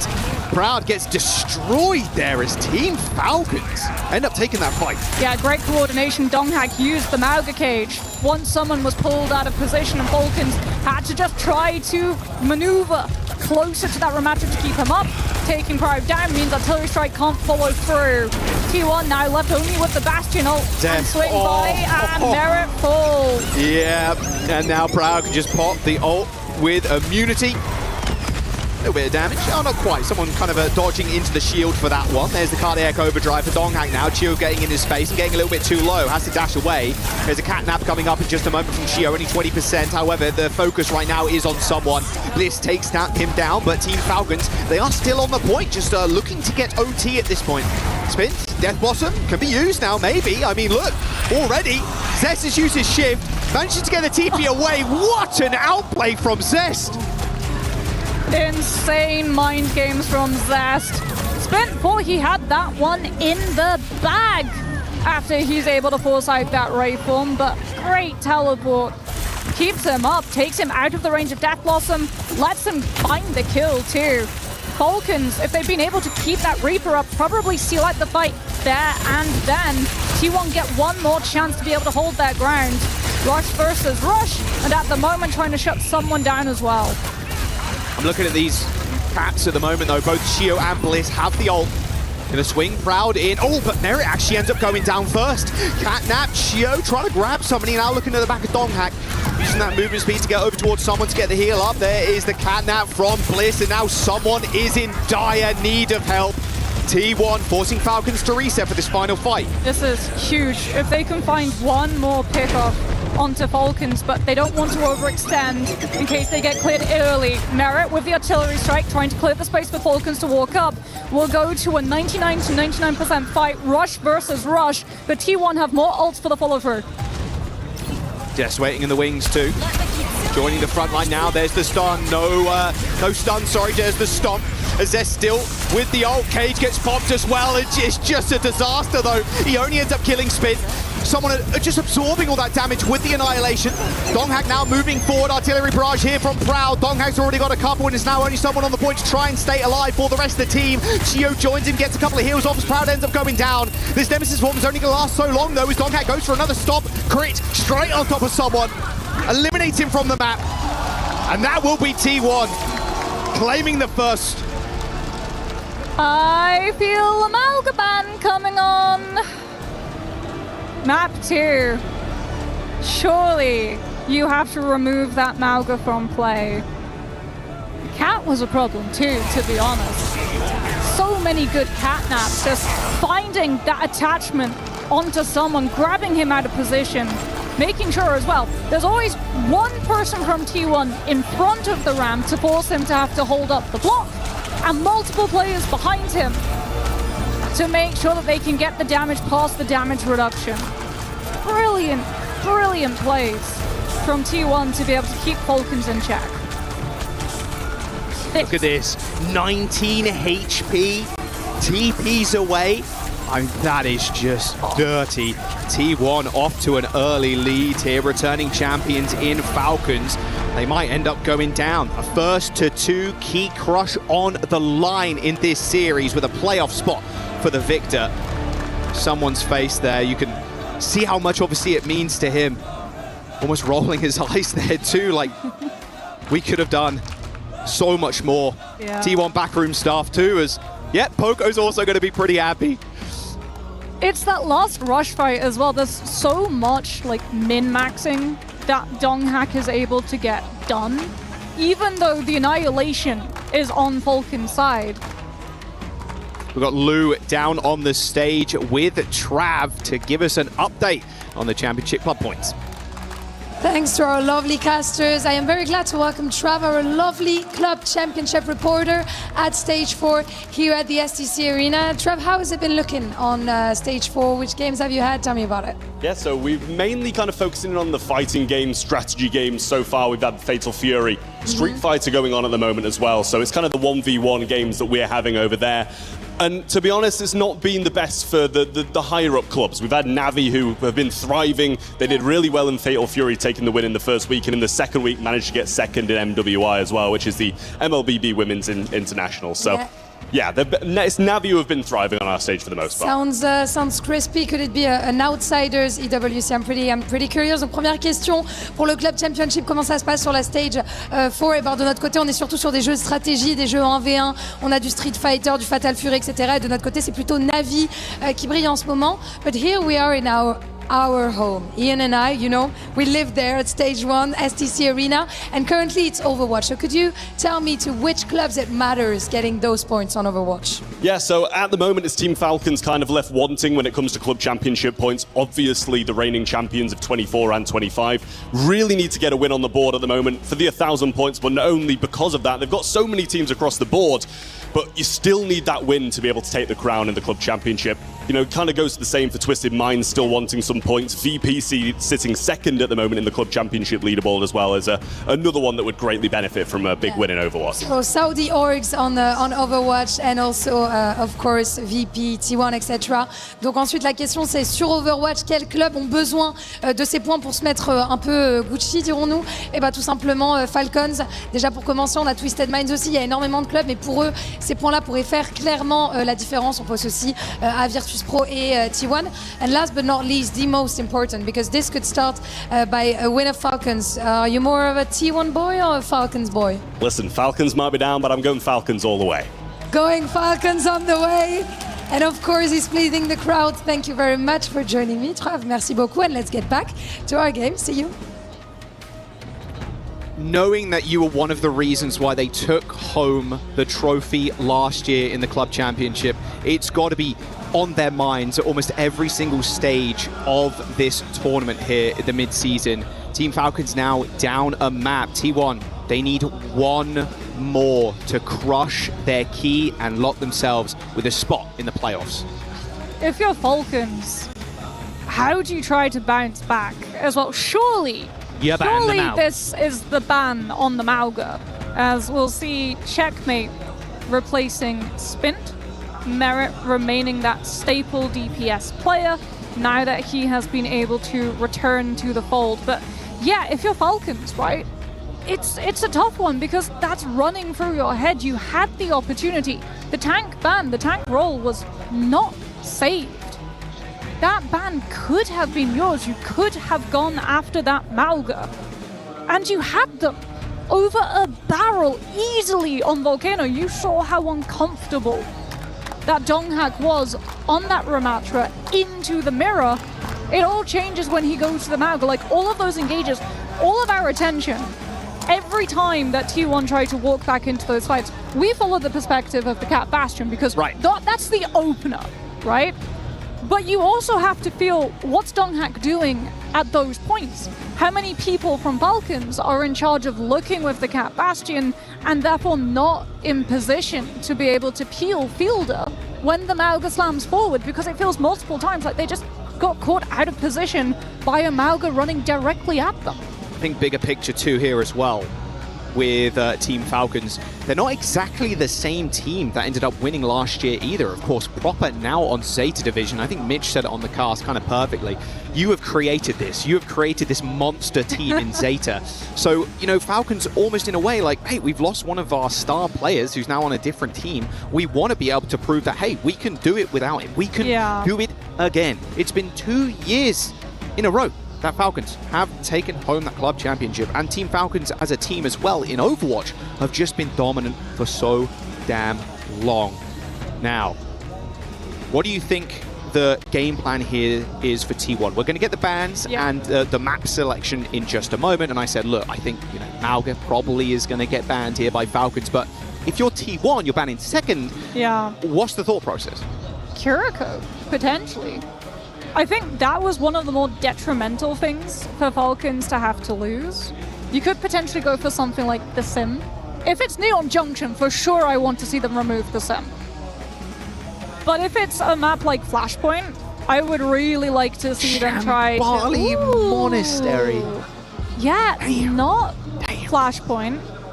And also, not Neon Junction. A map which I feel like Falcons had so much confidence when we saw them full hold Dallas Fuel. It really did look like Neon Junction would be one of their best maps, even though they lost it yesterday and probably lost a fair bit of confidence in how they played it yesterday. They were still able to hold Weibo Gaming off for a very long time off of things like that May since the Sim got targeted. But I will tell you what is great on Shambali Monastery, Ramatra. Very, very strong. Almost too strong, it feels like, on this map. This map also feels like a little bit of a what? That's not a Mauga ban. No, it's a D.Va ban. Yeah. Yeah. It'll be fine. Surely. Clueless. This map feels like a rare one. It actually just feels like a ultra rare trading card or something. You're pulling this from the map pool. Very rarely do we Shambali Monastery. We've seen it a little bit here, obviously, at mid-season, but not a map that has been in the pool for quite some time. In fact, a lot of the maps in the pool, I feel like, have not reared its head. And let's quickly talk about what you were just talking and chatting about Weibo. That was an upset, for sure. Like, sure, every now and then a Chinese team is going to go all the way with a Korean team. But if you're Falcons, what's going through your head when Weibo eliminate you there and push you down to the lower bracket? Because you're not expecting to lose to a Chinese team there. No. At all. Especially when you've always beaten them. Yep, every single time. 2 years. 2 years you've been able to beat Weibo Gaming, and then they beat you. And now you have to come in, next day, lower bracket run, first to 2 format, go down 1 map. Right. Here we go. Shambali Monastery. Second map pick by Falcons here. They're going to have the Farah, and then there's a D.Va ban on the other side for T1. You saw the backroom staff of T1 a moment ago with that coach cam elated in the fact that they're taking the win. I mentioned before, a couple of them saying to me like how nervous they were coming in, and you got to be. I mean, Checkmate, Swing Chip has worked with Checkmate before, and a lot of the players on the screen right now, like, count how many Overwatch League players are here. There's a lot. There's so much history, and even Zoe was talking about how Donghak fielded Shio. They were previous teammates back in the Overwatch League as well. Okay, T1. Ramatra. return for Donghak. Looked uncomfortable on the hero, on control. Potentially it's just the map type. Now that you get to play the defense, now that you can actually position your shield and stay behind it, as opposed to being ran away from it the moment that it's down, this can find more value, especially since Zest will be on that Cat Bastion. They saw what Falcons were struggling into. They saw how much Merit had to do to be able to shut down the Cat Bastion yesterday, and they want to play it themselves. Yep, long range nade. Look at this devious position. Oh, goodbye, Merit. Just one shot. He barely got his mouse like halfway across his mouse mat before he died. Beautiful little surprise attack from Zest. This is really good, smart heads-up play from T1 as well, right? Because they're playing more on the Cat Bastion and not relying on Donghak running directly at Falcons, which was why Chio actually started on that Mizuki. I'm calling that cringe in my rank game. That's all I'm saying. Oh no. Check the skies for when the Cat Bastion flies as Falcons try to just find some presence on the point itself. Checkmate taking so much damage before the fight starts as T1, they've got full control of main with the Cat Bastion, but they're also shutting down high ground rotation with the Freya. As TP, Checkmate's actually on his own right now, needs to be able to take this. They trade Merit for skewed, sure, but Zest in the front line is going to be able to chew through someone's health bar, and the rest of his team just kind of dominating the backline. Yeah. Team Falcons getting team killed. The Falcons sort of try to ignore the Cat Bastion, right? Take the fight somewhere where the Cat Bastion can't comfortably follow unless Zest full commits to the drop down. Yet he just gets dropped in the back line. And he just gets dropped right behind Falcons, who are still having to deal with Donghak and Proud in front of them. Movement has been made. The first time we've got to see the cop fully move as Falcons look to attack, but T1 are just giving space to allow Donghak to hit the backline. Donghak's just walking into the backline alone. Yep. But Bowler as well is just going to connect with practically everybody from Falcons. I mean, the Bowler with the Bastion ult, yeah, that's one Swift there. Look at this. Is brutal. Oh, and that was, how many frames was someone not holding the grass there? Yeah. Perfectly timed by Proud. See, this is something that Falcons were actually punished for yesterday versus Weibo, right? They went through the SimTP, and yeah, Zest will just keep doing this because even if we don't find kills, look how much time it burns. Rush though from Fielder, but someone's already really low. Zest again with another giant flank around the native. 5 people on Falcons, completely concussed. Have T1 lost a player yet? I'm pretty sure the defense has been deathless this whole time, and we're about to hit the last minute of this map. If you're Falcons right now, you're panicking. Okay, everybody calm down. We've got Rush. We've got Bowler. We can end it here. Falcons, on the other hand, though, they have got the Symmetra wall. Very much a fight winner. Someone's dropped off this high ground. It's gone low already, and he just gets instantly destroyed. Tank now down. Wall comes out for Checkmate, but in this position, what can you do? Mizuki Sanctuary on the point, and they just feed into Donghak. Looking like prime Mike Tyson out there with the punches he's swinging. And Team Falcons, only a minute left in the bank. It's desperation. Chio off of the Mizuki, all invested. Now has to get Merit in position, but he drops him. You can see Falcons, they're starting to come apart. Little mistakes like that show the panic that they're starting to fall prey to. It all comes down to this one last fight. You can't lose this duel in the sky. You just can't. Both nades going out already, and Zest happy to take this duel. Goes pretty low. Both Bastions and their respective cats end up bowing away and just getting out of dodge. Garage comes in though. Hang on a second, someone is really low. They have to keep him alive here. He's got the flux, he's got the game and the fight winning ultimate here as they push us forward. He's gonna pop it in the end, but he's 64 HP. Man should slash out the way, but Zest is gonna just shoot him out of the sky. And he's on the high ground too. Merit, the only one touching right now for Team Falcons, is Donghak happy to take the 1v1. The catnap. That's gonna signal the end of the push. T1 with a full hold on Shambali Monastery. This is not how Falcons want to go out. How quick this second map could be. This is not the Falcons we're used to. You can see there was acceptance as well that last fight when they just try to go to the cart to have any distance that they can to get one more fight chance if they lose the first fight on defense. But this moment here, Weibo did the same thing. This was something that Falcons, when they take the TP, they instantly take the teleport. There's no dilly-dallying, there's no baiting. So everyone knows when they see that Symmetra teleport come up, that Falcons will all come through afterwards to be able to send out things like the Freya Bowler shot. And you can see, like, that reality. The fact that you might be seeing your key crushed after last year, you were the one crushing key after key after key. That's starting to set in. Zest and Bliss. The perfect Cat Bastion duo. 0 deaths. T1, by the way, I should point this out, did not play Cat Bastion so far this tournament. They looked at Falcon's history. They saw how hard they struggled into the Cat Bastion. They're playing it themselves as someone. Look at this classic. It has to be a close hold. We playing right up to the doors. Checkmate's playing this sim too. There is a way to get out of this fight if they need it, but this is going to be the big problem. Zest is just going to hold this high ground, I say high ground, the top of the skybox and shoot down. Merit's already really low. Someone, where's your shield at? Where is it gone? It's already dead, and Merit's going to follow. This close hold is just not it against this Cat Bastion. No. And time's ticking. First fight lost. Falcons having that extra distance, having lost the last fight on defense, now will come into play because it buys them one more chance, one more team fight, but they will have no space, no ultimate. It all comes down to this one last fight, and Pride's about to hit Bowler Shot, but before they can even touch the point, they have to get past the Cat Bastion.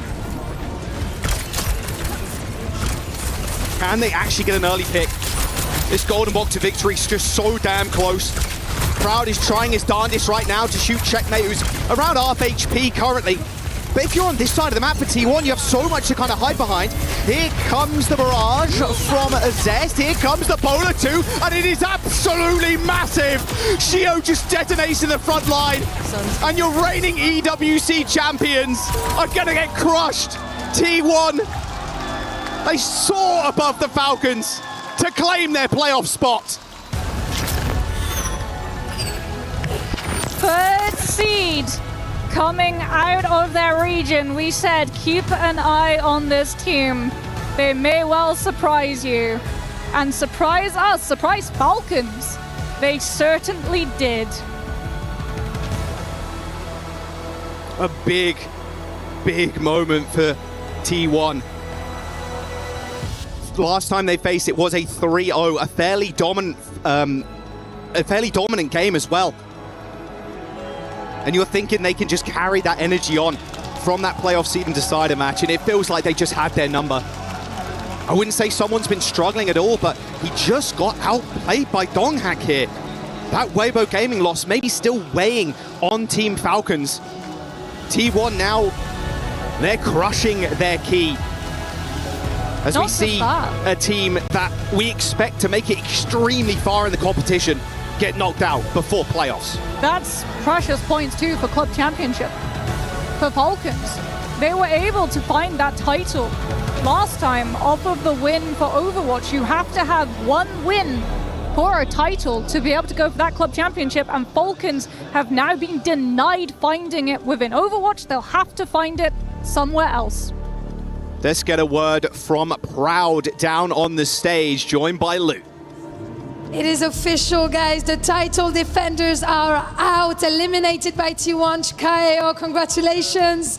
Of course, Proud. And I imagine this must feel good because historically Falcons have been your nemesis in Korea. You were struggling to beat them. Now you've beaten them twice in a row. So is it officially the end of your curse against Team Falcons? 일단 프라우드 선수 승리 축하드리고요. 사실 첫 번째 질문으로는 팔콘전 때 사실 팔콘전만 하면 한국에서 많이 힘들었잖아요. 항상 팔콘 상대로 좀 패배를 계속 하시다가 이번에는 2연속으로 또 팔콘을 이기시게 되면서 팔콘을 탈락시키게 되셨는데 드디어 좀 저주가 깨진 걸까요? 일단 한 번 이기고 난 게 좀 큰 것 같고 예상한데는, 그리고 생각보다 저희가 자신감도 많이 생겼고 다들 으쌰으쌰해서 잘 이긴 것 같습니다. Yeah, the first win, I think we gained a lot of confidence that one. So I think we had a lot of confidence coming into this game. So I think we won really well for us. Yeah, and finally that curse is done. Congratulations also for that. Donc effectivement, vous avez enfin réussi à battre Falcons 2 fois. Ça a été vos némésis pendant longtemps. Vous aviez du mal à les battre. C'est officiellement la fin de la curse. Bah oui, c'est clair que déjà la première win nous a donné énormément de confiance. On était très contents de les battre. Donc c'est clair que derrière ça a pu enchaîner. And you know there is a little bit of banter from what I understood from you and the Twisted Mind player Quartz. He said that you guys never managed to beat Twisted Minds in a series. So can you tell me why is it going to be different in playoffs? 사실 또 이번에 또 트위스티드 마인즈의 쿼츠 선수가 스마 상대로는 T1이 절대 팀파이트에서 못 이길 거다, 다전제에서 못 이길 거다 이런 얘기를 했거든요. 근데 플레이오프에 가서는 좀 얘기가 다를 수 있을 것 같은데 어떻게 생각하시는지 그리고 그 이유가 무엇인지 궁금합니다. 일단 트마가 잘하는 팀이라는 것도 알고 하지만 저희가 이번 경기는 솔직히 저희 실수가 더 컸다 생각하기 때문에 다음에 만나면 꼭 이길 것 같습니다. 그리고 왜냐면 저희는 원래 그런 심해 툴 잘 끼기 때문에 다음엔 꼭 이길 것 같습니다. Well, I mean, I respect Twisted Mind. They're a great team. However, I think last time we faced them, I think it was just our own mistakes. I think that was a critical factor. And that being said, we are actually very good at killing Symmetricom. So, yeah, so we'll see next time in the playoffs. And we're definitely going to win. You're teasing me on this. I like that, of course. Donc la deuxième question, c'est avec Twisted Minds, il y a un peu de banter avec le joueur Quartz. Ils se sont un petit peu cherchés. Quartz a dit qu'il les avait jamais battus, que T1 n'avait jamais battu Twisted Minds en match et que c'était un jeu d'équipe. Ce à quoi il répond oui, bah ça sera différent parce que nous on est excellents pour tuer des compos qui sont symétriques quand on joue la même chose en face. Je pense que si on a perdu, c'est parce que nous on a fait des erreurs et on sera évidemment meilleur la prochaine fois. But talking about the team that you just took down, Falcons, we're gonna get to the key crusher together. Kaja, let's go. Let's go. Let's go. We have T1 eliminating the title defenders. Falcons here. That's a low blow for the club championship run here for Falcons. They needed those Overwatch points, but they are out already and crushed by T1's Proud.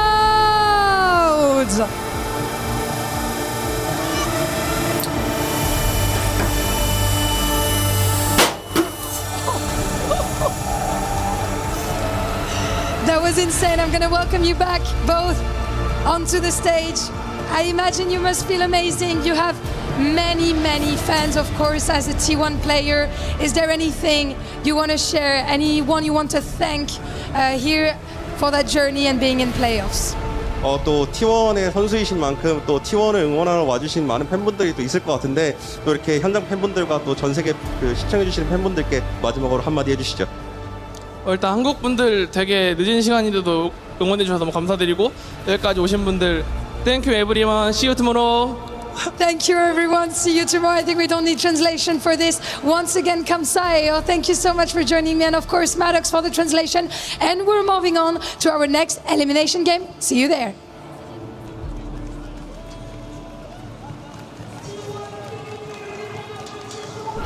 And just like that, Falcons are out in groups and another title at EWC. The Overwatch loss was not on my bingo card. We have Johnny and Zoe in the studio.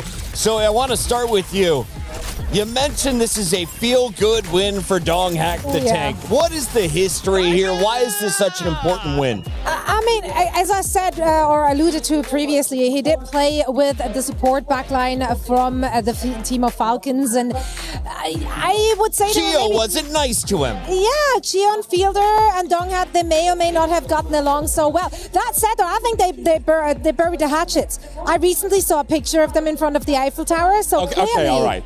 Well, you get a handshake in front of the Eiffel Tower. It's not enough for me to believe that Donghack hates that guy in game. They beat him 14 times in a row, and now finally Donghack got 2 of his own in a row against him. They do touch gloves before fighting in most boxing and MMA matches. Johnny, as we take a look at the highlights here, who was throwing the haymakers that you saw throughout this 2-game series? Look, T1, they are just way more refined on these cat compositions, and you saw they put so much pressure on someone, the tank of Falcons. Can you just say that again for the newer fans? In these cat compositions, yes, we have a character called Jetpack Cat. Continue.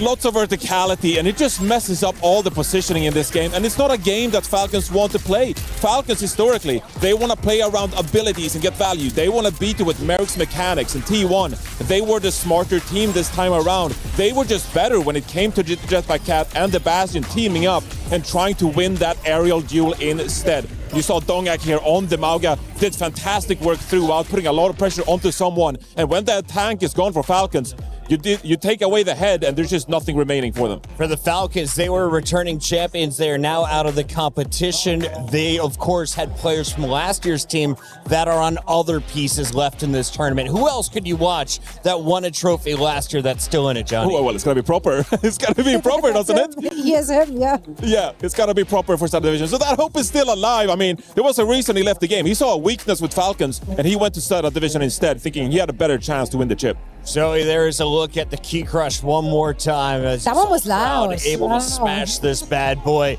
Had to be a great feeling because everyone doubted T1. Only 23% of the fans sided with them. Which is kind of crazy because we had so much hope for them last year. They were like the up-and-comers, right? They were the ones who wanted the change of guard. We wanted to see them taking down all those veterans. And I feel like last year they were just on the brink of doing so. And then they just kind of slowed down. Luckily, Falcons also slowed down this year tremendously, in fact. So, yeah, I think if you it was written in the stars. I think Falcons' performance prior to this event was already disappointing. And a lot of people want to see a Twisted Minds T1 matchup, see Quartz versus Proud. There's been a lot of talk there. Johnny, is there another matchup you think would be a good fit for T1 as we get to the bracket? We will be doing a draw show at the end of the day. I think T1 matches up pretty well against most teams, but most of those EMEA teams, the Symmetra, we saw the Mauga come out from GK previously. I think those are the matchups that T1 probably have the same style for. The question for me is, are they as good as the EMEA teams on that playstyle? They said they're ready to smash the Symmetra comp. No matter what you bring, T1 will be ready for it tomorrow. In the meantime, we will be back with another match. It is day 3 of Overwatch at the Esports World Cup 2026.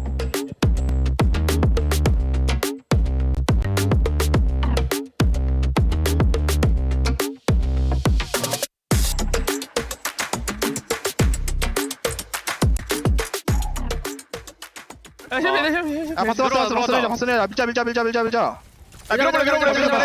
바스 슬로우 바스 백라이 바스 키리 나와 딩 나와 나이스 발코 따잇. We were there for every click, every clutch, every respawn. We were there for the years of grind, and we're here now. The proud founding partner of EWC, powering the biggest event in gaming, shoulder to shoulder with the world's best, making history. Greatness deserves a stage. Lenovo Legion, reach your impossible.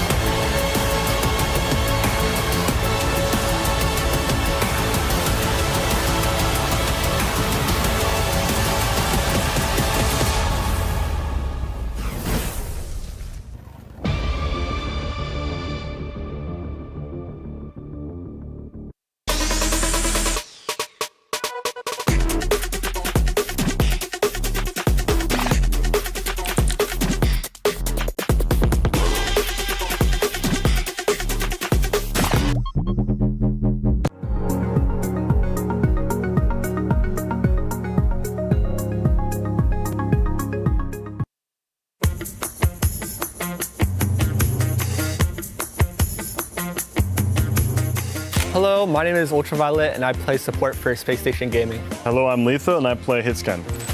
I think Domino would take me somewhere really nice and expensive.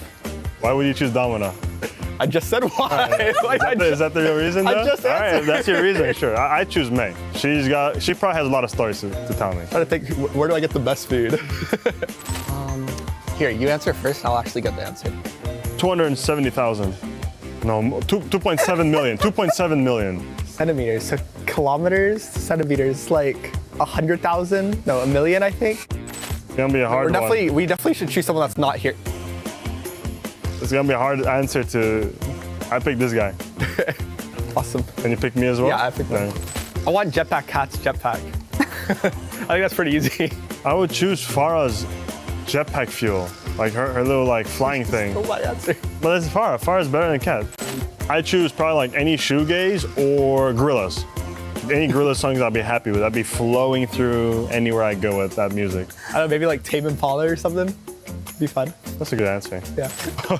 I don't want my brother to kill me, so I probably pick Genji, I think, for this one. Yeah, I think that's a pretty good argument, to be honest.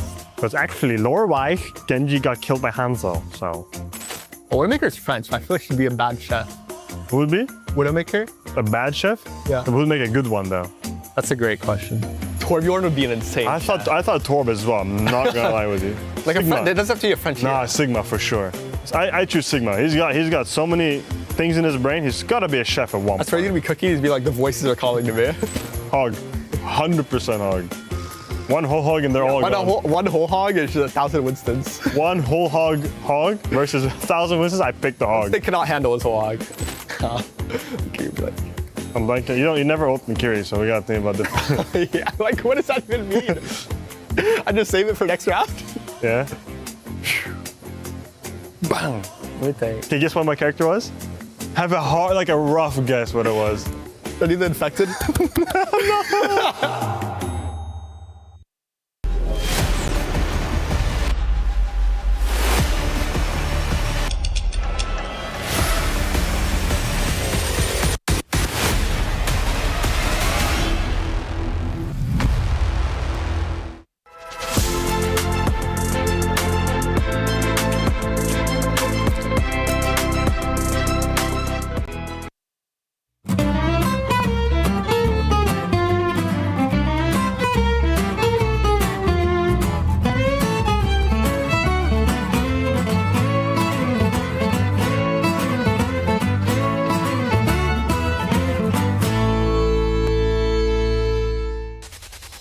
No. Not bad work from Space Station, at least when it comes to the canvas. When it comes to the game, how will they play today? We welcome Jake back into the studio alongside Zoe. On the other side of this fight, we've got one of the best representing Japan. It is Veryl. Let's start here with this Space Station Gaming. A real quick question on the yellow team. Are they the favorite coming in, Jake? I'd call them the favorite, but it's a pretty tough comparison. These are not teams that get to play each other often. In fact, I don't know that they've ever matched up before, so I think this one could be a little bit interesting, could be a little bit spicy. I'd give credit to Space Station Gaming. They got more experience at this level on land, but Veryl has been resurgent, so I think this one is going to be one you're just going to have to watch. Speaking of Veryl, we caught up with one of the players. It's Nico backstage. Here's what he had to say. What's up, everybody? I'm here joined by Nico from Veryl and, of course, Mari to help me translate. I wish I speak Japanese, but I don't, so thank you so much for joining me. Now, Nico, I gotta say, I think it's safe to say that Veryl is one of the most popular team here at the mid-season championship. To be fair, you guys aren't really the strongest team, but yet everyone loves Veryl. Why do you think that is? バレルはもう世界中で最も人気があるチームのように思います。正直に申し上げまして最強ではないかもしれないんですけれども、最も人気があるチーム、その理由は何なんでしょうか。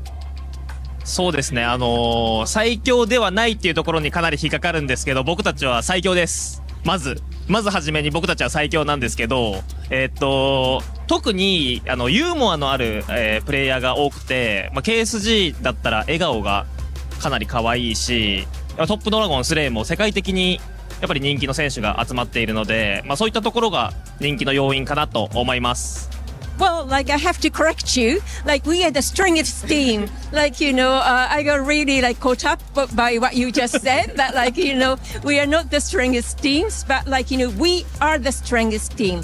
And why we are popular is because like we are a bunch of humorous members. Like for example, KSG has a very lovely smile, and Top Dragon and Slay are very, very famous throughout the world, globally. So yes, that's the secret about our popularity, really. Nico, I'm so sorry. Yes, you guys are the strongest. I will correct. Veryl's the strongest team at EWC. All right, talking about being the strongest, you guys are facing off against SSG. How confident are you going into that match? はい、大変失礼いたしました。そうです。バレルは世界最強のチームです。次はSSG と対戦されるわけですけれども、自信はどのくらいおありですか？そうですね、前回の、ワールズファイナル世界大会で敗北してしまったんで、そのためにいっぱい準備してきました。絶対に勝ちます。Well, unfortunately, we lost against them in the world final last time. So in order to pay them back, we had spent all our energy and time to prepare for it. So we are definitely going to win this time. All right, I am very excited, Nico and also Veryl. 화이팅頑張ってください。ありがとうございます。ありがとうございます。Thank you so much. ありがとう。Can't help but love that guy, but the fans only have 20% of their faith in Veryl today. Do you agree with him? I mean, yes, but still, how dare you? Okay, yeah, I've been cooking on this one. Listen, look at the bracket of last year, because last year they got knocked into the lower bracket by Korea's number 1. Same thing happened this year. Then they won against China's number 3. Huh, that happened again. And then they got knocked out by NA's number 2. Now they're going up against NA's number 2. So scriptwriters just went for a copy-paste here, but surely Veryl is going to change their fate.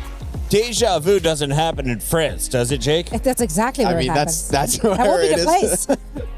I do think, though, for Veryl, this is going to be a scary one. I mean, heavy hitters from the DPS line on SSG.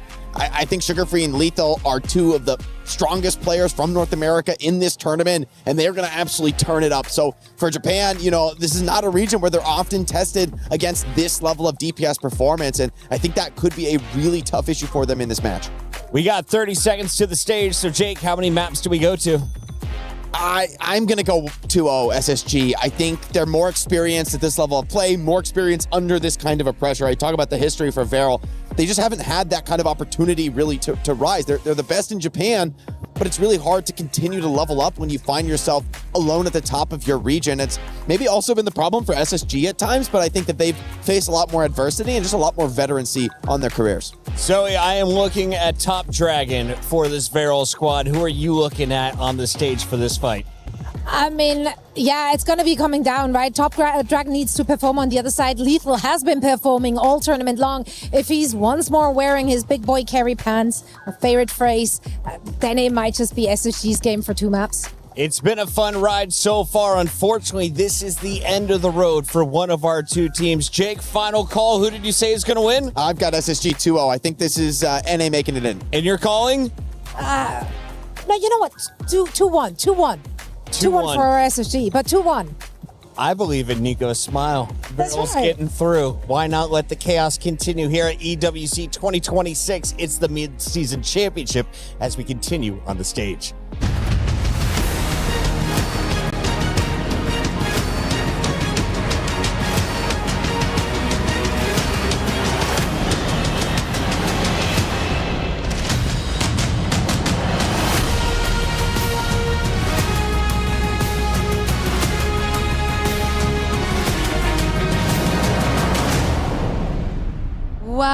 Wow. Title defenders, Falcons are officially out. Big news, effectivement. Les défendants du titre, Falcons, sont éliminés de la compétition. A nice revenge for T1 shining on the Korean stage, but That means a lot, man. It really does. We've seen, of course, the Falcons' wings clipped here in Paris and their title defenders Key crushed for the world to see. But with their demise, opens the door wide open for the remaining contenders. And the next two to step out onto the stage, this should be a lot of fun. Yeah, it's going to be a lot of fun, and I'm especially excited about one player. He has the worst position when it comes to gaming, but he has a bright smile. He's funny. I'm rooting for him. It's KSG. I'm really looking forward to seeing Sugar Free step out here and lead his team onto the stage. Before we bring them out, I want to give a shout out to our fans, our passionate Overwatch fans here in Paris. Make some noise for yourselves. Thanks for coming out. Faites du bruit. Should we bring out the next teams? Let's go for it. The first team comes from America, and it is Space Station Gaming.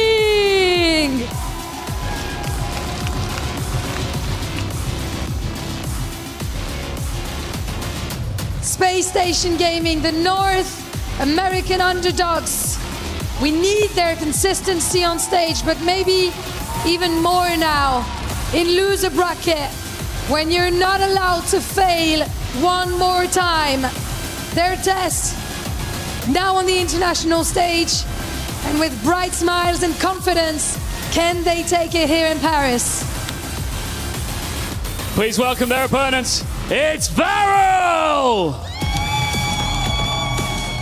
For years, Japan has searched for a team capable of standing with the world's best. Varel have become that team.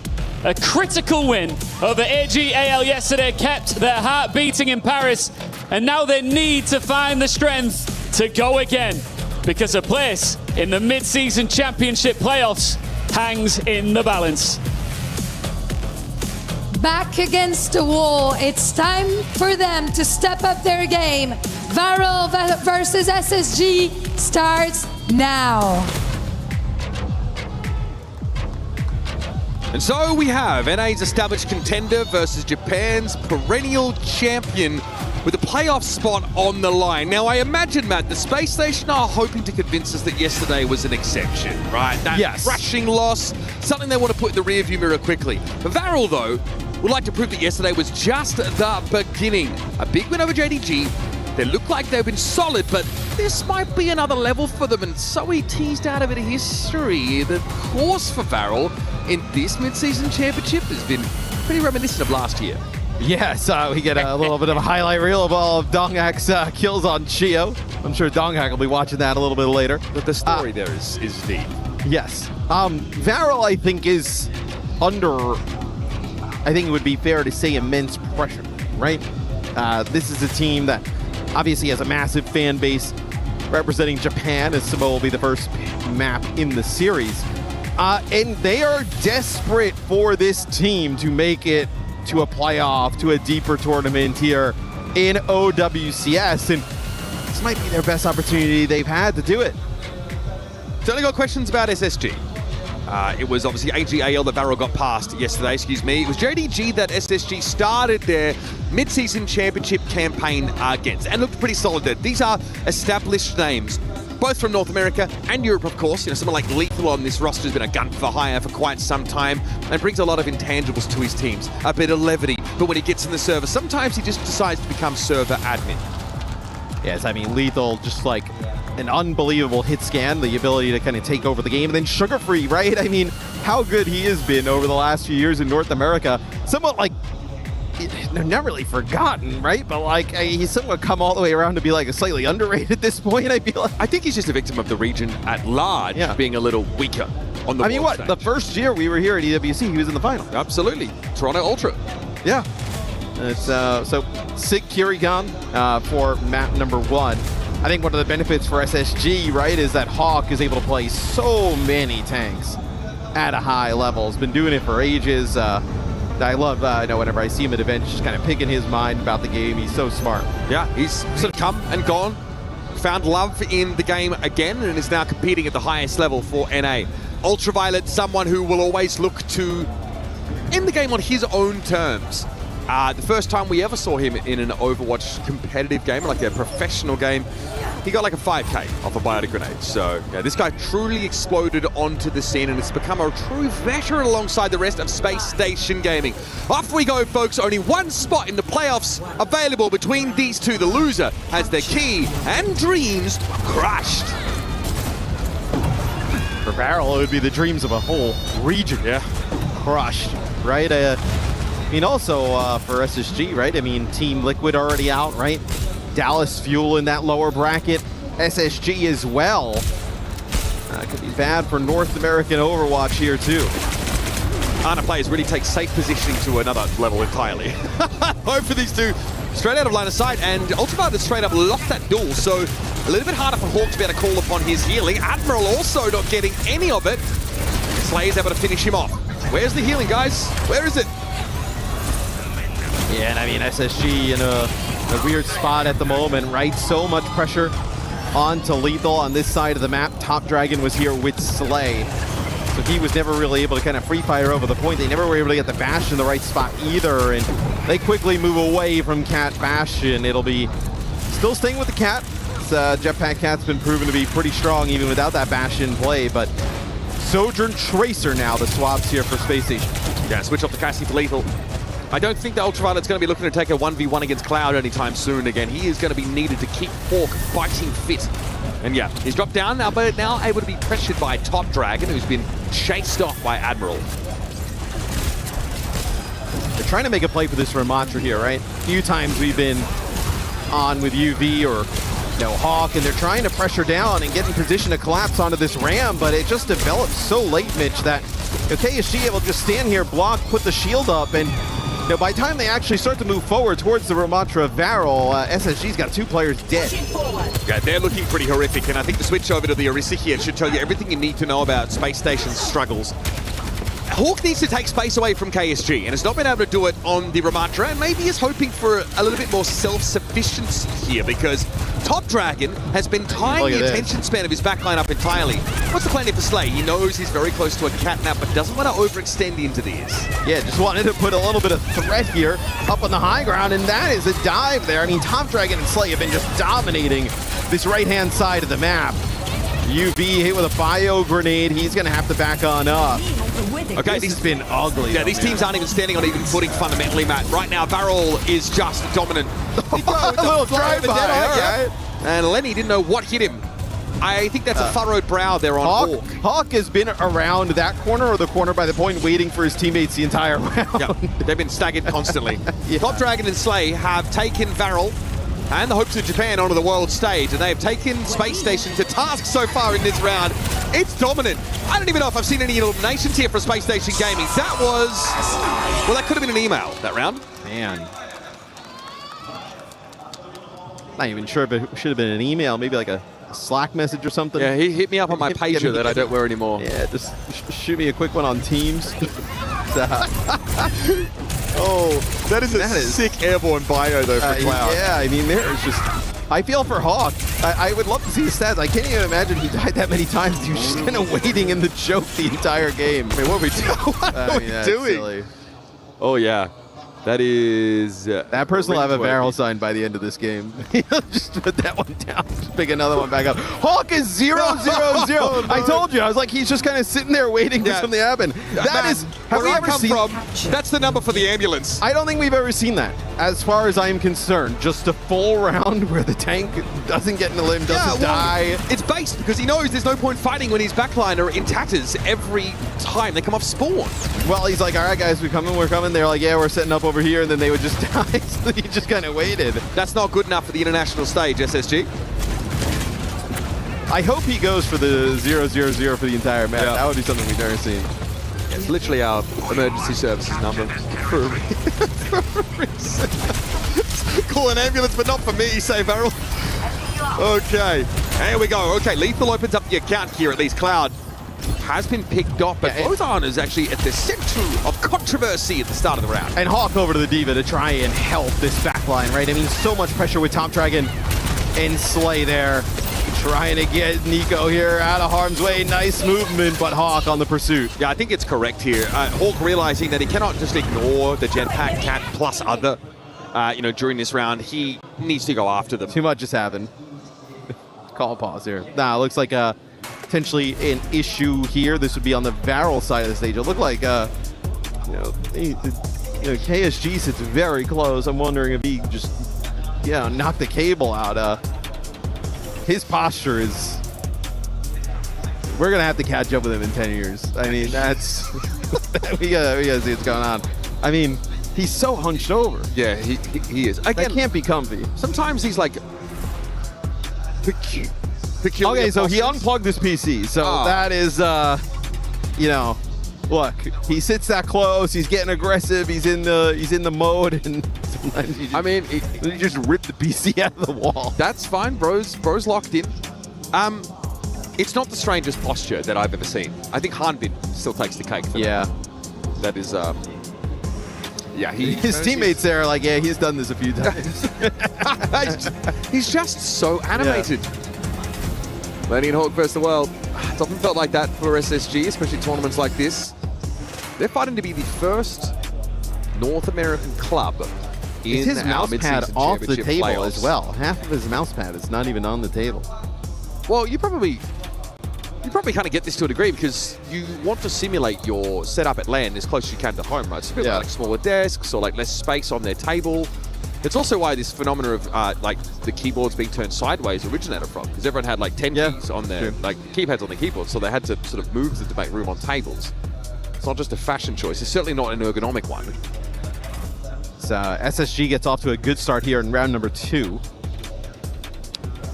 But Varel just absolutely dominant there in round number 1. I'd imagine we're getting a little bit closer here, getting back into things. Yeah, I mean, again, we're powered by SSDs in this era, so normally we can boot up and get into action pretty quickly. But it is a unconventional tech pause reason. But frankly, I'm more satisfied than this than people running off to the bathroom without warning. Yeah, that was an interesting one. As Christopher's like, he's starting to play well, man. Like, I love the attire. I really do think though that the SSG outfit can be turned into overalls, so he looks like a mechanic. You know, They do have under the hood of an esports. They have a sick kit, and also the team skin, right? With obviously the Roadhog with the SSG belly. I mean, that one's gonna do numbers. It's great real estate for thumbs up. We like that. Right, moments away from getting back into the action. To remind him not to unplug his PC. To catch you up with what happened in the first round, it was Top Dragon and Slay highlighting here for Varel, the jetpack cat play from Slay, who is your Japan Stage 1 MVP, was too much to handle. This time though, Space Station have the Diva, which can answer this, but means Hawk gets even busier now. It is 26% gotten there by Varel at the start, so not absolutely nothing there early on. As the Deucey KSG, when he gets back into the lobby, will switch over to the Diva. So this is what the Jetpack can provide. Tracer, right, just gets Top Dragon all the way across the map there. Sugarfree trying to pressure Slay down. That was nice from Ultraviolet. Good little interception. Top Dragon, though, might be a wrinkle in this plan. It's a recall, though, is forced, and Ultraviolet has friends and help on the way. Yeah, looked like Slay was trying to make it back to the rest of the teams, and Top Dragon, he drops him on the other side, and just gets a little bit too close. Takes some damage from Sugarfree, and then UV just kind of rounds the corner, finishes them off. So, in a slow round here in round number 2. No longer trying to play. Oh, nice stick. Okay, that's nice from Sugarfree. On Nico, of all things, one of the DPS that would be most lethal to Tracer. And now that Ultraviolet's not busy playing Ana Paintball with Cloud, it's bound to hit some pretty crucial biotic grenades from some safely ensconced spots here. Yeah, and because they have great map control, right? They're able to control some of the high ground as they are trying to... He's pushed up. He is pushed up. Third to be found here. Eventually Ultraviolet is going to be accosted again by Top Dragon. That's the stick. That'll do him in. Nicely done. Both Tracers with a very important pulse bomb pickoffs. But Varel haven't had control of the point since that first fight. They need to get their skates on. Hawk wants to maintain this space here, but it's very split. Space Station Gaming, and Hawk has a remake opportunity at the very least. And oh, no! KST dragged out into the open, but here with the nano boost that actually mitigates enough of the self-destruct damage to keep him inside his spec. That is so nice from Cloud. Yeah, really nice attempt though from Admiral, right? Trying to drag that Diva into the self-destruct, something we don't see that often. Top Dragon starting to heat up in this round as well. Bio grenade goes in there from UV, doesn't connect with anything. Very aggressive. Nano not used there. They're going to hold on to it. They get to 99, which is the most important thing there. for SSG. Yeah, Ultraviolet, they're going for a more up-tempo play, but that certainly exposes you to punishment. And he did suffer in the end. Lethal not able to extract himself from the point quite in time, so it'll be a full respawn, and Hawk has had to go for a long walk off a short cliff. Nano available here for SSG. You think Hawk or Sugar Free the targets. Varel, dude, Top Dragon with the Pulse Bomb, right, was massive getting rid of UV early in the previous fight, even just kind of got it right past the defense matrix. In general, though, this has been much, much better for Space Oh, Station without Gaming. a doubt. Yeah, I mean, they're awake. Look, just about anything would have been much better, but yes, significantly better. We could say they're playing the game now. So quick Nano give it over to Lethal here as he runs Cloud into the ground, and he'll take the fight against Nico quite happily. Over the top goes Slaves, trying to quickly leave the scene. Top Dragon again successful in his This one's not assassination over. attempt into the backline. Yes, Slay with a catnap. I don't know who he's caught here, if there's anything to it. A little isolated is Lethal, but you favor the Bastion in this kind of matchup, although you must respect the Cat who's encroaching. Oh my goodness, up behind him, Slay able to find that. So although SSG gets the two-player advantage early on, KSG has a self-destruct, which he's able to get back in mech. Top Dragon with the Pulse Bomb, he's able to get one, and then Slay's still alive as well. The staggers are rough. Oh, this is going to be brutal. And also the artillery, they're going to be able to kind of like hold this outside the spawn. Let's see where they decide to use it here. Bastion also interesting because it gives you perfect information about the map. Oh, they lost UV too. War in Overwatch, and yeah, Nico's just able to search for Ultraviolet and fight Niana. Tough to fight back from this one if you're Space Station Gaming. A better start in this round, but Varel seemed to have outlasted. Now Hawk, can he hold up in the heat? Just needs to stall at the moment, but doesn't have a self-destruct for a remix, so has to actually leave. Nice little per healing coming in there from Admiral, but Lethal has already gone down. That's the lion's share of your damage output. Top Dragon's going to make this even worse by divesting Hawk of his mech, and Sugar Free has much of his damage mitigated by Defense Matrix. Here come Varel, not satisfied to simply repeat history. They start off on a strong foot against NA's number 2. Yeah, round one, very dominant from Varel. Round number 2, SSG battled back. They get an advantage there late, right? It's the Nano on the Lethal. He finds 2. And then they are able to battle back. Self-destruct. They had a Pulse Bomb there and a Catnap. If you take a look at some of the highlights, it feels like Top Dragon really kind of turned it on in the second half of round 2. Yeah, Nana give it over there to Lethal. Lethal actually gets snatched back. I see the catnap was for the Bastion. Good work for Admiral to almost, avert disaster. But Slay still chasing the Bastion down and basically solos him. Jetpack Cat's scary with that slash perk being picked off. It's Varel now, 1 game away, right? Getting into our playoff here at the Esports World Cup, our midseason championship for OWCS.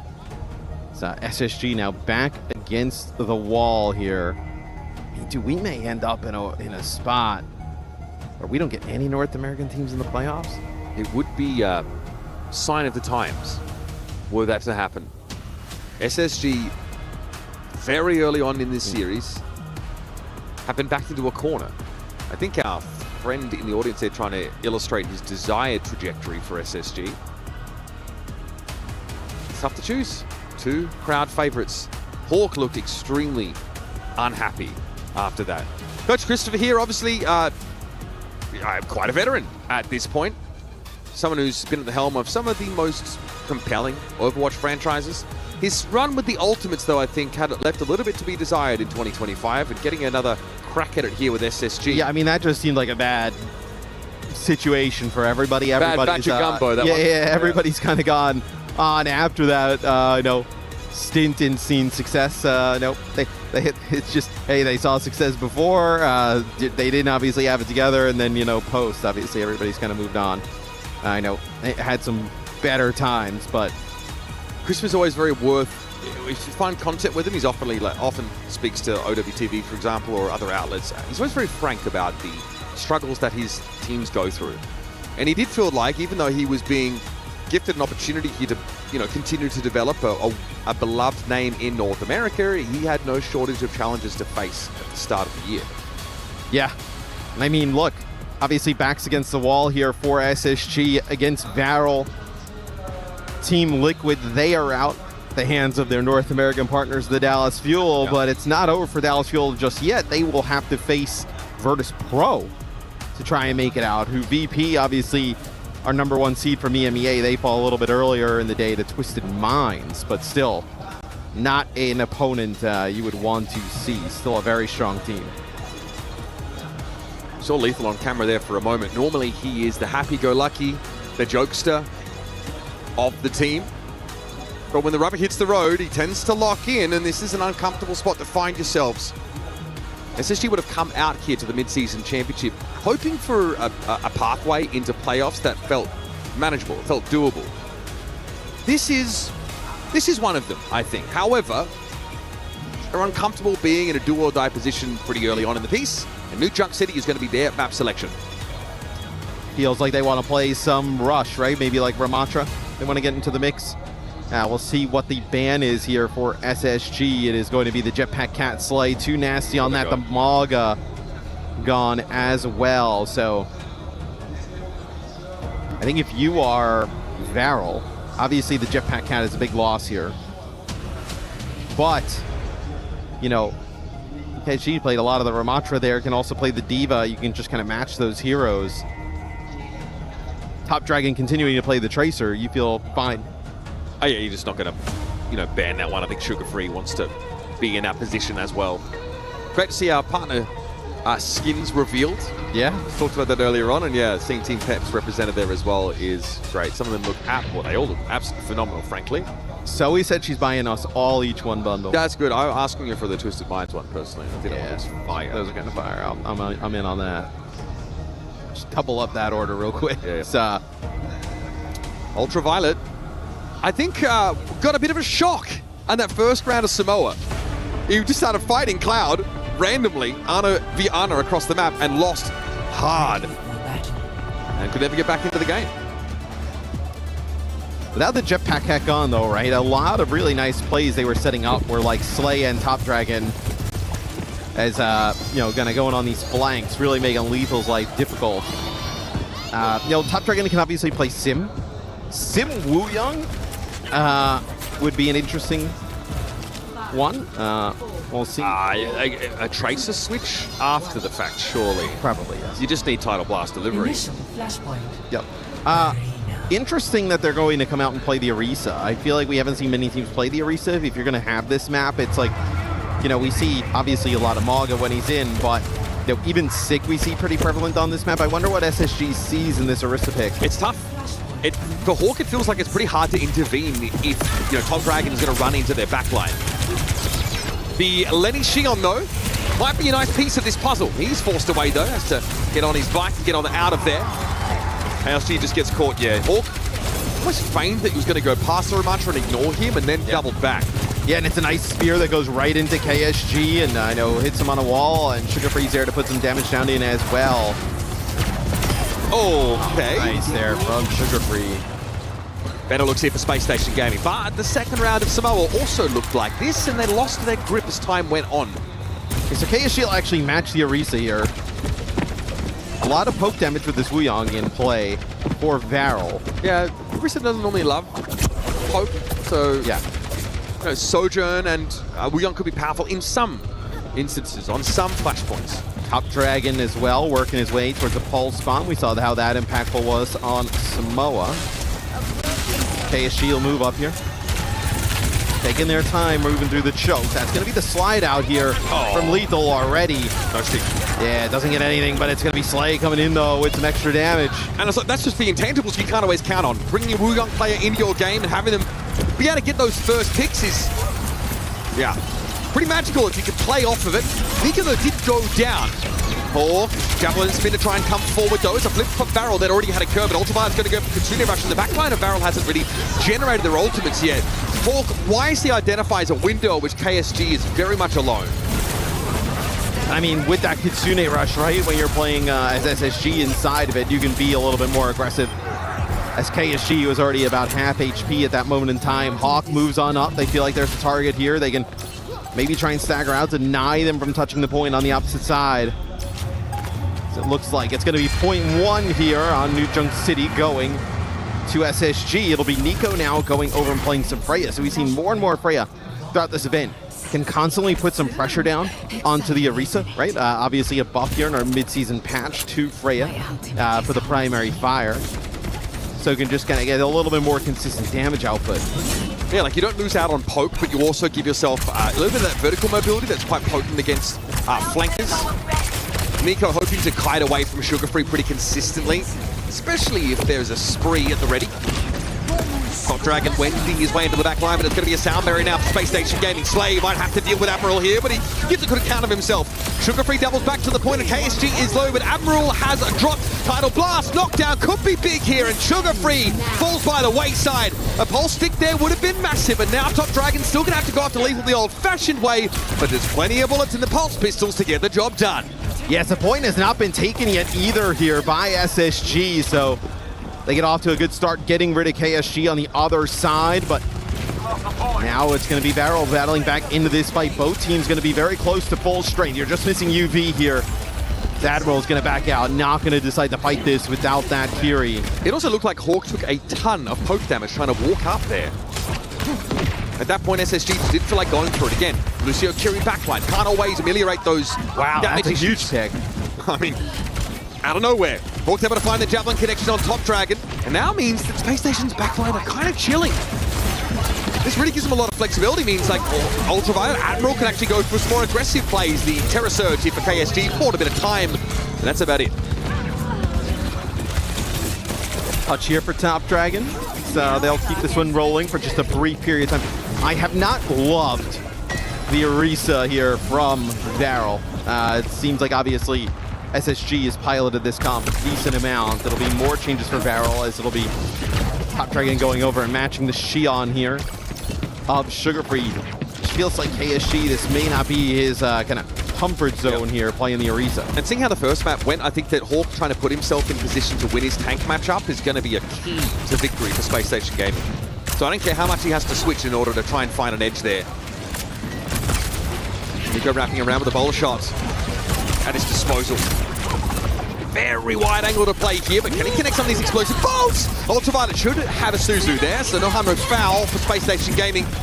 And a Kitsune Rush is going to be deployed. It's going to reduce that Suzu cooldown as well, but also the haste buff for the rest of the team is pretty important. Tidal Blast. Where are we going with this one? Nico runs Hawk down. Okay, gets the pick on the Orisa. Now it means KSG's got a bit of room to breathe. But SSG are at 92% and counting now. Nico and Top Dragon are gone. Yeah, KSG though still on the point. You have Slay coming in here as well. Cloud alive too. KSG with two. Both supports rounds the corner. Lenny had to win that 1v1 big time. Yeah, and he's got that execute. Nice. It is huge. 2-0 here in favor of SSG. Varel had just not had the answer for this comp. KSG versus Sugar Free for the flashpoint. The former didn't have any of his healers alive though. You see how big the Jetpack Cat ban is for Varel, right? Not having Slay, being able to kind of work those flanks with Top Dragon allows UV and Admiral to breathe a bit of a sigh of relief there, not under so much pressure. It's leveled the playing field. There's been a couple of windows in which the Tidal Blast has been quite effective, but none that have really outright won team fights like Jetpack Cat has been able to. Beat for Admiral. No, again, no ultimate to really match beat on the side of Varel. Kitsune Rush is okay, but again, need to be able to get that healing output. It's Lasers found here on his own, but it's going to be a spree from Top Dragon. More! Where that came from! Admiral got a little bit too close to the blender. Oh, Hawk's off the map. I think he realized the fight was probably over there, so SSG are only going to get a third of that last flashpoint. Yeah, lethal on a flank there. They actually see Slay. They kind of catch Slay out, right? I mean, they put a few shots into him, and then they push up. They just don't probably expect Top Dragon to be sitting on top of them there, getting ready to spree. Can't even really fault SSG for that, as they're still in a great spot. Varel end up taking the lead, but SSG 5 ultimates here to work with, and Varel is down a support there as Slay, without that Jetpack Cat mobility on the Wuyang, much easier to pick out. I mean, lethal on the Cassidy as well really does feel like PB&J for Space Station Gaming, man. He is devastating on this pick, and Hawk there handles Nico comfortably. Terror Surge for some extra durability. KSG got to respond. And he'll have a fully charged one, but Hawk has the beat from Admiral. Very well apportioned for a situation like this, and no analog to that on Varel's side. And Space Station back in control. Yeah, and Slay on the way back. Trying to make a play towards the end of that fight, maybe seeing if he can get back there, kind of contribute to his team. Ends up just getting staggered out, so be up off the respawn now. Tracer and Sojourn back here for Varel. No changes in the support line, no changes in terms of KSG in a while. It feels like they kind of need to match, you know, the Orisa at least, and then Slay obviously playing a different brand of Overwatch here on the Wooyoung. The last fight for Varel. They need to find some edge now on Space Station Gaming, who are sitting on this Kitsune Rush and ready to roll with it. First the Deadeye, though. Pleasantries exchange, but no time to spare for Varel. They've got to get a touch in a moment. Kitsune Rush now for Ultraviolet. Lethal, free to run here on this low ground. Concerned about a flank potential, but there's Slay falling. Hawk finds another Javelin set up for an elimination. KSG on the point, gets a Suzu here, but the spree for Sugar Free levels Varel. Dominant stuff here for Space Station Gaming. More than just a recovery, it's a statement in map 2. Yeah, they get no use of that tidal blast there from Slay towards the end. Just goes for nothing. SSG just dominates Varel there in map number 2. You really see, without the Jetpack Cat in the mix, right? Slay trying to take these off angles, trying to find some damage. Much easier to deal with when he can't just kind of use that always in the skybox movement of Jetpack Cat to get away. Much easier to chuck down on the Wooyoung. The Orisa mirror for KSG definitely didn't look comfortable. But this is SSG trying to game the system to favor them. With the Jetpack Cat ban and selection of New Junk City. The rub with losing control, though, means the decided map, the way the bans go, will fall to Varel to take priority on. Yeah, and I mean, look, you won't have to deal with the cat being gone. That'll be back in play. So, not worried about that whatsoever. Definitely feels like, were you targeting, Top Dragon's been good on the Tracer, so most likely not going to be targeting, do you want to target the Xion, right? Do you want to target Sugar Free? Orisa? You want to target the Orisa, right? I don't know if you want to see that if you're KSG. I think depending on the map, right? It allows Hawk to be a little bit more proactive and actually taking things in his own hands. He doesn't just make space. He doesn't just stand there and provide a zone for his DPS to operate. He sets up eliminations with these javelins, sometimes sees a window to push into a backline himself and get the job done. Pressure is on, though. She's won a map. That's fine. I mean, again, it's about how you recover from a rough start in a series. It's just this format doesn't really lend itself to comeback victories, sweeps necessarily because of how map selection works. And I mean, just a massive map for North American Overwatch. And then I know also Japan, right? It's been kind of surging as a really an awesome spot for Overwatch, just the game and esports. Obviously, Varel, one of the fan favorites from that region, wants to get into a playoff in the worst way. And it's so interesting for them because where SSG come from a region that has been forging them and reciprocally them, the rest of the region, into contenders, Varel doesn't really have that level of opposition at home. No. They dominated the Japan Stage 2. They dominated the final. It was a sweep. They've had to look further afield to find scrim opponents. Fortunately, geographically, they're close enough. China, South Korea can get those kinds of scrims. But they can't level up simply by playing within their own region. They don't have that luxury that Space Station do. Shambali is the map selection. Really good, Cat Bastion map, right? We've seen, also just Cat being pretty effective here as well. Okay, it'll be Cassidy the ban here.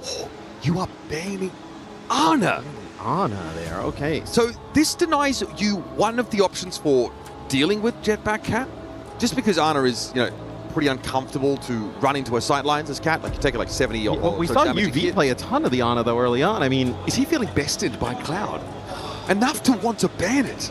I don't know. I mean, I think it's probably, maybe you feel like the Cat is not as effective if there is the Kiri in the mix, right? Cassidy is a great response to Bastion, right?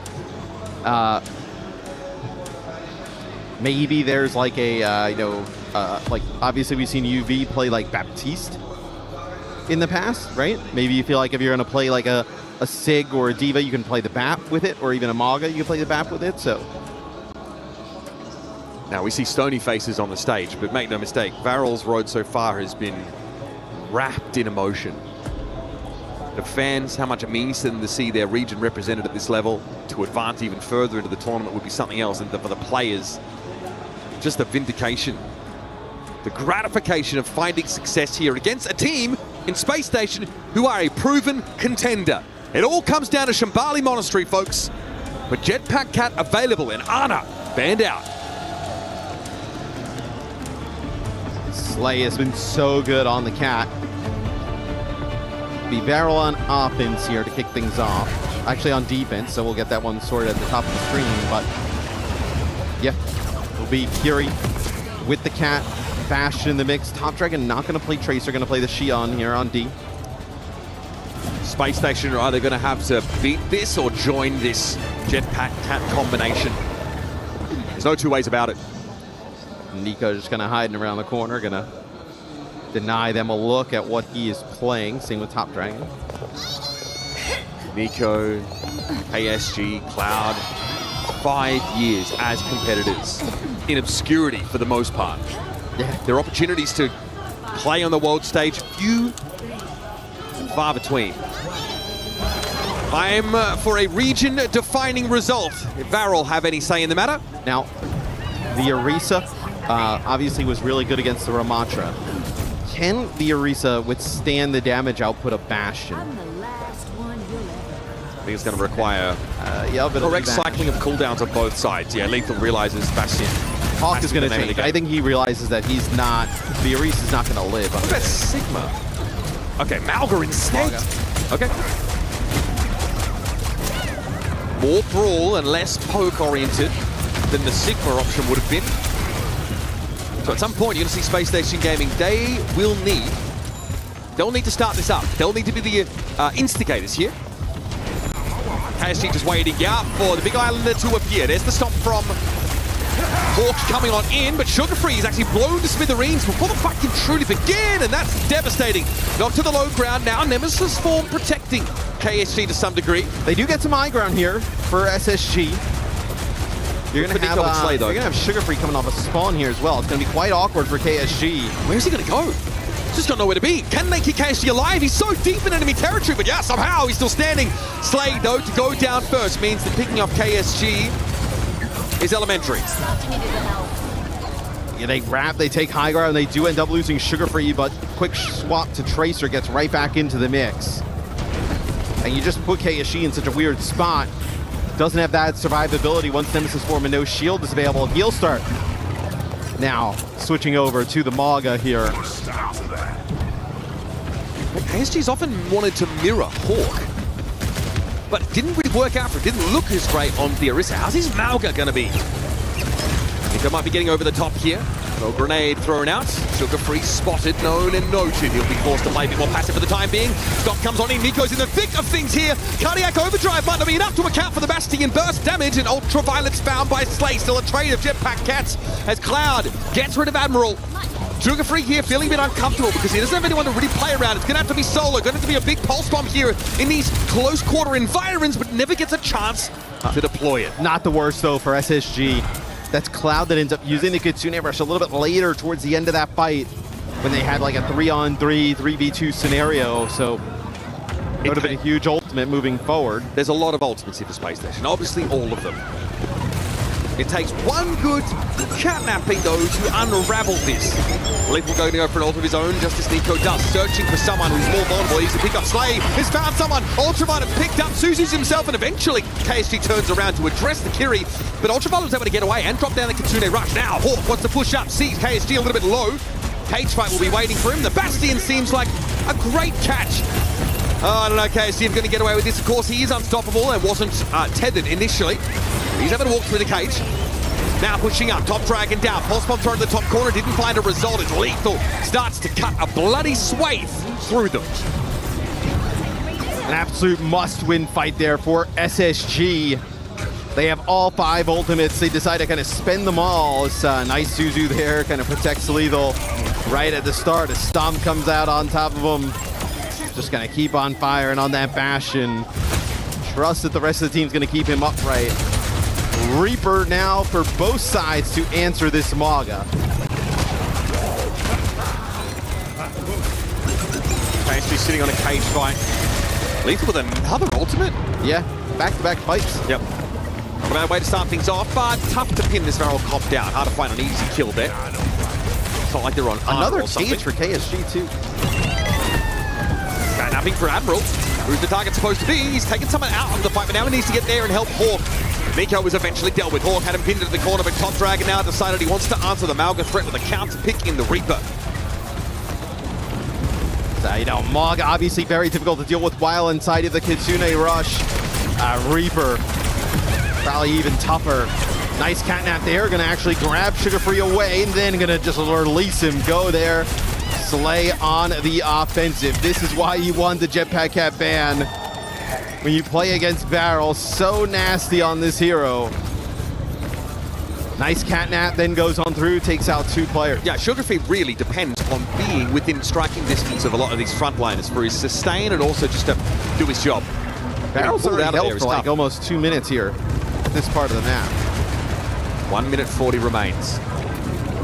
That burgeoning bank of ultimates for Space Station Gaming is building. And I have a chance to use all of them before the game is over. Stop early, respond with a rush. It's going to be a cage fight now thrown on in the Death Blossom there. Go from Top Dragon, is cut short. Sugar Free has dealt with him. And Space Station Gaming can take a bunch of ultimates into the next fight, which is going to be the last for this stage of the map if it's an SSG win. Yeah, and you don't get anything with your cage or Death Blossom. KSG just dropped instantly there by Hawk. Artillery here, gonna try and buy some time for Varel to get out and get a touch. It feels like though they need a miracle in this fight. Cage fight here, traps Nico. He's not really looking at the Malga right now. There's Sugar Brom with 2. Slay and Nico picked up here in case. He's got no reason not to try and dive the backline. That's Varel taken down an SSG. As we almost intuited with all of those ultimates able just to steamroll. Yeah, I mean, Varel would have needed a miracle to win that fight, and it did not happen. So SSG, this will be tough though, right? You've now kind of, you know, you have nothing to work with here. You're kind of just dumped all your ultimates in. 1 minute 55. You might be looking at a fight or 2 for SSG that, you know, are quite rough. You know, with obviously Varel having an advantage, but then, you know, towards our overtime, maybe 20, 30 seconds, that's when SSG can make a run. Still time to work with. And I wouldn't say there's no need to hurry, but pressure still hasn't quite hit that fever pitch yet. Cloud and Slay going to both use their support ultimates now. Space Station Gaming probably happy just to let this play out as it was drawn up. Yeah, I mean, look, you don't have anything to work with. They have the Kitsune Rush. They just kind of bowl over your Maga. I mean, there's no reason to just kind of keep throwing bodies into the meat grinder there and just give them more ult charge. Is Nico. Oh, into the backline. Yeah. Suzu is going to be met, though. And they can't quite get through Lethal in time. That gambit has not paid off. And Varel, I love the pluckiness to go for that kind of play. Can they follow it up now with this dive into the front line? Yes, it's KSG and Top Dragon who do achieve results, but eventually will be shut down by Space Station Gaming. Yes, it's a truncated roster that's on the cart, but still, progress is being made with 40 seconds left. Yeah, that flank from Varel felt slightly unnecessary, right? Especially where they were at the moment in terms of ultimate economy. They've also allowed SSG to just kind of farm up these support ultimates. It'll be an artillery here. Early Raid Walk forced out of Top Dragon. It could be massive. KFG can't fight. He's taking too much poke damage. And Top Dragon, he's got nowhere to go. That early Wraith Walk forces huge and Ultraviolet presses down right where it hurts. Now, cage fight here for Hawk. This could end the game now, but Sugar Free did get taken down on the periphery. Catnapping though in for Admirals, trying to get him with some healing at least. Yeah, that'll be enough. Oh boy, KSG eventually is felled. As SSG finish with time to spare. I believe they finished with like 2 or 3 seconds left on the clock, so massive for SSG. Felt like that's where Varel, maybe their aggression kind of bit them a little bit there, right? They kind of playing so aggressive towards the end. of that map where they were doing a nice job just kind of playing the clock. Nico and Slay going on one of those kind of flanks that Varel loves to do, and I mean, they just get picked off one by one. I mean, it's gameplay that oozes personality, right? But Space Station are a pretty stable roster. They've got the capacity in a pinch to adapt to that kind of thing, to respond, make the right choice. They end up winning that previous fight with 2 players. They get a bunch of extra progress, and then they cycled back into their bank of ultimates and were able to close things out. Still very competitive stuff. 8 deaths for Nico, though. That's like kind of what jumps out at me right off the rip. That is really high from your hit scan. He's getting a decent amount of support, right? Slay kind of escorting him around the map on the Bastion as well. I mean, look at like Lethal, right? Almost 12k damage, like 11,200. I think Nico off the top of my head was around like 8k plus 8 deaths. It's not a great first half for Nico and Varel, but still obviously in this game. Let's see how this Reaper plays into the Diva comp. Sugar Free might have been expecting a Malga or something similar, but Varel just want the flexibility. Okay, we are switching back to the Malga. This will please Sugarbron, I'm sure. A lot of other factors, though, yet to consider, and already some defensive flanks are underway. The Bastion is peaking up. Lethal thrown in, wheels mode. Cancel pretty quickly, though, as Varel are going to disengage up onto the stairwell and use that Suzu to pad their retreat.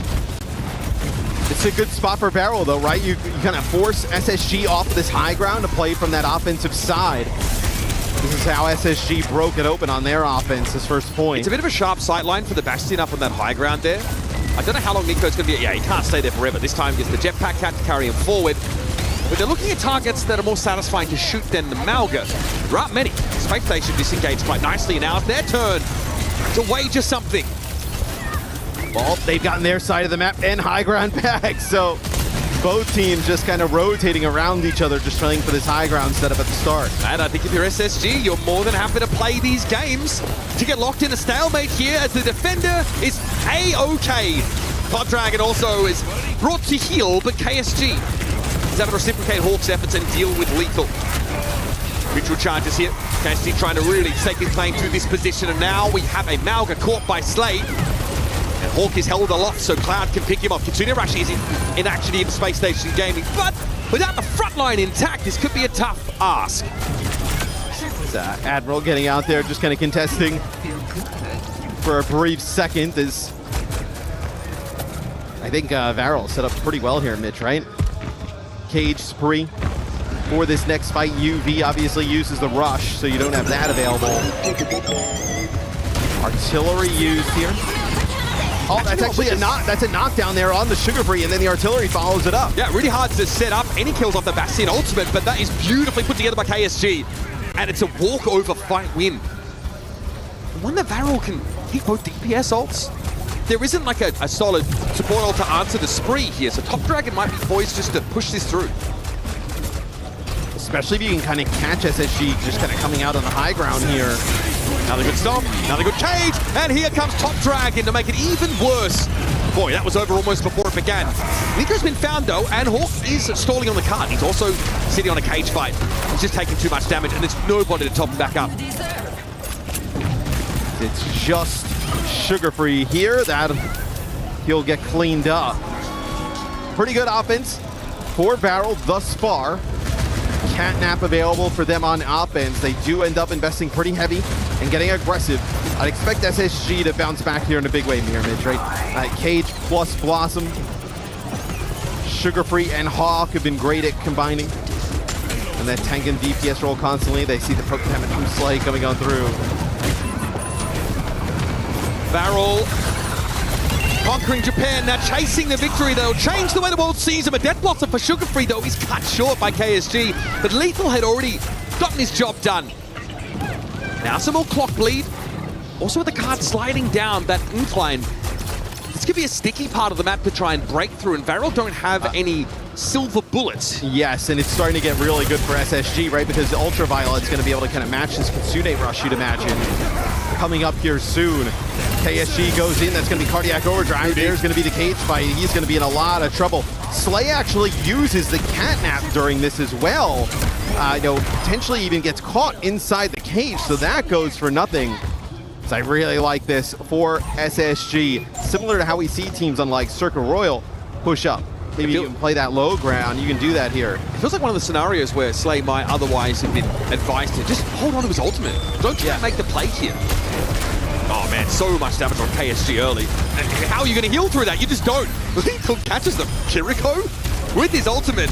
And Varel in a very awkward position trying to play up on the cliffside. I mean, Cloud had to end up using the TP to get to KSG and using the Suzu just to keep the Maga up. And then also here's the artillery coming from directly above. What are you planning, sir?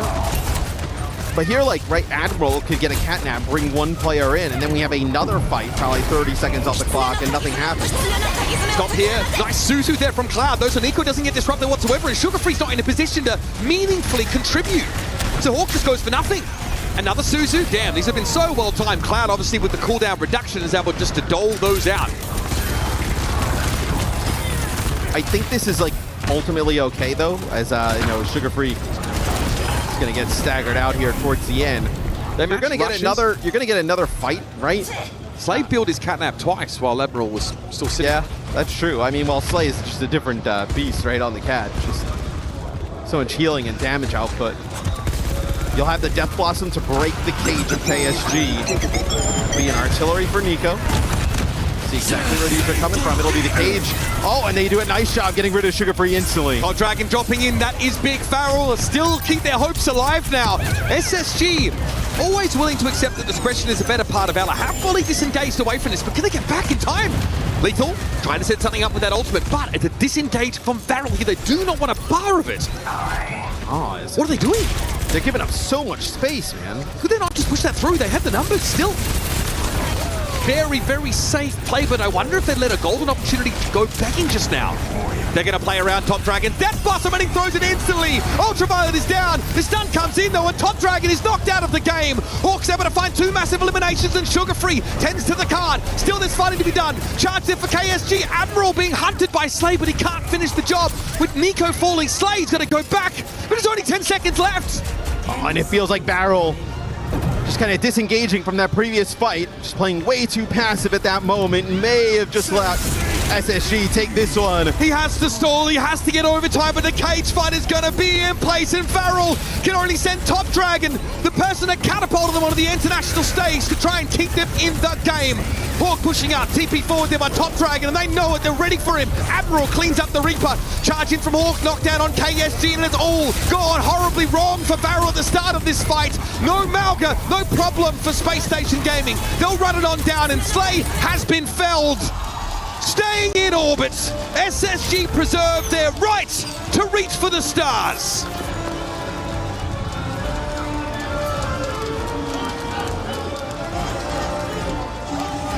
SSG seems so relieved they get it done here in our third and final map of this decider.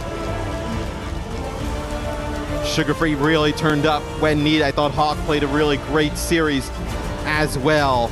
The Maga really kind of turned the tide, and obviously just another crushing loss for Varel. The team still in high spirits. But, I mean, another one that'll sting at the international level for a while. The same trajectory they experienced last year, ultimately being knocked out by North America's #2 seed. It's not flashy for Hawk, but it doesn't have to be. He's an academic. And when it comes to those tank matchups, he makes sure he's always put in a position to succeed. Orisa, Malga, no problem. He is stalwart and ultra consistent.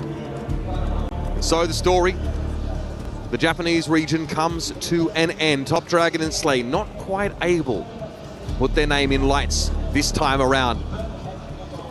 We're going to head over to the stage here and hear from Ultraviolet and Ian. SSG are in the quarterfinals here at the Esports World Cup, and I'm standing by with Ultraviolet. Just off camera there, I said, how are you feeling? You went, stressful. I mean, look, we talk a lot about elimination matches, backs against the wall. After map 1, your back really was against the wall. How was the mentality in your team at that point? I think they definitely caught us off guard with the carry ban. We weren't really expecting that. We watched their VODs. We thought they'd do it on Shambali. But after that map, like we said, like calm down, guys. It's their strongest span. We know how to play like the rest of these matchups, and I think we did that. Yeah, absolutely. And you had to really pull it together after yesterday's defeat to Crazy Raccoon. How were you feeling collectively after that loss? And did it take a lot, I guess, to pick yourselves back up and come into today? I wouldn't say so. I think Crazy Raccoons are probably the strongest team in this tournament. Maybe top 2, top 3, something like that. So I think it was definitely like disappointing. Like there were definitely fights and maps like that we could have and should have won. But I think that there were definitely a lot of like bright spots and like things we learned from that game. Yeah, I mean, you've shown flashes of brilliance throughout the last few days here in Paris. As you can see behind us, the key crusher is being revealed. Have you ever crushed a key before? Not once. Would you like to? That'd be awesome. Let's go do it. All right, Ultraviolet, the time has come for you to crush your first key here at the Esports World Cup. Our handsome key master will talk you through it. And we've got to give props to Japan's champions. They came to Paris having already broken barriers. They showed moments where it could all come together. A very impressive run. But Varel's mid-season championship comes to an end thanks to SSG.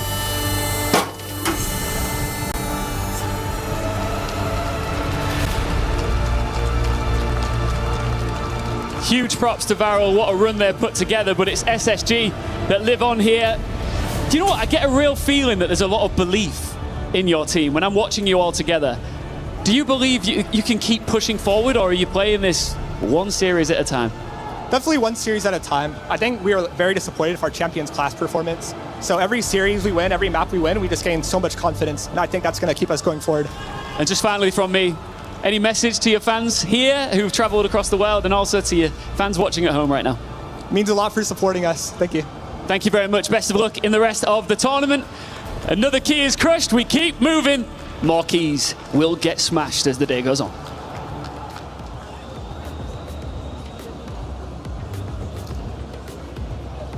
Thank you, Lord Chambers, and congratulations to that man. Jake, I don't know if the word is sadist or masochist, but I feel like you got to be both to be a support in this meta. Ultraviolet doing work here, and it was all smiles as he gets to smash the key. Yeah, it's a big moment for SSG. You know, that series got scary after they dropped map 1. It's certainly not a situation SSG want to find themselves in after a relatively lackluster performance, of course, in the Champions Clash. But they get this win done. And in the fashion that they did, I think that will instill some confidence that, hey, we can dig ourselves out of this hole. Yeah, I think what really turned things around on that second map was Hawk. Hawk stepped it up tremendously. Also, I think Sugarfree really turned it up on that second map. So it's great to see them not getting rattled after. I mean, let's be real. That first round on Control, that was abysmal. That was rough. Like, that was the weirdest stat card at the end of it I have ever seen. Like, I don't think we've ever seen anything like that on an international stage. On the other side for Varel, we have to say goodbye to Top Dragon. And of course, my favorite Jetpack Cat, Slay, was dominant. Looking so good. Charging up the ults. Admiral didn't even have to use his, and they still win that game 3. Jake, talk to me about the finish. What did you see from SSG? You know, I think Hawk, for me, was the crucial player, right? Like, his stomps, finding critical kills. Like, you know, at one point, looks like Varel, maybe they're going to cap second and have a chance there on the final map. And Hawk is able to get that key pick off on KSG, punishing the tank. And without the Maga, you're in real trouble. I feel like Hawk really did gap up here in the tank matchup. Yeah, couldn't agree more. I think overall, SSG was obviously the heavy favorite, but still, I want to give kudos to Varel. I think they stayed in the competition for longer than they usually did, facing up against the international competition. While history did repeat itself, I still think they have a lot Winning to be proud that game of. 1 was a huge start for them. It really was. Yeah. It really was. At the end of the day, it's SSG moving forward. And what does that mean? Well, in the club championship, they are guaranteed more points than Liquid has earned through the first 5 weeks. And Jake, this is only their first game. They're participating in 2 of the 25 titles at EWC, Overwatch and Rocket League. They could score in both. I mean, they'll need to score pretty well in both if they want to, you know, put up some real numbers in the club championship. I think for Overwatch, I'd still call them a bit of a long shot team, but to make it into the top 8, you hear from Ultraviolet, right? Just like with every series they win, with each map they play, they can build up towards something. And hey, you never know what kind of draw you're going to find. Maybe you could make it even deeper into a top 4 slot. Now, Zoe, where do you feel that this SSG team could match up well? We're going to be doing a draw show later, and they are going to be a number 2 seed, I assume, with teams like Weibo polling as the number 1 seed. Honestly, I don't think there's any easy matchups left for any of these teams. I think especially because we do see a lot of differences when it comes to, their comfort picks, their comfort compositions. I feel like what we've seen from SSG has been pretty, I don't want to call it vanilla, but it has been pretty just like straightforward current meta. So they have yet to surprise another team. Do you want to play a Korean team, or do you want to play maybe Twisted Minds, or... No, also no. There's Weibo, no good answers here. I don't want any of that. I think Weibo is probably what you'd feel most comfortable with. Or you want to play a Dallas Fuel, right? Like, because that's a familiar foe. We've got a lot of tough opponents making their way into the bracket, and we still have another game on the day. Jake, final thoughts on this one before we go to a quick tempo. It's good to see SSG clutch up. And for Varel, although, it's nice to congratulate them on the map win, is this going to sting, right? This is a team that has started to reach their head into these higher level competitions and aspire to these international successes. And they've yet to find it, won't find it this time in Paris. So fans are going to be left waiting for more next time we see them in a professional tournament. Over $70 million on the line here at EWC. And Overwatch is just one of many titles. Right now, we have Ginny with a live update from MLBB.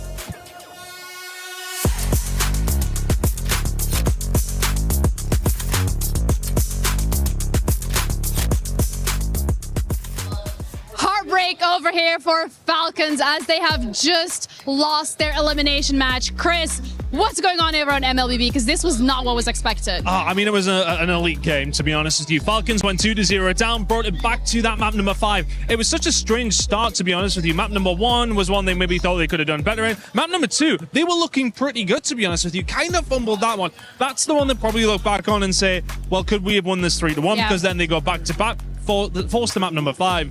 But then, of course, losing out to their opposition in Yangon Galacticos. An incredible performance from them, really representing their region as well. Let's see how it's going to go for them. But yeah, Falcons crashing out in a top 4 placement. Yes, okay, they'll play their 4th placement game tomorrow.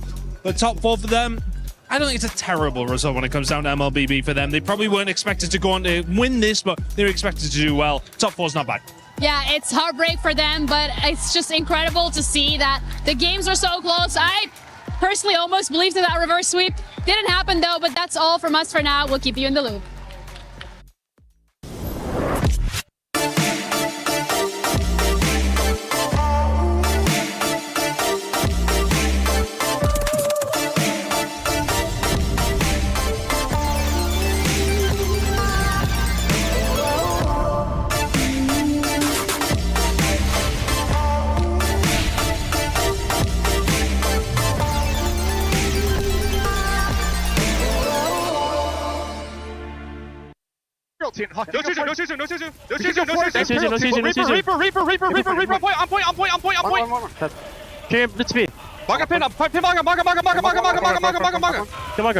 No shout. Kill your team. Kill one. Help me. Yeah. Kill one. Carry. Nice shot. Nice. Oh my god.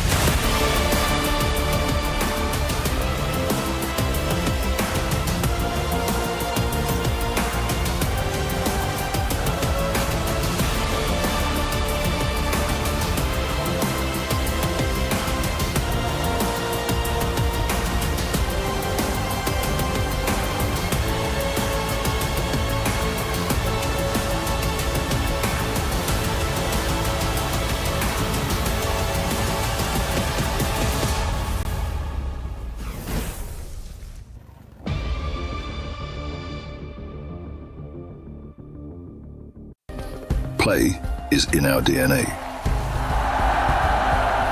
Whenever we let it out, it becomes our superpower.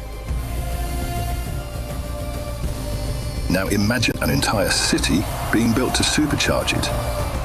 Kadir City, powered by Play.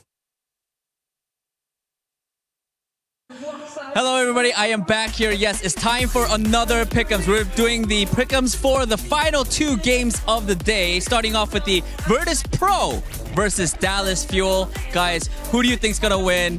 2-1, 2-0. What are your thoughts? I think it's Virtus Pro Churro. Virtus Pro 2-1. Yeah. Big Virtus Pro fan. Yeah. It's EMEA, so I support EMEA, yeah. Okay. Virtus Pro winning 2-0. How about you? Yeah, I think Virtus Pro 2 because EMEA first. EMEA first. You know what? I'm pretty sure in the beginning of the day I said VP's gonna win, but since they're going VP, I'm gonna go the other route. I believe in NA. Dallas Fuel, you got this. I'm gonna go for Dallas Fuel 2-0. All right, second one. Last final match of the day. GK Esports versus JD Gaming. What are your thoughts? I think it's gonna be a close match, but I think GK Gaming can do it. We can win 2-1. Yeah. I want to think different, so I will say GDJ. Okay. JD Gaming winning what? 2-0, 2-1? 2-1. 2-1. Lock that in your phone. Lock that in for you. Okay, we got one GK, one JD Gaming. I think I said GK as well. I don't remember, guys. It's been a long day. I think I'm gonna change it. I think I'm gonna go for JD Gaming. 2-1 against GK. All right. Thank you guys so much. Enjoy the games. And also, guys, you guys can have more fun on the EWC app. Join in the fun.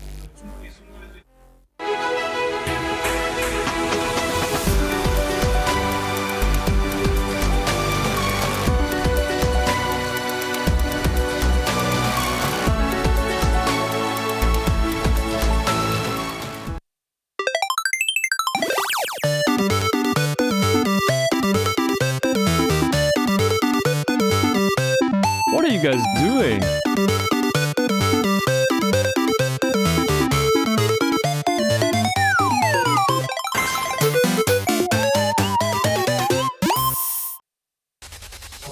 Yeah, they're back. It's the man who fell a little bit short earlier today, but he was joining us in the winner's circle last night. Can they find another win? Well, they'll have to power through the Dallas Fuel. Dallas Fuel representing NA on the other side. Where's Virtus Pro at right now on the global scale, Johnny? Look, Virtus Pro, it was a good loss pocket. They found out that the Domina maybe wasn't the best option here on the international stage. Okay. So yes, you take the loss here, but I still have very much faith in them. Jake, we saw Virtus Pro, of course, playing against Dallas Fuel in the past. This time around, we got some new rosters. If you're looking at their stats here at EWC, what have you seen from the two squads? I mean, you've got to come in and expect Virtus Pro to be the favorite, if only because of the region they represent. EMEA looks like a drastically stronger region overall, and NA hasn't really been able to find much success, right? SSG squeaking out this win over Vero is one of their better results in the tournament, which isn't saying much. VP qualified as the top squad over Twisted Minds, right? Over GK, teams that have looked pretty phenomenal. So yes, they take a tough loss here to Twisted Minds, but this is Twisted Minds on LAN. I won't count that too much against them. Johnny, I saw Reinhardt this morning, and he was doing work against the Symmetra comps. Did you see enough here for Twisted Minds, or sorry, for Virtus Pro to give you faith in their next matchup? Because Twisted Minds look like they had their number. This is an entirely different matchup. Like Jake kind of said, they faced Twisted Minds on the Symmetra. This time around, they're facing Dallas Fuel, who always want the upper hand when it comes to the compositions. They want to lean into the individual skill. We're going to see a lot of fast tempo here. The Tracers come out, the Xion come out. Callan is going to play fast-paced dive heroes in this one. So not at all the same matchup. And Virtus Pro, I think they're quite happy to echo that, to mirror that, and just play like whack-a-mole when it comes to the compositions. This could be the most unpredictable matchup when it comes to compositions today. You mentioned Dallas Fuel has a man named Kellen who is ready to up the tempo. Well, we caught up with him before the match. Here's what he had to say. Hey, everybody, I'm joined here by name, please. Kellen. From what team? Dallas Fuel. All right, Kellen, you guys are going up against VP. I just want to know, did you actually want VP to be your opponent today, or did you actually want it Twisted Minds? 자, 일단 인터뷰 해주셔서 너무 감사드리면서 아무래도 오늘 경기 VP와의 경기가 있는데 켈란 선수는 어떻게 VP를 원하셨나요? 아니면 트마를 원하셨나요? 저희는 VP를 더 원했습니다. 왜요? 스크림에서 VP 상대로 성적이 좋았어가지고 VP를 더 원했습니다.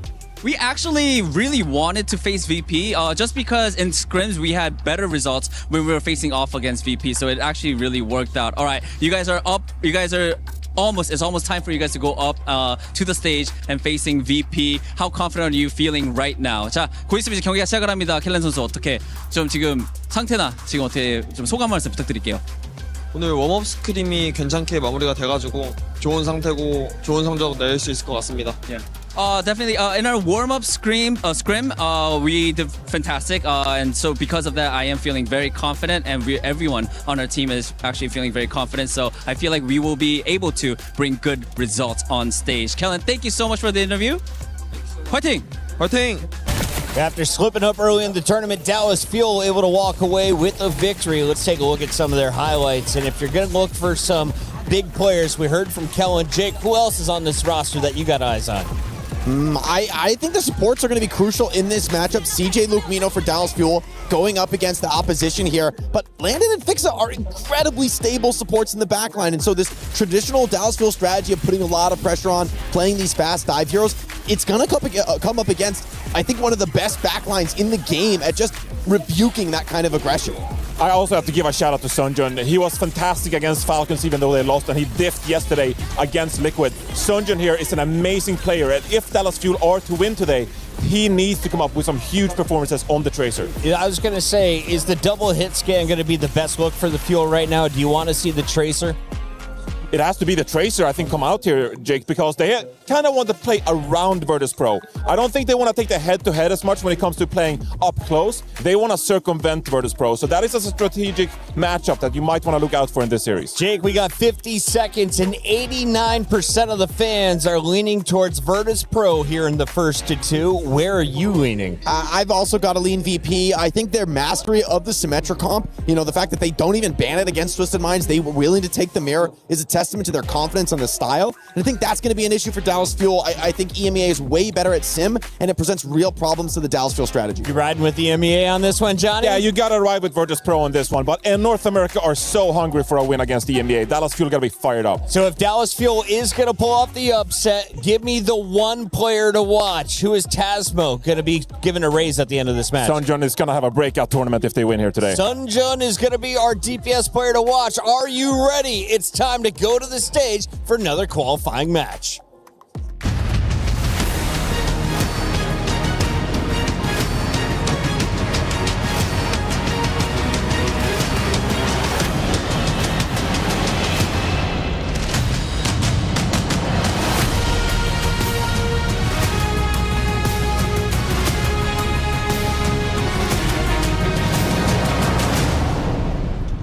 Top contenders from regions all over the world are dropping like flies here at the Overwatch Champions Series mid-season championship at the Esports World Cup, whereas others are seizing the opportunity right in front of them.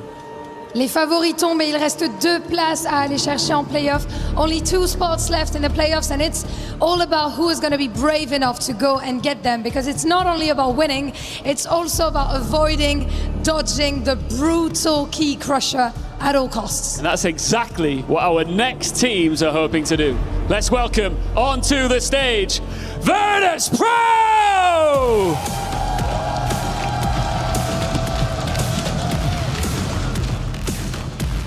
They arrived in Paris as EMEA's clear #1 seed.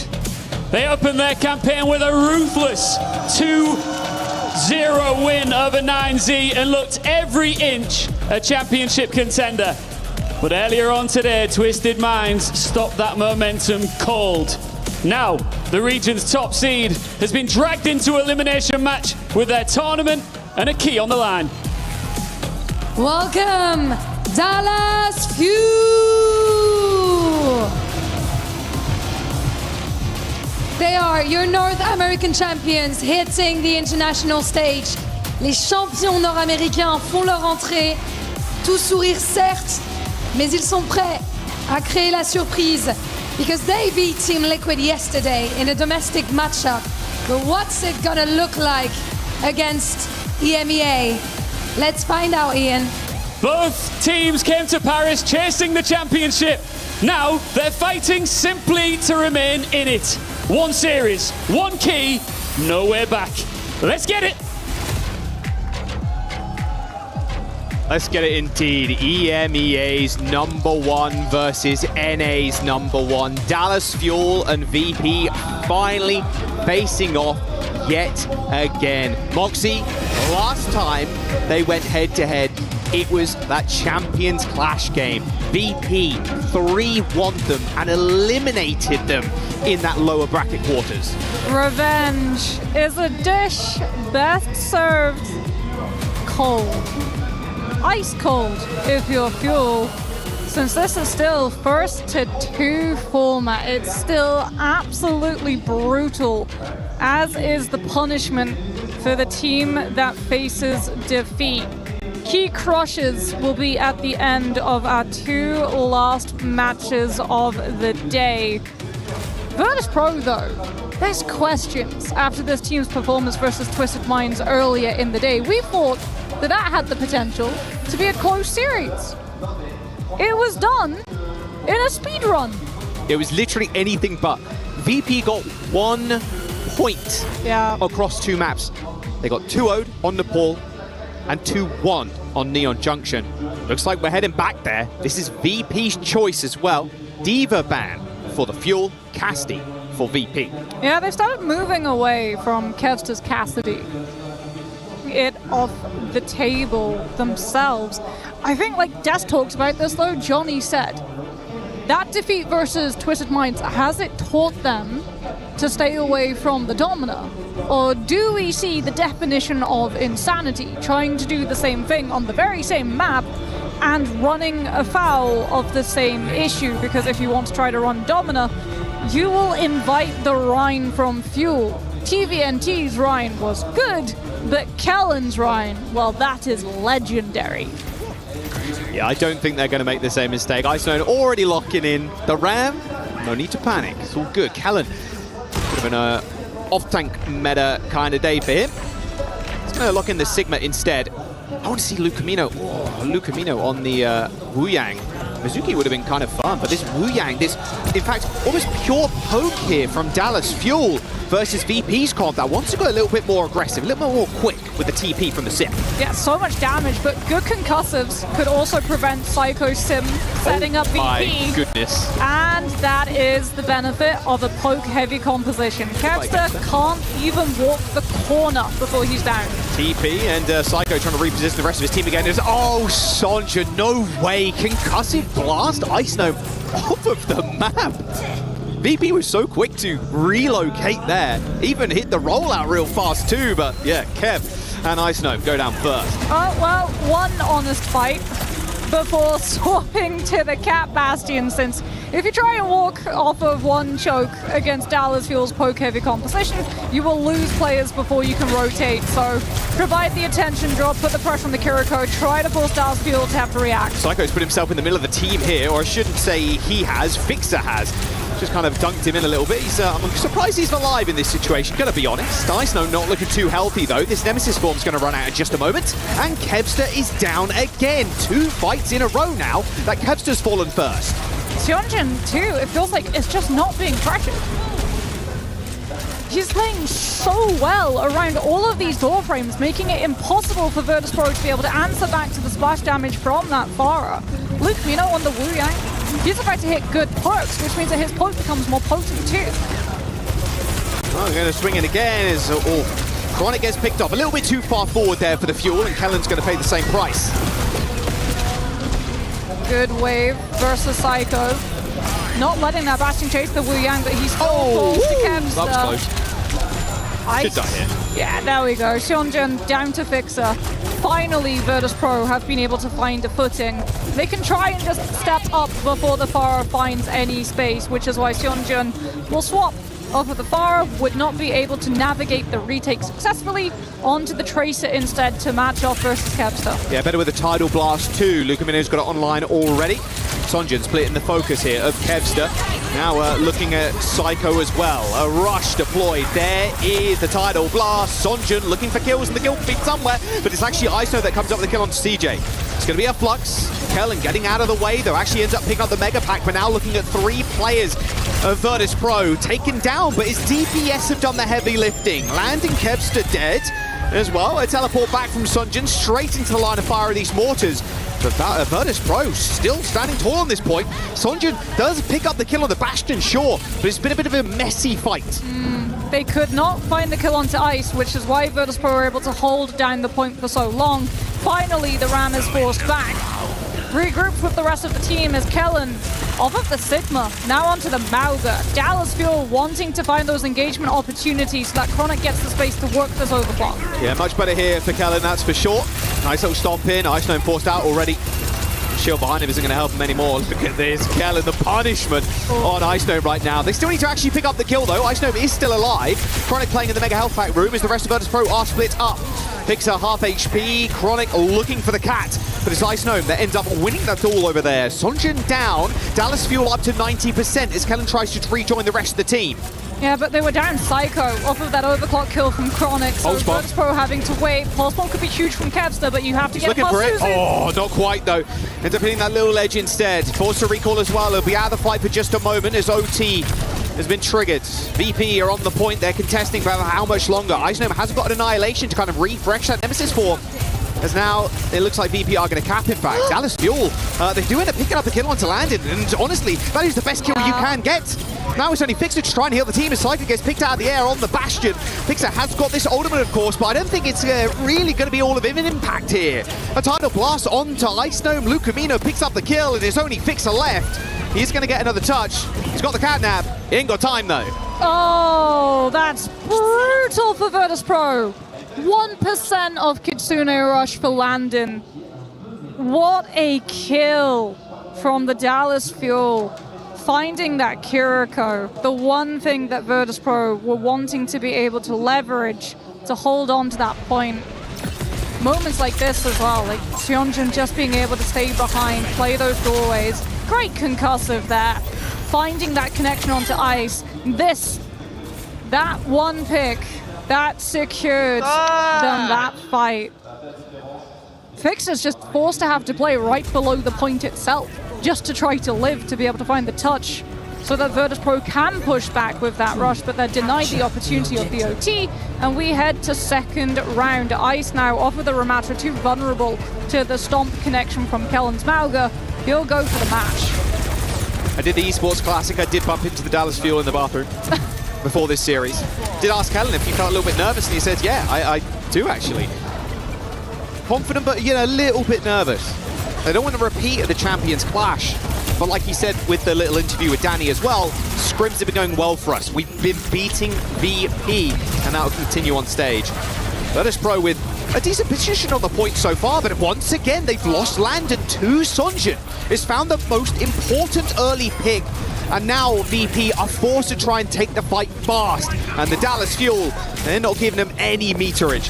There is a little bit of disruption in the backline, sure. Chronic is dead, doesn't matter though. Dallas Fuel, they got numbers and they got the point. Not just that, but look at how far ahead CJ is in terms of that first rush charge for Landon. Virtus.pro have to respect the fact that Fuel will have that first rush to be able to hold the ground down. 202 with the first pulse of the match. Landon looking like such a good target, but he goes for Kevster. Okay, all good though. There is a Suzu. Save the day, at least for now. Psycho now looking for his one.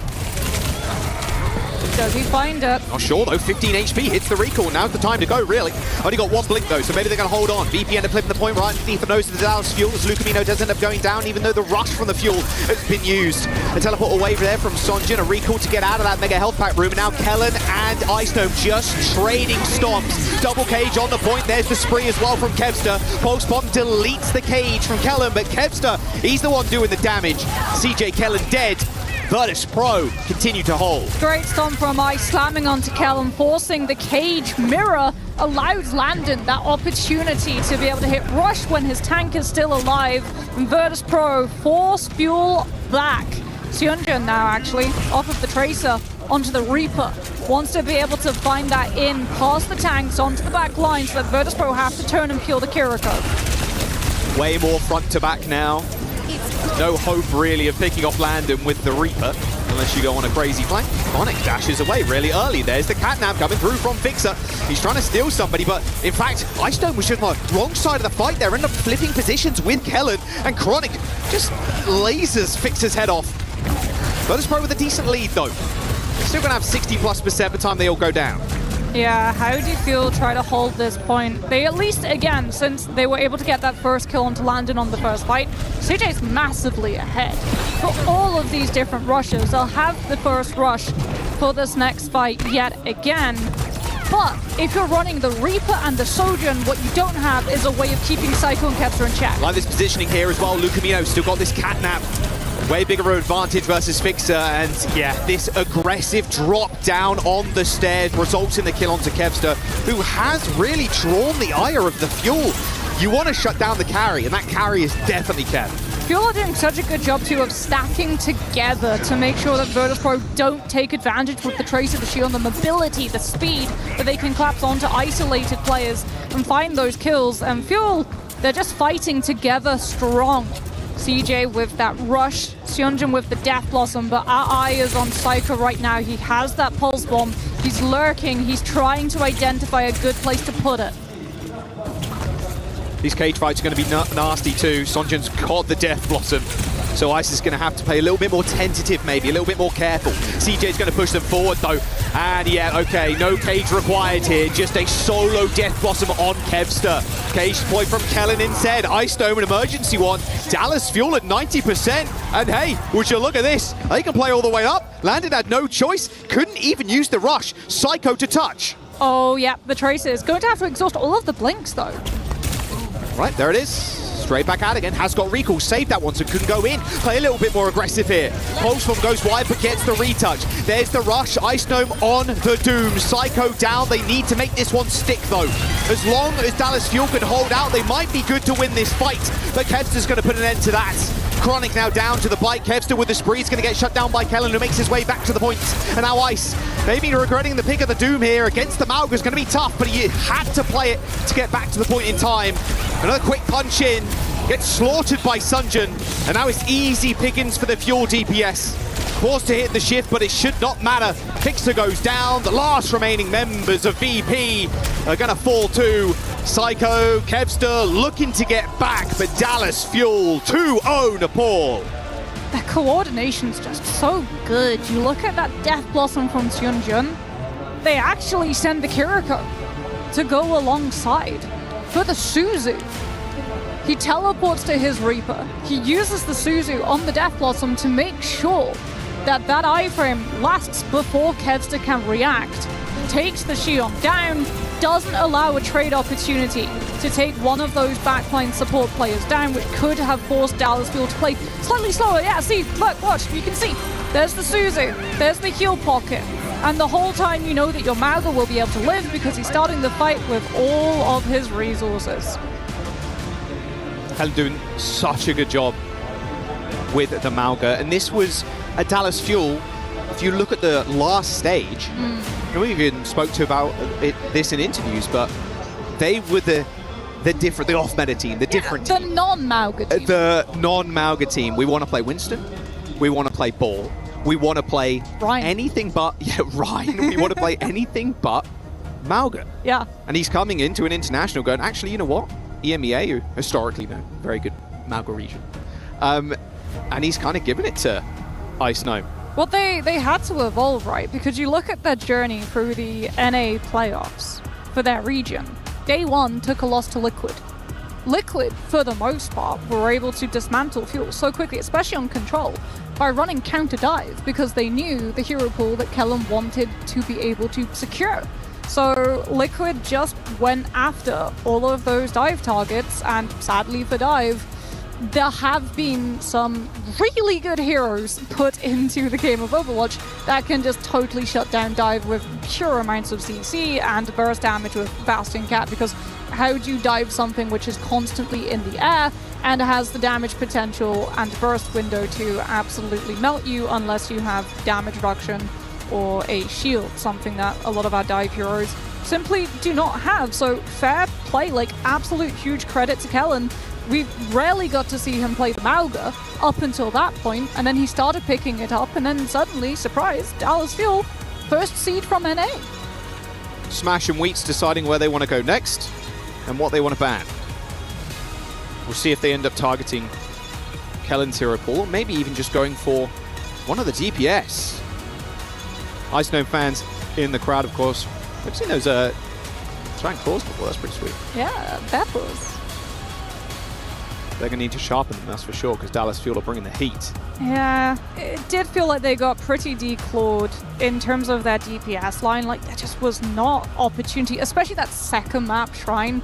Sanctum, there's trades back and forth, and you can sort of say, okay, well, they were building up to have momentum, and then it got denied off of just kills coming into that back line.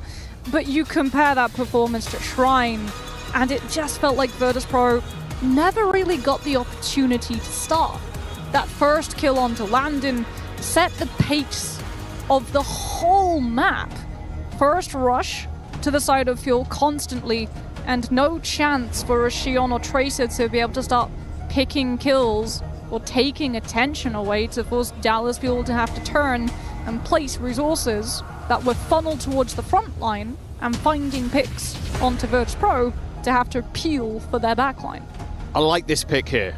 New Junk City, picked by Smash and VP, and they're also going to ban the Mauga. Now, where does this put Kellen? Because we know the Mauga right now for him, if he's going to play one of these brawly, rush kind of heroes, it's that. Is he going to play the Ram? Almost forced to. You can play ball here if you've got giant cojones, but realistically, Moxie, not really going to happen.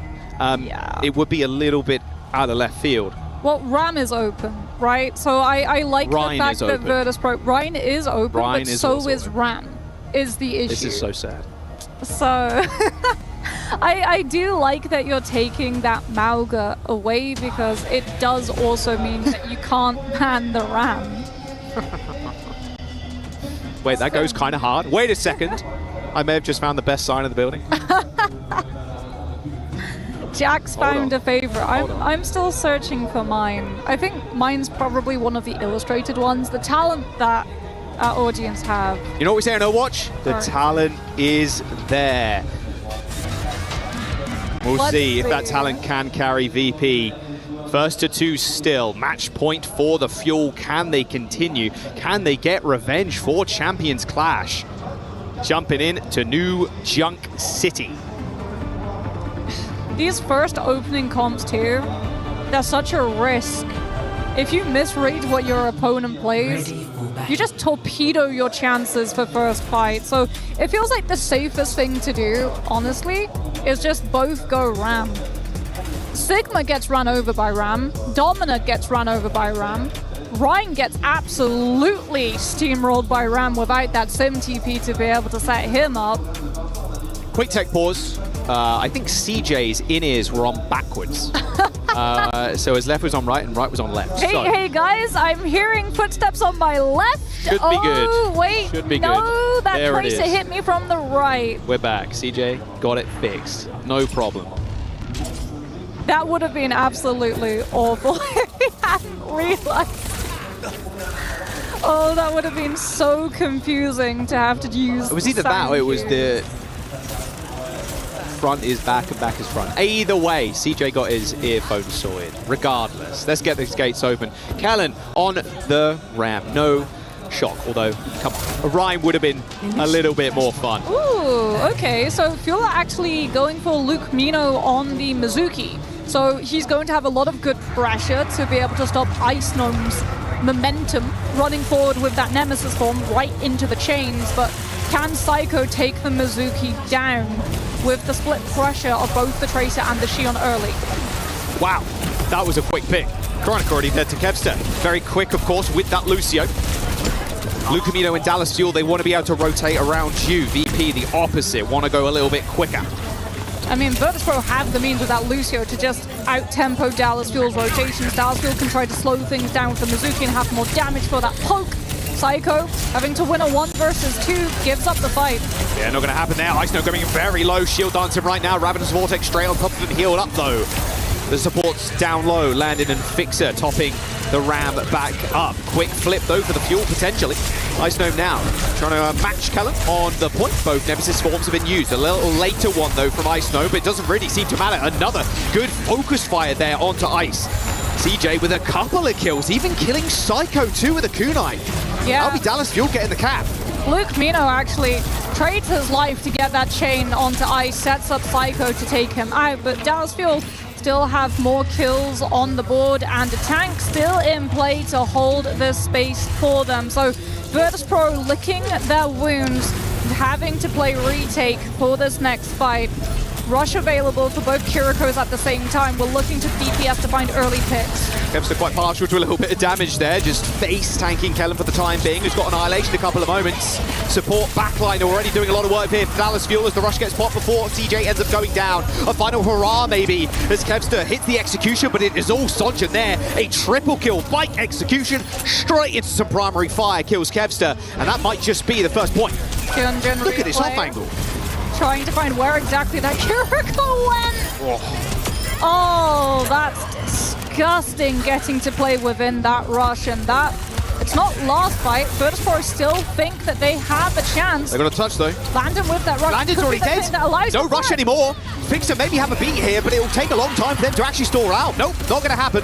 Kevster tried to make the hero play, but it was a hero's downfall after that spree. Dallas Fuel up a points. Virtus.pro again denied a fight win opportunity by Landon falling early and Kevster now falling late. Luke Mino on the Mizuki has been on absolute fire. We normally see him on something like the Wu Yang, but that would have been too easy for Psycho and Kevster to run over. I really do like the use of this Mizuki instead. Better positioning for the Fuel. Setting up shot for the back of the point. They got Luke Mino with that Sanctuary. Be very tough to deal with it. Landon so low already. Look at this. Iceman already on the point, trying to contest as soon as it unlocks for Landon. It goes down first yet again. Chronic with a railgun shot. The Annihilation does end up getting popped as well as the sound barrier from Fixer to keep everybody alive, happy and well on the point. Gets another one. Ice ends up going down. Point still yet to be capped here, but it is CJ picking up the pieces of the team fight as VP are going to lose control. Yeah, Virtus.pro had Soundbar to sustain their Annihilation, but they didn't have the damage to be able to burst through Kellen's, which means that Dallas Fuel, despite losing players early to trades, still again win out the fight, and Sonjin wins the 1v1 versus Psycho, which means that Virtus.pro lose that opportunity to hit Dallas Fuel's back line. This is them just having to wait for the regroup and now having to walk into Chronic with an overclock when they don't have a beat to live it. And the rush as well. 80% from CJ. Start off with Chronic. Hey, we don't get a kill, not a problem. Then we got Rush, then we can win the fight. And the longer they stall out this point, the more than likely they're going to be able to win this too. 60% already. Helen, pretty low. Fight for Kevster, gets in a better position, but Chronic again gets the kill onto Fixer. No more Lucamino, but Kevster is just not in this fight whatsoever. Way too hesitant to try and step up, but Chronic is standing in his way. OC has been used, and now CJ can finish this one off with a rush. Ice Gnome on the point to try and trigger OT, but they're actually taking the fight lower. Chronic goes down, but Kellen is right behind him. Ice Gnome with a decent kill with a Ravenous Vortex, but it is OT for the Dallas Fuel. They're at 99% with CJ teleporting away. Eventually tracked down, but a beautiful change from Lucamino stops the pre from hitting the back line. Virtus.pro denied the opportunity of using that Shion ult thanks to Luke Mino. Dallas Fuel 1% away, one fight win away from picking up the second flashpoint.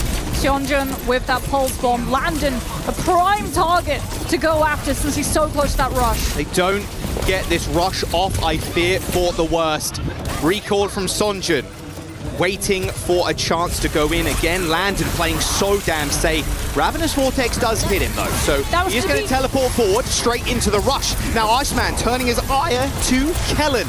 Pretty low is Kellen, however. Still got that Nemesis form popping, but eventually it fades away. The DPS from the Virtus.pro side are going to clean up, and now VP on the verge of taking this point. They're starting to hit their stride. They're going for the backline pressure when the fight's halfway through, as opposed to at the start of it, so Dallas Fuel don't have the players spare to be able to scout out where the Tracer and Shion are. Do we see a touch? Yes, we do, just in time from Sion. Oh, look at Kevster. Activate. Hopped on his bike straight away, trying to find Sonjin. Kellen's going to be able to get on the point. Has got a refresh of the Nemesis form with this Annihilation, plus Sonjin still has that pulse. Winnable for the Dallas Fuel, but Virtus.pro can put a little bit of a damper on their spirits here with the sound barrier, but Fixer ends up going down anyway. Chronic with the snipe again opens up the fight. Oh, dearie me. Virtus.pro losing members with ults time and time again. Dallas Fuel up to 2. I mean, it's so much easier for Fuel to be able to hit the backline from Virtus Pro, right? Because you can just shoot from afar as opposed to being directly on top of them the way that Psycho and Kevster have to be with the Shion and that Tracer. So Fixer and Landon just not having a fun time. Virtus Pro have to find a way of keeping that backline safe if they want to be able to have safe chances to continue in this tournament. Dallas Fuel one flashpoint away from crushing Virtus Pro's key. Double DPS ult for the Fuel. Fixer still with the beat. You can't go down early. Not again, please. Landon is going to be under a bit of pressure. There's the sound barrier. Okay, proactivity for Virtus Pro now. Stops the overclock as well, but Chronic still gets two. And Still both kills of the them backline. Yeah, well, Kellen is dead. Sonjin 1 HP, so it is going to be a VP win. Wasn't exactly clean, though. Yeah, if you're Virtus Pro right now, you're asking serious questions like, how do we keep losing as supports even when we win the fight? This should not be happening, guys. Lucamino's got the steal, the kidnap, 10% away. Double support ult for the Fuel, you're thinking, on this point. Kevster has that spree. You can at least try to use it to win the rush versus rush. Oh, no, the Suzu goes a little wide, but doesn't matter. CJ still ends up killing Kevster. Okay, hang on a second here. Lucamino does trade, but Kevster's the main source of damage here for Virtus Pro. Yeah. Now you're looking at Psycho, but what can Psycho do within this rush? It's all about Ice. Rush for Rush here. Now Sonjin trying to insert himself into the conversation, into that backline. Ice holding his arms, just so steady. They need this annihilation. Pulse Bomb goes wide though, he dodges out of it. As Kevster comes back with a spree, shut down by Kellen. And now Ice just begging, hoping he can do a tick of damage. There it is, okay, annihilation on the point. Kellen's not going to be able to stand up here, and this annihilation is just going to rip through him. They're trying to distract the backline as Psycho gets the blink smack melee onto CJ. And now only Lucamino to try and heal up the rest of the team.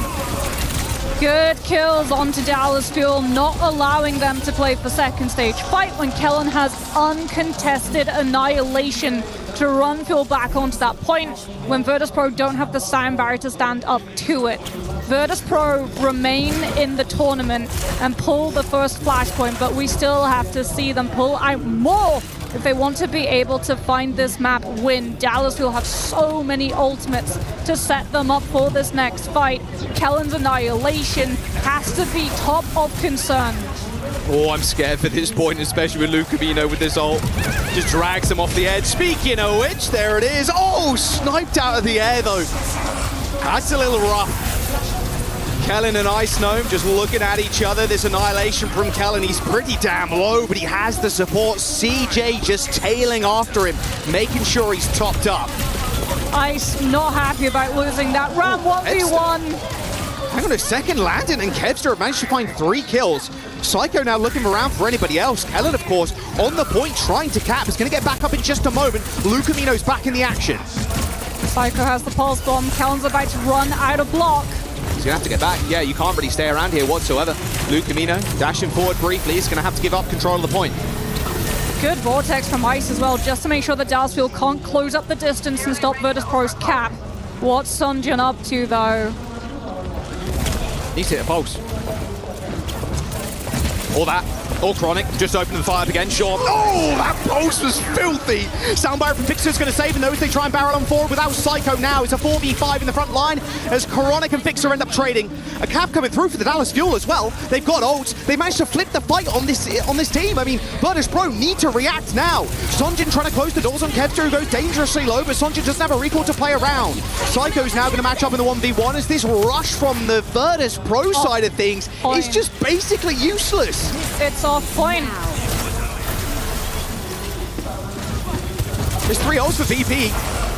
Ice Gnome's going to rip the annihilation just to try and stay alive. They need the support to get back, but Chronic ends up just isolating him and getting the kill. Oh, and the pulse bomb too. Shrugs it off. Great Susie from CJ. Chronic just stands still, has full trust that his Kiriko will be able to cleanse him, and Dallas Fuel holds strong. Sanctuary should be able to absorb Kevster's spree, so Virtus Pro can't even hinge their hopes on that. Extending the fight is what is key here for the Fuel. Get this to OT, get these ults and get the win. Nerves from Kellen don't look apparent right now. Full confidence from the tank, from the Fuel. There's a spree from Kevster. he needs to also make a big impact. Only ult for VP right now. There's the Annihilation, the Sanctuary. There's just so much to try and deal with here. Kevster dashes in with the spree, shuts down Sonja, but Ice Dome, the front line for VP, already gone. The Dallas Fuel, it's a 4v4 and they have control. Landon toppled. Virtus Pro coming back on the wrecking ball to get a final touch. But NA's best here. NA's #1 seed dismantling VP. Ice Dome's going to be able to get another retouch here. But the hopes and dreams of EMEA are fading. Sonjin with a pulse too. Desperation from VP. It's 5, 6, 7 touches, but you're going to need a whole lot more than that to stop Chronic. Dallas Fuel do it in 2. They secure their spot in the playoffs. VP and EMEA, their keys are getting crushed. Fuel put Virtus Pro back to bed. To hibernation, the team will go. What a shutdown versus that Ramatra composition. It just felt like Fuel had all of the control. Luke Mino with that Mizuki, an absolute standout. Some insane chain plays to be able to find the connections onto things like that Shion, the Ramatra as well. So many times, Kellen's able to win the 1 versus 1 with Ice, having that Annihilation, being able to extend out the Nemesis form to have the block and damage reduction to beat out your opponent. What a play from Fuel. The spark has ignited. Chronic, look at how many opening picks he had on the Sojourn. The amount of just normal rails. No OC, just normal rails. Virtus Pro, EMEA's #1 seed, eliminated in the first of 2. They just did not get that opportunity. It didn't feel like it whatsoever. Now Wheats is going to have the honor of crushing that key as we jump down to him and Ian on the stage. What a win for NA's #1 Dallas Fuel. I'm standing by with Wheats. I mean, that must feel like such a great win, especially considering it was revenge for Champions Clash, right? Yeah, we've been waiting to get our chance to get them back since Japan, and we've all been looking forward to playing Europe the whole time that we've been sitting in NA, hearing everyone talk about how Europe's way better. So you're enjoying this even more? Very much. Did you manage to catch VP's loss earlier on today against Twisted Minds? Yeah, we watched the whole game because we play the losers, so we were all. So what did you learn from it? I think we learned that. I mean, we were happy to play either team. Honestly, the comps they were playing looked pretty weak. So. How proud are you of this team right now? Because obviously you're the coach, but you're also sub, but you're overlooking all of this. I mean, you must be so delighted with how your team's performing. Yeah, I'm so proud of my team to make it out of the group into playoffs. I think coming into this year, a lot of people had doubts about our roster, and I'm just really happy to get to go to playoffs and try and win this whole thing. I kind of caught you off guard for the interview. I'm going to catch you off guard again right now, because if you look over your shoulder, you're about to go crush a key. All right, you up for it? I get to do it. Wow. You get to do it. Coach and sub here, stepping up to crush the key. If you just go over to our key master, he'll talk you through it. Guys, come and watch the process. Get in there. Because Virtus Pro came to Paris undefeated. EMEA champions. Twisted Minds stopped their momentum. Dallas Fuel finish the job.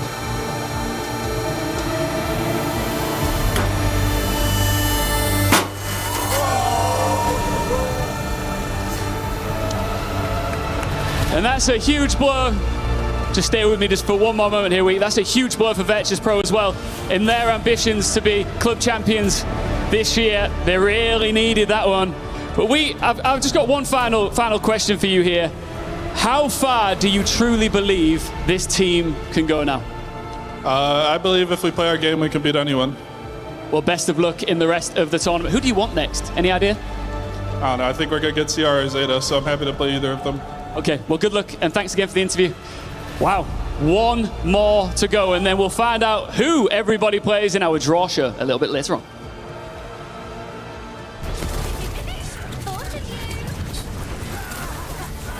Coach Jake, we see Dallas Fuel coming out with a surprise 2-0 Sonja, not the only one involved in the victory. Who do you give credit to for the W? I got to put a lot of credit on Chronic, right? Just like absolutely turning up on the Sojourn, found so many critical picks. This young player, he was one of the most exciting prospects in North America, but this is the type of win that really shows that he can compete on the global stage. And it's like we said, I mean, we've been doubting NA, and I think fairly, because honestly in Japan, it was a terrible performance for the region, but getting this revenge over Virtus Pro, this kind of changes everything. Johnny, are the American teams retooled at this event, or is EMEA just choking?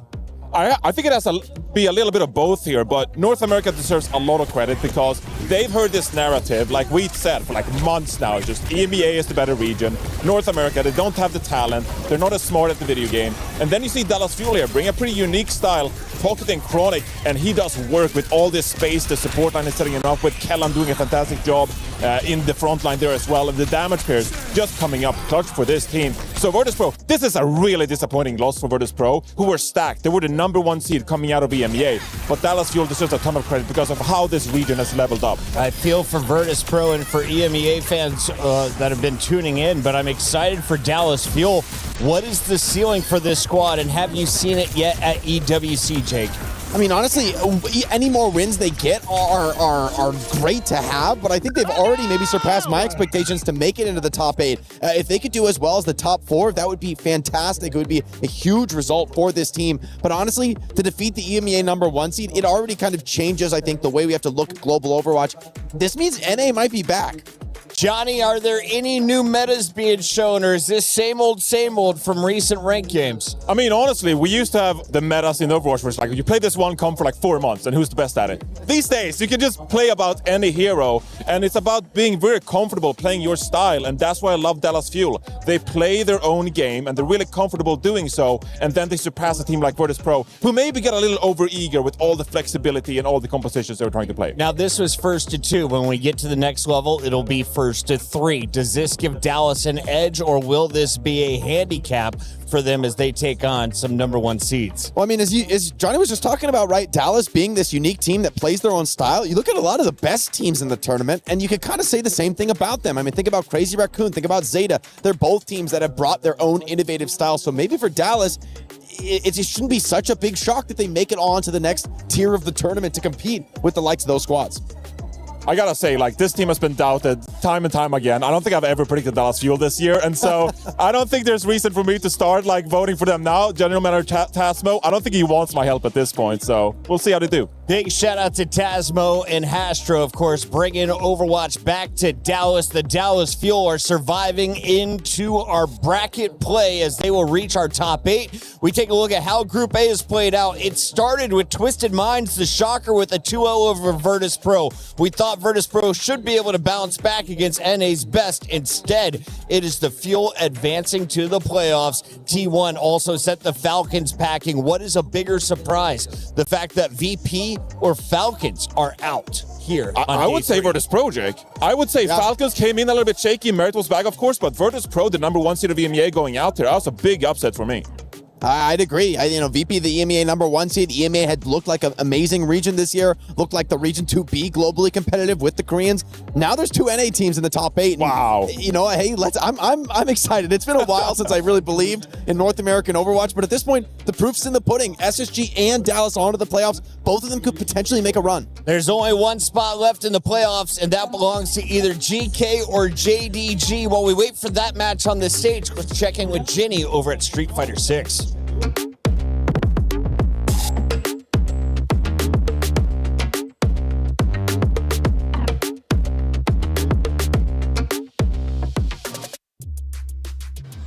It's the 3rd day of groups here over at the Allianz Vault, where we got some Street Fighter action going on. Eliminations still happening. He's still getting crushed. So, Trav, what's going on? Yeah, so we kind of went from groups into more groups for day 3. So it's still eliminations. People are getting knocked down to lower bracket and taken out of the competition.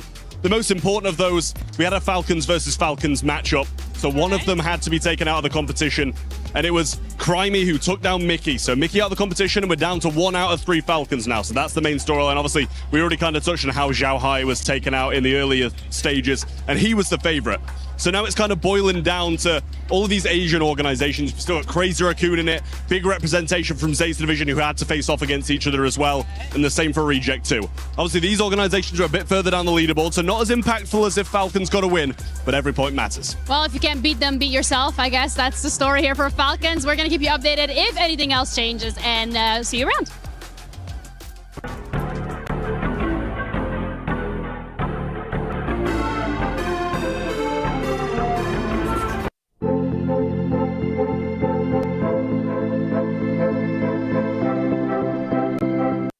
No.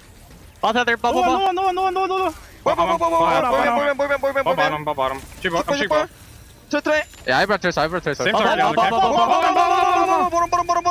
Tracer will recall. Journey point. They're shooting target.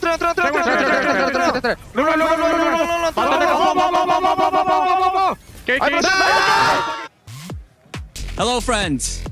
I thought of something fun to do with the fans. I'm going to ask around who the most underrated team is. Most underrated team in the tournament. Most underrated team is T1. T1? Okay. Well, people don't think they're probably like top 6 right now. I think with Maga being as strong as it is, they're probably going to go a lot farther than people think. The number 1 underrated has got to be SSG, obviously. But number 2, Liquid. Ooh, why? I'm also a bit of a Liquid fan, so... You're double dipping? Yeah, I'm double dipping. I was not happy with how Dallas did Liquid dirty yesterday, I'll say it. But I think SSG and Liquid, 2 best NA teams. If I had to say you have to choose one that's the most underrated, I'm sorry, I'm putting you on the spot. It's gotta be SSG. I'll say it. Sugar Bomb for life. I think Dallas is really underrated, especially Sunjin has been popping off the last games, and I think especially Sunjin is really underrated right now. I would say Dallas probably. I think NA is really, it's not gone that great for them in the past tournaments, and I think Dallas can show a really great showing of NA this tournament, and yeah, great talent in that team. Yeah, I wholeheartly agree. How about you? I'm gonna go with Beryl. I think the Japanese teams have improved greatly over the past year or so. And yeah, I want to support Beryl, and I think they're doing great so far. Beryl is definitely underrated as well. I would say if someone asked me, Beryl's underrated, and there's so many great teams as well. What do you guys think? Who do you think is the most underrated team at EWC?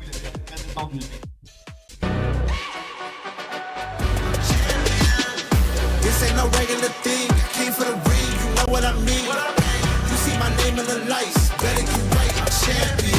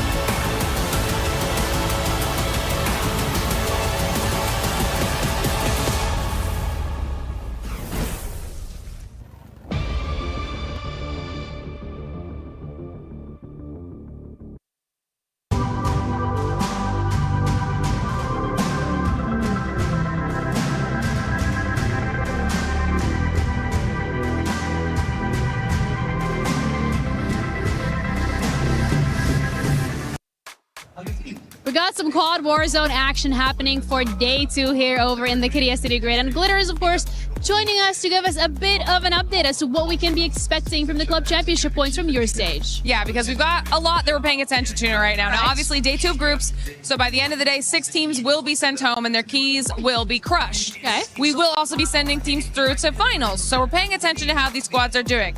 Biggest story right now coming out of Group A is Twisted Minds. They are defending champs, but it's a completely different roster than what we saw last time, so there were some question marks surrounding them. However, they were first out of groups yesterday for their Group A, and now today we're 4 matches in out of 6. They've won 2, gotten 3rd place in another, and gotten 5th in another. They have not dropped out of the top 5 spots in 4 out of 6 matches. Impressive. It's huge for them. This is very big. It almost pretty much guarantees them all the way through to finals already.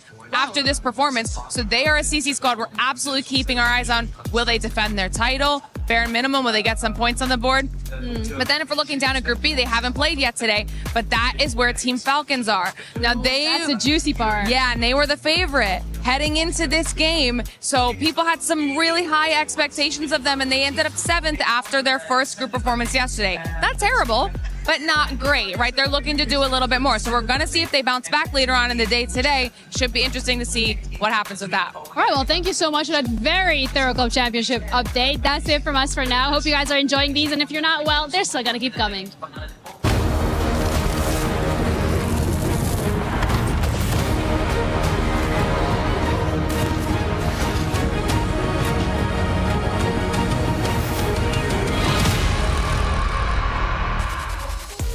Welcome into the 20th and final match of the group stages. This one decides who is going to be the 8th team making it into our playoff bracket and who is getting on an airplane at the end of the night.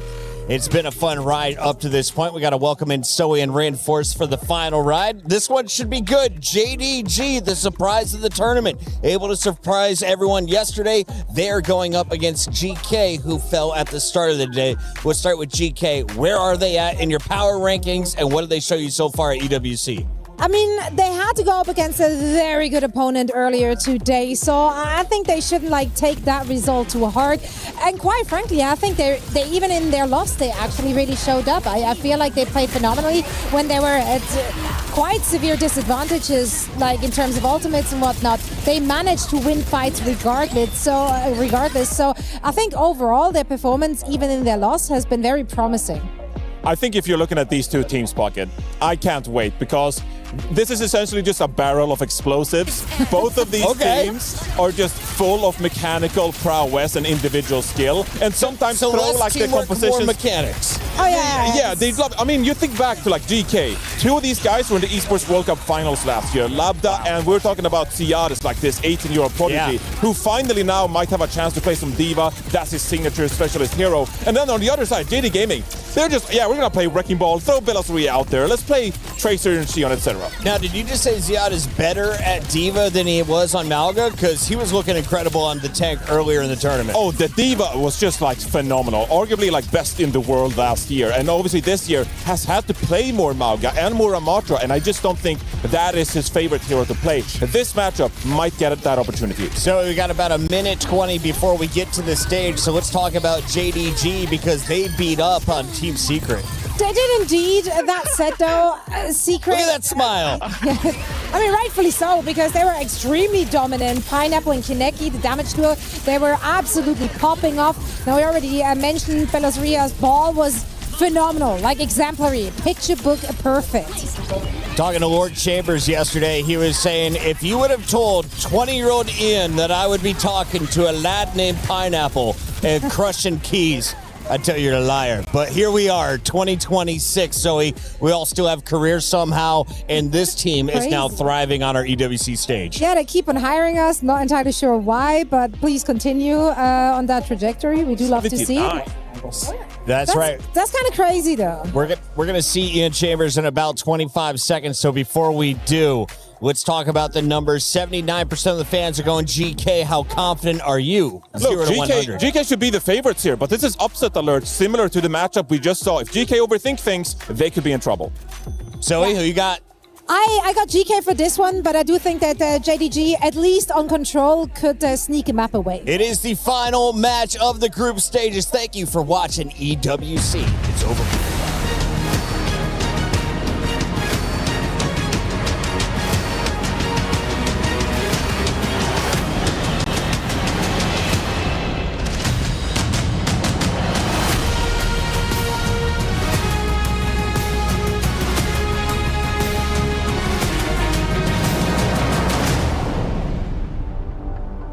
Mesdames et messieurs, je vous avoue que je ne m'attendais pas à avoir autant d'émotions sur cette 3e journée d'Overwatch.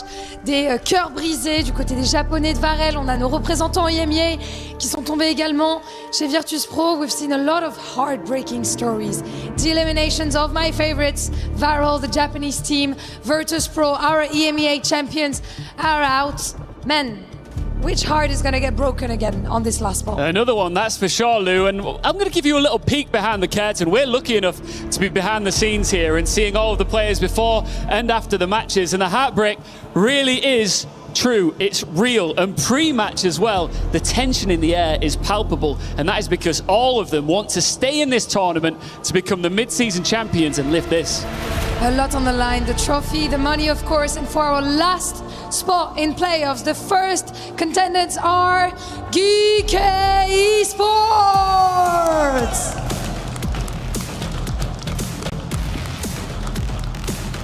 EMEA, especially MENA representatives, they pushed the EMEA champions to the absolute limit. Et ils ont prouvé qu'ils pouvaient être très dangereux sur la scène parisienne ici.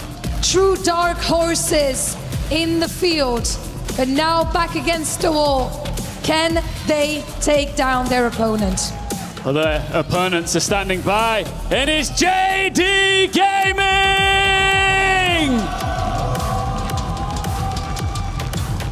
Now, their tournament began with defeat, but when elimination came calling, JDG answered with a ruthless 2-0 win. They have already fought their way back from the edge once, and here and now in Paris, they stand on the brink of it once again. EMEA versus China, pick your champion, JDG or GK, get your last ticket to the playoffs.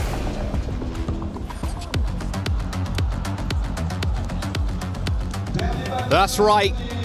The last ticket to the playoffs is going to be granted to either JD Gaming or GK Esports. Now, this is the first time they're facing off against each other, Moxie. GK just came off of a series which honestly could have gone their way. A 2-1 versus Zeta division of all people.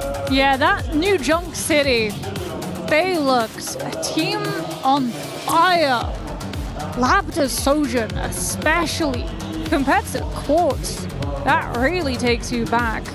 But for JD Gaming, they're taking us forward. We're getting to see what Chinese Overwatch metas look like within 2026. Weibo Gaming already through. A huge achievement.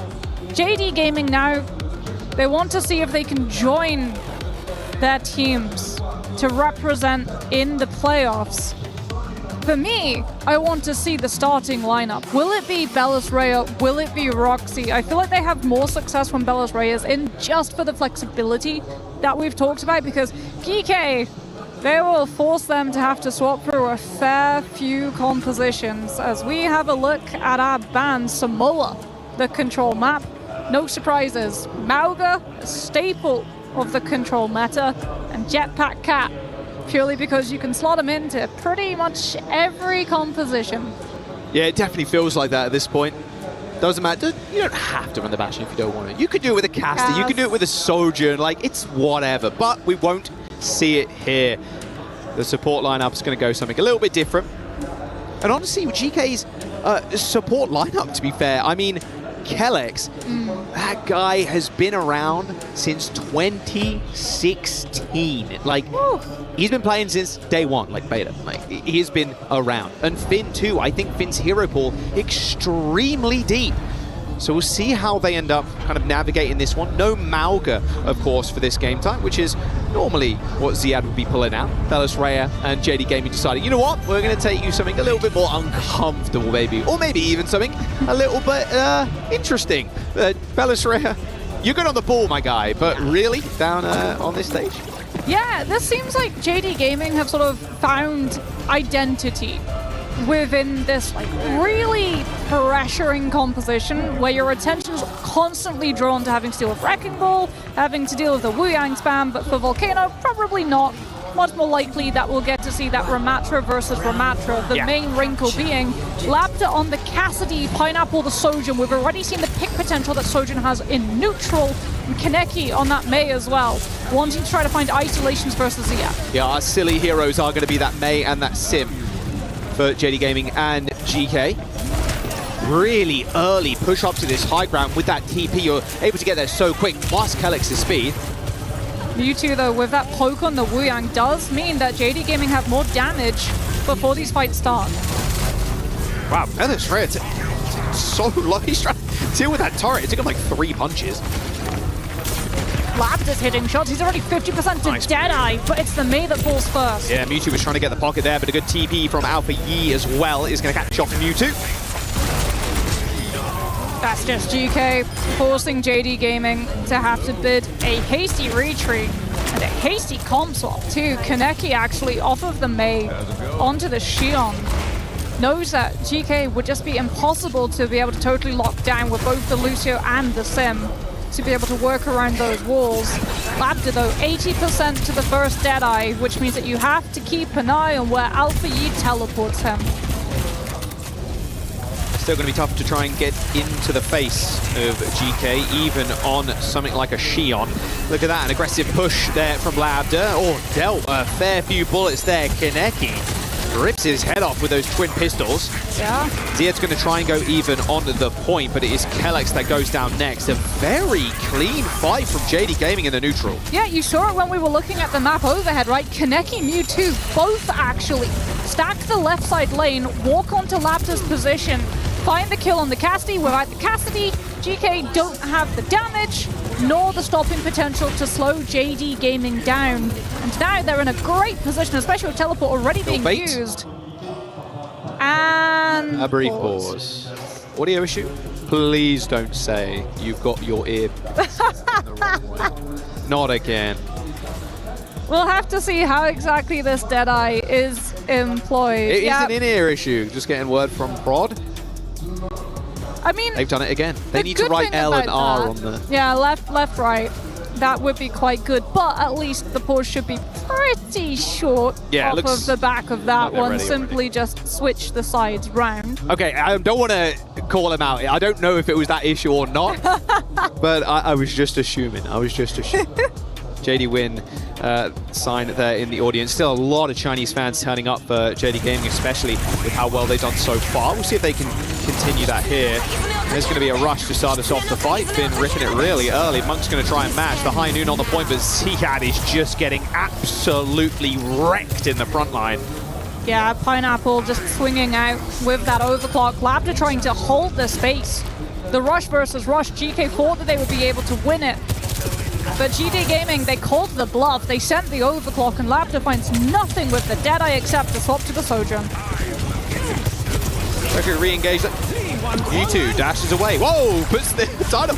Okay, sure. That was bad use of the tidal blast, to be honest with you. Mewtwo, he was in a little bit of danger, but almost felt like a fat finger almost. Although you still have to click 2 keys to get that done. So GK get an ult out for free. Kellex so close to the sound barrier too, which means that Ziad's Annihilation is so potent. Oh well, there's the Annihilation. Ziad, Bellisria. My God, they couldn't be closer if they tried. Bellisria is trying to stay alive. Ziad dies again. The late beat from Kellex might not be it. Yeah, there's just no way. Bellisria does get traded though. Hang on a second. Alpha Yi with the wall separates the team. Spree comes out as well. Kaneki trying to lock people down, but Kellex is the only one to fall to it. A good little wall dance there from GK. Despite losing Ziad super early on, they managed to clutch up. Alpha Yi comes up massive with the ult. Ziad actually swaps on to the D.Va. Desk mentioned how good his hero pool is on that D.Va.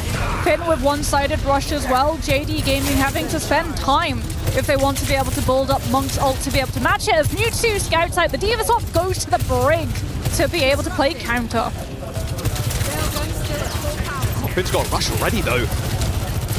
They probably don't want to go too quick. No. They want to just hang around for a moment, try and make a final fight, but that is a good opening pick from Labda. Okay, fight's done, fight's over. Retreat. Hold S, JD Gaming. Well, unfortunately with Bellisria going down, this is looking final fight. I mean, GK, like you said, is perfect for that, right? not another pick, surely. No, Kaneki can't die. Okay, Kaneki's going to get back at the very final moments. Bellisria, he's going ball. Yeah, you have to go ball. Mewtwo on the Lucio just to push JD Gaming onto the point to get the opportunity to use Monk's rush versus Finn's, but Labda with that overclock means that GK have such an advantage for this last fight. Nice move from the D.Va. Can we get another one? Another one? Another boot? Oh, and he doesn't get there. Perfect double boot from Ziad, and then Kellex following it up. Really nice stuff.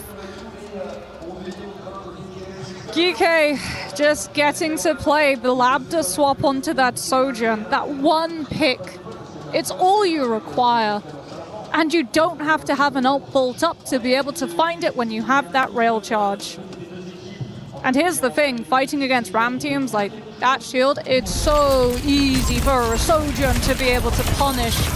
As we have a look at some of the replays, this is insane here. This is GK perfectly playing around Teleporter and Simwall to be able to dodge the damage of that Xion spree. Nice tracking. Great stuff from Alpha Yi. All right, we're back to it.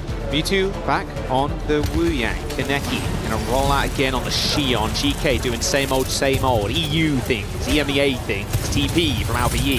Yeah, Ziad on the Ram as well. Knows that Belos Rare would punish with the Ramatra just melting through that D.Va mech if he tried to give a go of it.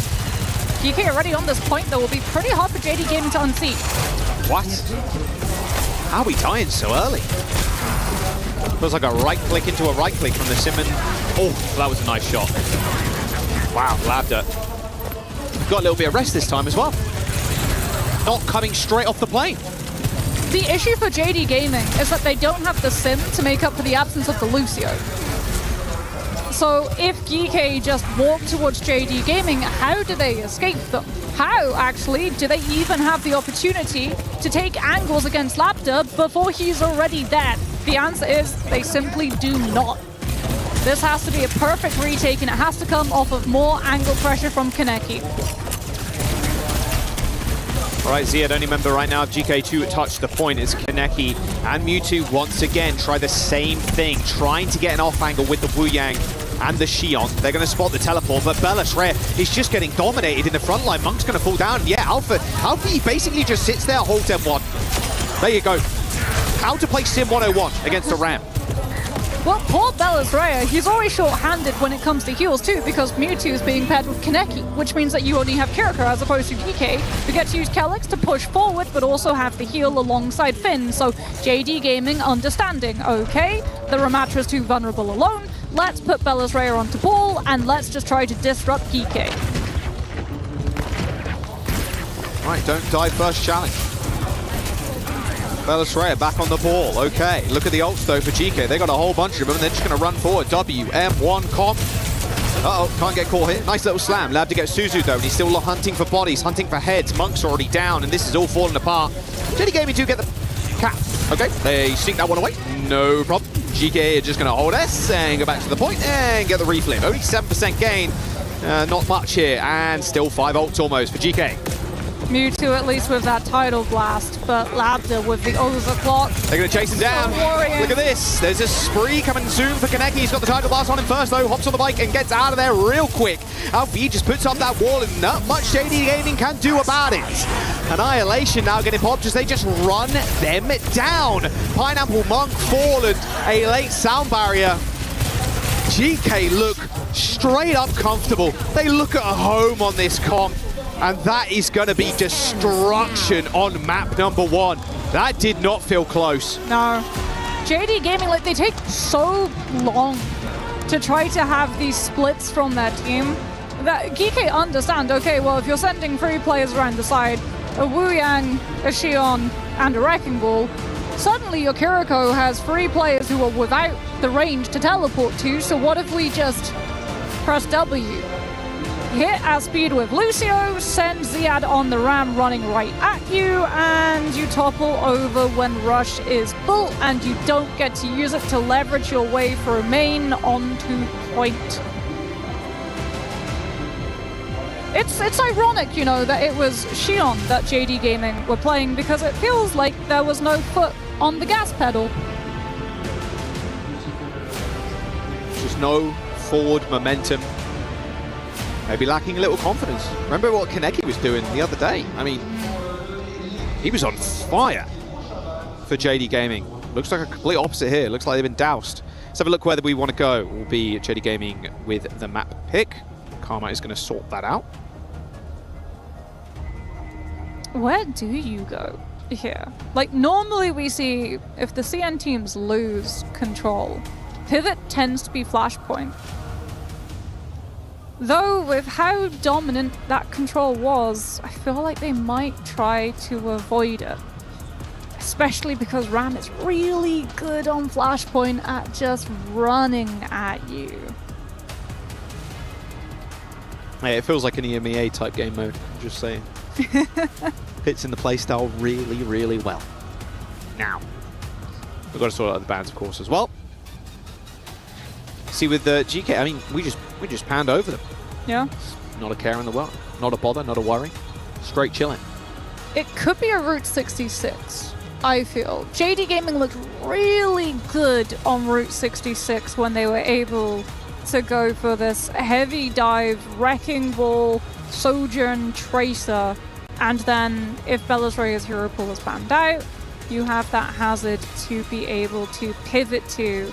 But they really do like things like that Xion, the Tracer, the Ball, the Kuriko, the Break was what they actually played on attack the last time we got to see them play Route 66.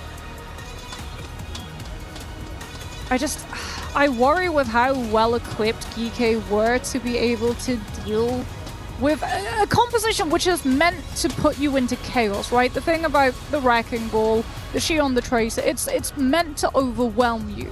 You're meant to panic, you're meant to have not a lot of time to be able to work out where you want to go, how you want to play. So the fact that GK just went before it was set up means that they totally sidestepped all of the things that that composition should be making hard. In fact, they made it easy. Yeah, the Wu Yang didn't really feel too good. Especially as they kind of struggle to get in their faces too. Even when you hit a Tidal Blast on a tank or whatever, you need a lot of follow-up to be able to hit that. Ideally, you're hitting support, of course, or a DPS just to kind of one-pop him. Oh. We'll be Route 66. Yeah. I think one of the issues as well of the Wu Yang was that there was just not a whole lot of Tidal Blasts built up. Since, one, you don't get opportunity to heal your players because you're playing with your Xion. So if your Xion loses the fight, that's your Wu Yang gone as well. Kuriko ban that we get, and then Xion ban to start really looking at taking down how JD Gaming like to go for these chaotic styles of plays, take as many lanes as possible, avoid your front line, look to hit the back. Yeah, that's how Kaneki found so much success yesterday, was on the Xion. So probably a pivot to the Sojourn. Sojourn Tracer tends to be what they opt for if that Xion has been banned.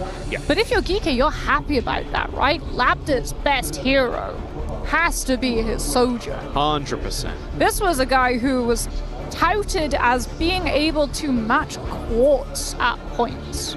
And sometimes better than Quartz. Yeah. And that's a very scary thing to have on your team. Well, very, very good thing to have on your team, but very scary for everybody else that's playing against him. Route 66 is locked in. First to two. Here we go. GK one map away from locking in the final spot out of these groups. And JD Gaming, they might be swiftly booking their flight home if they don't kind of lock in. So my concern with JD Gaming taking us to Route 66 is that you and I, we actually cast both of the times that they went to Route 66. One of which was up against Lethal on the Sojourn. Twice on first point, Lethal was able to flank uncontested, unmarked, all the way around side of map and open up the space for his team to follow through. There was a criticism, JD Gaming, they won that map, but boy howdy did it come down to the wire, and it was off of third hold, not first and second because they got absolutely blitzed. It was also off of heroics from players like Pineapple receiving nano boost from Monk to be able to set up his own blocks. You can hear that crowd already. How many of them are behind JD Gaming right now? Nice little jump up. Not even going to shoot there. Alpha Yee's quick switch. Straight over to the Sim. Okay, El Clasico again. Siad, though, on the Diva. Look at this backline for GK as well. The bat from Finn looks like actually he's going to change Juno for Kellex. Finn switching to... Change? Kellex changing his mind. Moira. Okay. Mizuki. Okay. This is a poke comp. My goodness. I mean, this backline couldn't be more defensive if they tried. This is also like bait Bella's Raya, force the hazard to overextend, chain him, kill him, out of line of sight of both the Ana and the Brick. Bella's Raya can't engage. Yeah. At all. So like for GK, you've already broken first corner without one fight. TP under the high ground. Sit, wait for CDs. Well, JD Gaming are going to try and jiggle this payload from the high ground. Monk's in a good angle, good nades from it, but problem is, you've already lost Mewtwo, and there's the land. Nade here out for E, sure, but Kaneki's going to have a tough time securing a kill. He ends up getting Kellex, sure, and in fact, Pineapple picks up a kill onto Lab there. Pretty scrappy affair, all things considered, but it's Ziad with 18 HP. Manages to not only rock Bella's Rare, but kill Pineapple. First fight done, payload moving. Yeah, Monk Mewtwo going down early as well means that JD Gaming not close to having support ults to set Pineapple's living weapon online. GK Esports will have amplification matrix when JD Gaming tried to contest. Bowser has actually already been scouted off of damage done by Kellex. Half HP already instantly rocked. There's going to be a nade at his back, so amplified healing somewhat from Monk. Generates that ult charge a little bit quicker as well, so the nano boost might be available here unless they go down insta. Pin with the window on the high ground. Lab's going to make good use of this. High noon. Oh, instantly killing Pineapple. You see how quickly that charged up? Yeah. That was gross. They're still going to try for this one, though. A little bit of extra stall time. Never hurt anybody. Nano boost, in fact, on to Bella's Raya, but it is still a 3v5 on the point.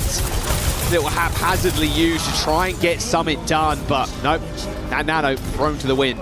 Yeah, that Amp Matrix as well with the Deadeye just totally overrides Pineapple's living weapon. Monk having to just wait for the Nano Boost was not able to use it to supply for the Emery to have that damage reduction. And now GK just set up Labda perfectly in position with that Sigma Shield pocket to tax JD Gaming's walk from the high ground. Look at how fast Mewtwo has to try to cross, has to break bash to make sure that he doesn't get left behind and die. He's got rally intent though, does Mewtwo. Pulse bomb for Kaneki. Oh, good stick. Lamb from Finn's good. And look at that turnaround there from Labda. Making sure Finn doesn't get popped after it. Ellis Ray is also going to fall down as a quick teleport is actually going to bisect the retreat. Pineapple goes with the rest of them. This is just not looking close. JD Gaming clutching at straws with Bella's Raya going over to Winston. Yeah, Pineapple back onto the Sojourn now. So Bella's Raya is just trying to get GK to turn around, to look at him. For Labda to look at him, to burn out things like that Immortality Field. But look at what GK have to work with. Finn's going to be on high ground with the window. Yeah, Monkey's exactly. going to jump out. Monkey's going to get instantly killed. Look at this. And he's dead. Soldier didn't even touch the ground. It's just not happening. Not for JDG right now. Well, their chances for winning this fight are about as alive as Bella's Raya was jumping towards that window. We go third. And Bella's Raya off of the Winston, onto the Rhine. Monk lives. At least swaps now off of the Ana onto the Baptiste because you know you have to have Lamp. You don't have a chance of building up those ultimates. GK with things like this Deadeye. He's on his third hero. Yeah. We're playing Mystery Heroes. Bro is playing Rhine. We're playing Mystery Heroes at this point, Jack. We need to find answers. Maybe Rhine's here. How about a Deadeye, son? Half your health already gone. Shield are gone as well. Looks like Ziad's going to box him in a corner, wrap him up, a little takeaway dinner here for GK. Bella's Ray is dead. There's the lamp. Monk, you're on your own. We might just keep you there as well. Keep our little house pet in the back. In fact, both the ports have just been isolated away from the fight. Guys, you got to get out of there. You might get even flanked by Labda. No, they managed to leave. Okay, thankfully. Bella's Ray is going to join the fight once again, but we're on final push here. And Ziad just decides, you know what? I'm just going to flux you in your spawn. Yeah, because now it's last fight territory. Kellex, though, goes low, goes down to Pineapple, so grieving opportunity for JD Gaming. Okay, we don't want to grieve just yet. They've managed to hold on.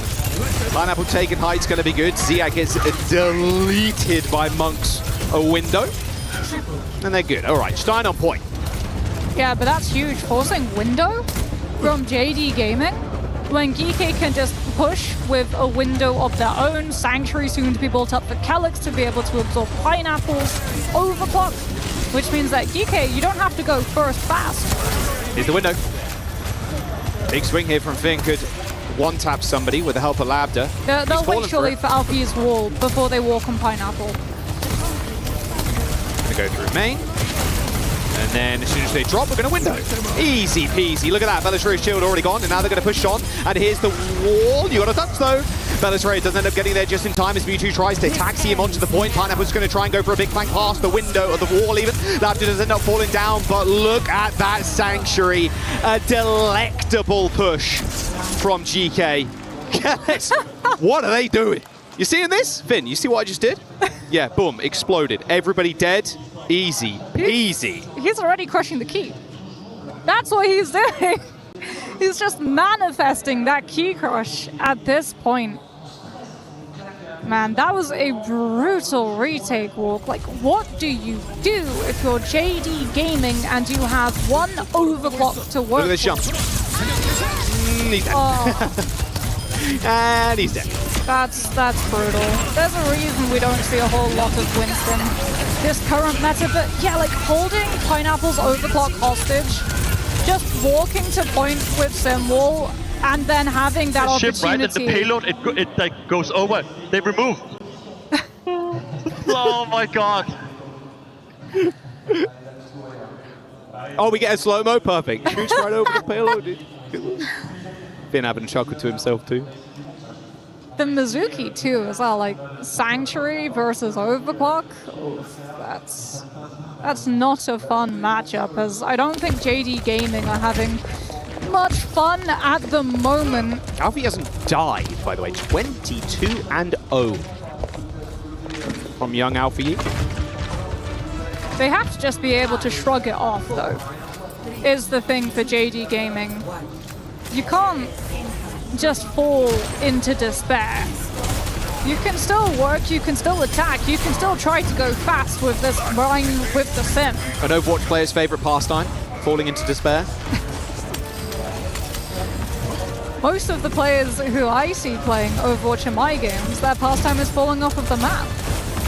Oh, we're going to bring up that again, huh? We've got a few clips of that already. Nice little teleport there. Kaneki trying to bait that one out. A charge into the wall as Ziad just decided, you know what, actually I belong on the high ground. Look at that. The wall behind him plus the pin. Pro just says absolutely not. Just jumps on Belisarius' head and gets up onto height. Another wall, but a quick teleport from Alfie repositions the team perfectly on top of Gas. Alfie is just trying to play that off angle. GK at the moment, more than happy to sit up on the high ground, look for the drop, flip the map, and stop the objective from moving. Still going to kill Labda too. Taking a large chunk out of Kaneki. Oh no, he's in trouble now. Nice teleport from JD Gaming. He's going to eliminate the Cassidy. Huge, just understanding that Labda was so far split from the rest of his team, but Belisarius goes so low that Lamp is actually forced. We're windowing? Okay, really thinking that this fight needs to be quick. All right, well, hopefully with that, they should be able to just cap the point. A quick teleport away from Alpha Yi, make sure he gets out alive, and him and Calyx are going to link up. I think you're worried because Lamp was forced from Belisarius. Mewtwo did not have sound barriers. Ziad could have gone for the Flux. As GK not looking like they'll go for the recontest. JD Gaming pushed through second, but here's why GK did not fight back. They've established a high ground hold, and JD Gaming have to dig deep to be able to break it. Nice little Rhine mask there in the audience, of course. Reminds me of Kevster back when he joined Glads, for those who know. 4 minutes and a bit here for JD Gaming. They got a lot of ults. They just got to get themselves in the good position again with this teleport. But now there's so many angles that GK are holding from. Teleport onto the high ground this time. Yep, they're just going to ignore this window. Just back off, just wait for it to disappear. Yeah, great teleport from JD Gaming. Avoids the window, wait for it to drop. Then try to run at GK. Teleport back onto point so you can keep the objective moving and force them to drop off high. Meki's in trouble. Nice little railgun from downtown there is going to assist in that kill onto Monk. They're going to use this wall to push forward. Even with this kill onto Monk, it's still going to be tough for GK to win this fight decisively. Although saying that, Labs is on the high ground already. Kaneki, railgun to the dome. Now, yeah, a quick descend from the rest of GK to eliminate JD Gaming. Yeah, Simul just not quite able to save Monk, and GK twist the knife with a full fight win, which means that once more JD Gaming have to walk into that high ground setup. Kelix with the Sanctuary should be able to absorb the damage when Monk's window opens up. But Lambda with this overclock is the thing that you have to worry about if you're JD Gaming, because you can't just play passive versus the sound barrier. Half and half there. Half teleport high ground, half stay on the payload. Now they're moving up. Sanctuary, like you mentioned, it's going to be tough for Bellis Rhea to get value with this Shatter too, despite that Sanctuary being available. Teleport. Yep, straight on the gas station. The Sanctuary gets popped there instantly, but Kelly still ends up going down. Oh, and Ziad actually eats the Blizzard. What a beautiful little play there from Ziad, but it might just be all over anyway, or the Lambda actually says, actually not today. A jumping high ground, little shot onto Pineapple will send the May back to spawn. And now it's only Bellis Rhea to try and contend with the rest. 2 and a bit minutes to go now. This time bank slowly dwindling. He's so clean with the Sojourn. Sees the teleport, uses the power slide, dodges any chance for that Shatter to hit him, puts himself up the high ground. Alfie uses the Sim Wall to keep Lambda safe, and the overclock takes JD Gaming out. Fast push though with the teleport onto high ground and window. Fire strike? No, not quite. They're not going to give him the chance to get that one tap. Point, guys. Someone from JD Gaming has to separate from the pack, drop down, but that means that Mewtwo's not there to push the team forward. All good though, you don't really need the movement speed right now, and you can get out of dodge real quick. Here's the teleport straight up to height. Ziad's gonna have the flux. The Shatter is blocked by the shield of Ziad, and they still got ults to spare as well. Alfie's gonna clean up. The ultimate economy game from GK is sublime. It feels like Finn was using that amplification to bait the Shatter as well, with how ready Ziad is on the Sigma shield to be able to stop it. And JD Gaming, Pineapple, is now onto the Bastion, just to try to have any form of burst damage on that Symmetra teleporter movement. All right, Kaneki with the TP, gets the team across the chasm. Ziad kind of playing with his food right now, just waiting for him to appear. The spheres aren't hitting anything, so he knows something's up. The flux on the height is going to be big. He ends up hitting 3. Nice wall in response. The team are going to be immune to pretty much everything right now, but look at the damage actually being thrown in. That wall's going to get deleted in just a moment. Alfie's going to deploy a wall of his own, and now this Monk window from the high ground might be what they need to win this fight. Shooting at the wall means it's going to get deleted. That health is going to get chunked down pretty readily, especially with this Bastion now. Yeah, just sitting behind the amplification matrix. They're not pushing, by the way. Done, and yeah, Cart just static. Sound barrier from Mewtwo. Ends up hitting 3. Quick teleport, a reposition from Lambda. Kelix goes dangerously low as they've ended up swapping the map again. Like, what world are we in? It's like the Mad Hatter's table. Oh, Ziad trying to stand up. Oh, Kineki. But it's Lambda. There's 30 seconds to go as well, Moxie. They need to hit a reset here. I don't think they'll let them, though. GK just keep applying pressure. Yeah, Mewtwo's just going to go down as well. He's not with the rest of the team. Bellis Rhea tries to get an emergency pin, emergency kill, anything to stay alive. This feels like round. Monk has to use Immortality Field just to live. It's over. They're just going to leave Monk. You can push the payload, don't matter. It really just does not matter. You've not got a chance to get back in.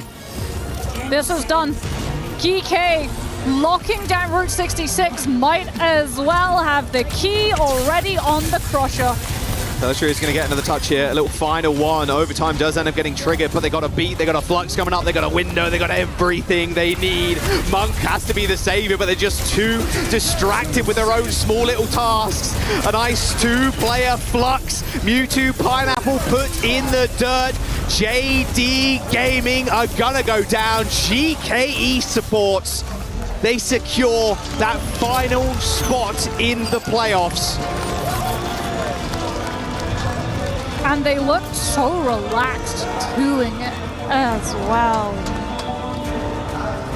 Perfectly playing around the Symmetra timings on the defense and just applying so much constant pressure, so much damage on the attack to not allow JD Gaming the opportunity to hold their ground.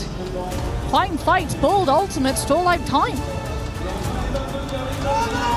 GK looked good right now. That 3 maps versus Zeta Division should have been the telltale sign of how this series was going to go. Another Chinese representative is going to get eliminated, leaving Weibo the last hope here for the region. Big smiles on the face all around for GK. However, they're going to join Space Station Gaming, Zeta Division, and Crazy Raccoon, who qualify out of Group B. Twisted Minds to continue the EMEA representation. So GK will have to defend their title. They've been able to beat out Twisted Minds before, but now they have to do it on the international land setting. Let's get a quick word from the Danish superstar, the legend, Kellex, down on the stage. Yes, I am standing by with the Danish superstar. Congratulations, Kellex, for that big win. I imagine you must be very happy in France. So you know the French fans because you've been part of Team Peps back in the days. And Fefe gave me something for you. So maybe you can show it to the camera and then flip it. He told me to give it to you. Maybe you can show it here. Merci. Merci. Gave him a little note. All jokes aside, it's a pleasure to have you here. Of course, you've been able to witness the passion of French fans, you know, being there on a big arena. How much does it mean to you to be back here? Amazing. I was here 3 years ago for another tournament and I met a lot of Peps fans and it was amazing. You know, the French fans are crazy in this esport and other esports as well. So yeah, it's great. And it's great to have you, of course. Première question, tu connais la passion des fans français, évidemment, parce que tu as fait partie de la Team Peps à l'ancienne. Et il le dit, because Overwatch partners, teams, bundles have been announced on social media, so you're going to be able to get your favorite teams bundle. Donc effectivement, les fans français sont incroyables et on les entend aussi faire du bruit. You know, I wanted also to ask you, because we've seen GK struggle a bit at the beginning of the season, at the beginning of the year, yet when you joined, it's a whole different story. So what do you think you're bringing to this team, and you keep bringing to this team? I think I'm a good comedian. I bring good jokes, good vibes, and average gameplay. You know, I think my strength is just making my teammates happy, you know, and yeah, as you can see, we're doing well so far, so hopefully I can keep it up. I mean, average gameplay, when you made it to playoffs, I think is very humble, but yes, indeed. Donc deuxième question, Geeky était un petit peu en galère avant que tu rejoignes. Depuis que tu es là, c'est une histoire complètement différente. Qu'est-ce que tu penses que tu apportes dans l'équipe? En vrai, les good vibes, les vannes, j'essaie de mettre mes teammates un petit peu à leur prime tout le temps, et un gameplay assez moyen, même si je suis pas forcément d'accord avec ça. It's gonna be time for us to go to the Key Crusher. You excited about it? Let's get it? I've never done this before. Is it your first? Let's go. So in Paris, it's even better. We're gonna have Kellex smash the key from JDG. Go for it. It's your moment. As our lovely key master walks him through, it is indeed a victory for GK Esports, taking down JD Gaming here in Paris. GK are in playoffs.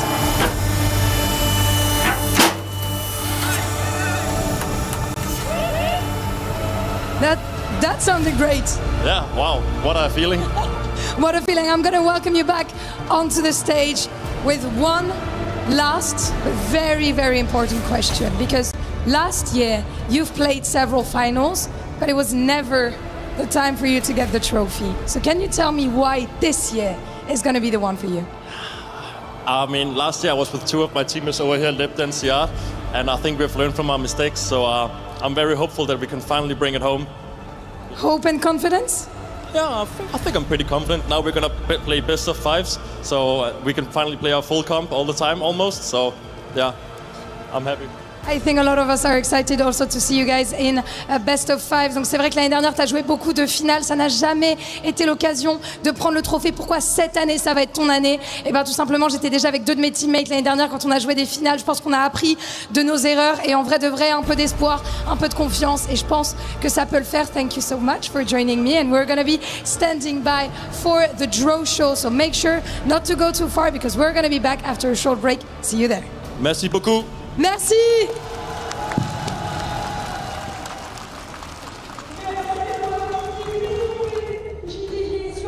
That may be the smartest man in Paris right now. There are so many great French organizations, Peps, Vitality, Gentlemates, Carmine Corps, and now I feel like GK may have won over some French fans after that interview. Kellex, a performer, says he's just got to lay down the jokes. Alpha E and crew will take care of the rest. Honestly, Kellex has been so expressive this event. Like, he was playing with the camera, was joking around, was giving some heat to his teammates as well during their last series, where apparently some of them just had to have a bathroom break that went on forever. So yeah, love the leadership that Kellex brought in and outside of the server, really. Yeah, I mean, this guy is a veteran of the sport. We had a discussion behind the doors, just like, has he played the most official matches out of anyone in Overwatch Esports? And I think we settled maybe on Violet, but Kellex is up there because of the Overwatch days. Robert Kraft had this guy on his team for the Boston Uprising. Now he, of course, is playing for GK, wearing a different shade of blue. Reinforced, when you look at GK's victory tonight, how surprising is it that they made it through the groups? I don't think it's too surprising, but this was a really good win. I love the adjustments they made, and they stayed composed, even though they took a really difficult loss earlier today against Stella Division.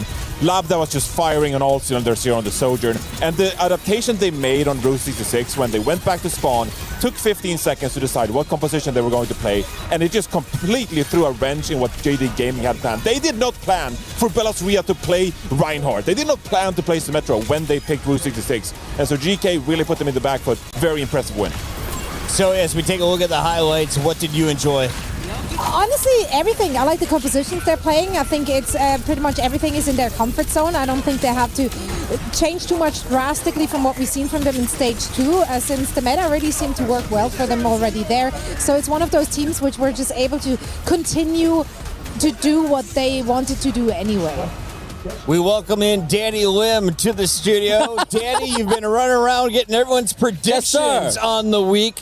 Did you get your prediction right in this one? This one I did. I'm gonna be honest. I had to do I had to do predictions twice. I think the first one I said I said GK was gonna win, and then the second one I said I kind of double dip. I predicted that they're gonna lose, but in my heart I knew that GK was gonna win. Hey, shout out to GK. Thank you for getting my prediction right. I guess going with your gut. You know, that was smart. The first answer was the right answer. GK are powering through, and they are one of 8 teams that'll be playing for the lion's share of our $1 million prize pool. So this is the mid-season championship. So where are we at in the big picture? What are we looking forward to here in the final 2 days? Well, it's within the name. We're exactly in the middle of our season. We still have the World Finals to come, of course, but even after this event, there is going to be the Overwatch World Cup that is happening, which is finally returned. Our first stop is going to be in Korea. So many of these players that are playing here will be traveling to Korea literally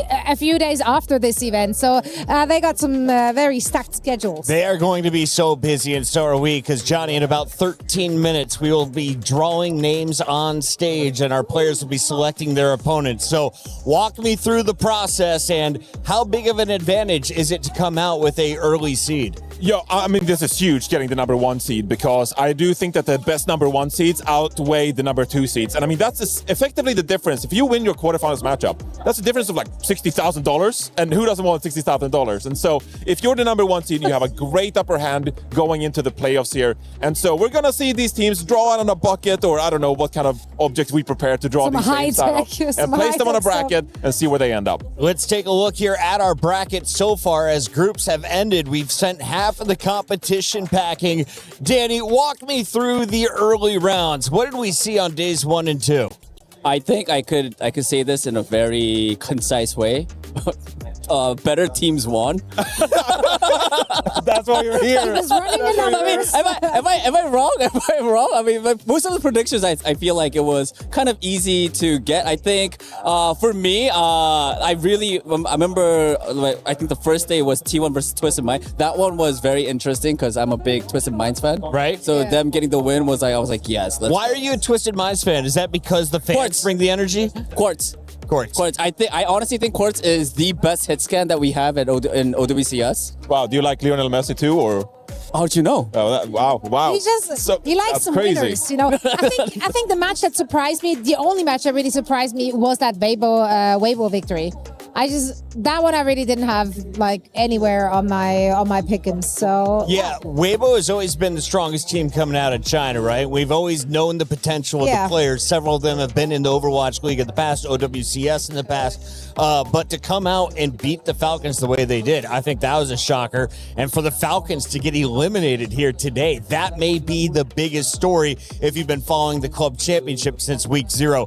For now, though, we got to celebrate Twisted Minds because they are guaranteed points, at least 200 with a top 8 finish. And remember, last year, this is a team that finished in our top 4. So what can get done for a team rocking light blue and pink? So expectations for UB's crew. Honestly, the expectations are very, very high.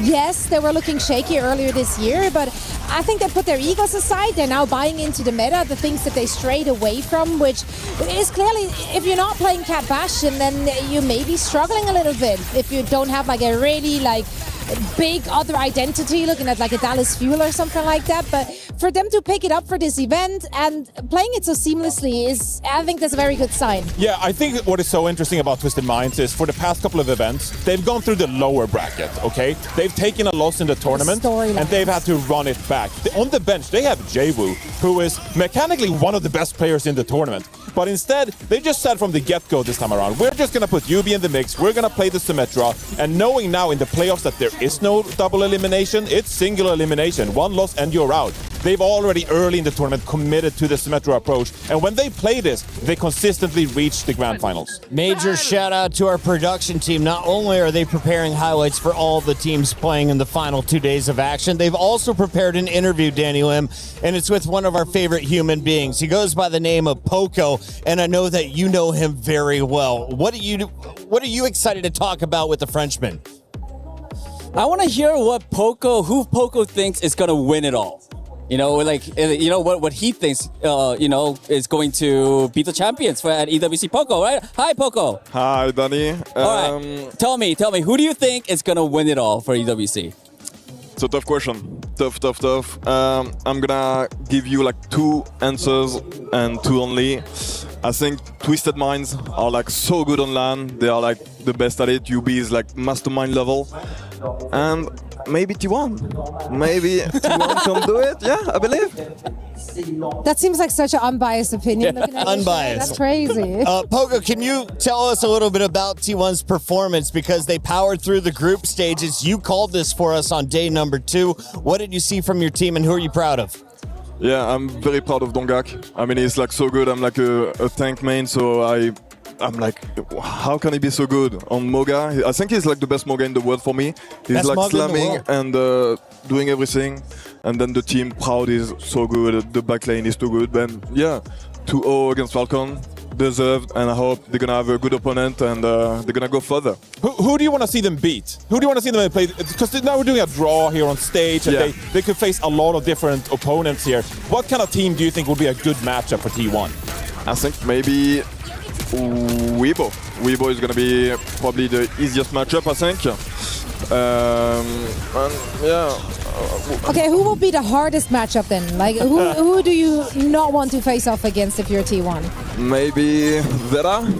I feel like Zeta is too good. They play like all the time against T1 and they have like the upper advantage, but yeah, Zeta a bit difficult, I think.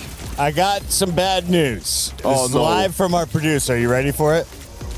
You got a 50-50 shot. You can either play Crazy Raccoon or Zeta Division. That's not good at all, guys. Can we change it? Can we do something about it? We're in Paris. I'm sure you know some people behind the scenes that speak French. Poco, let's talk a little bit about Tanks. You are one of my favorites to watch since the beginning of the Overwatch competitions. Who has been most impressive? We have 8 teams moving forward, but you can pick from any of the 16 that graced our stage here at EWC. I think it has to be TVNT. I mean, I really like his diva. He's like so good at it, and now he can play Rain, he can play Sigma, he can play like so many tanks, and he's so good with like a Twisted Mind. I'm very impressed by this player. Do you think you could make a return, Poco? Like when you watch these guys play, or you like, I'm gonna jump in scrims after the tournament, like I'm ready to go, I'm fired up, T1, put me in?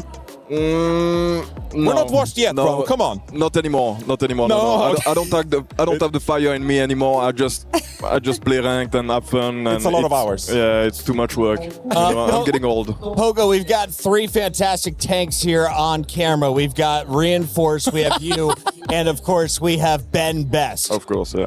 Who's the best of the 3?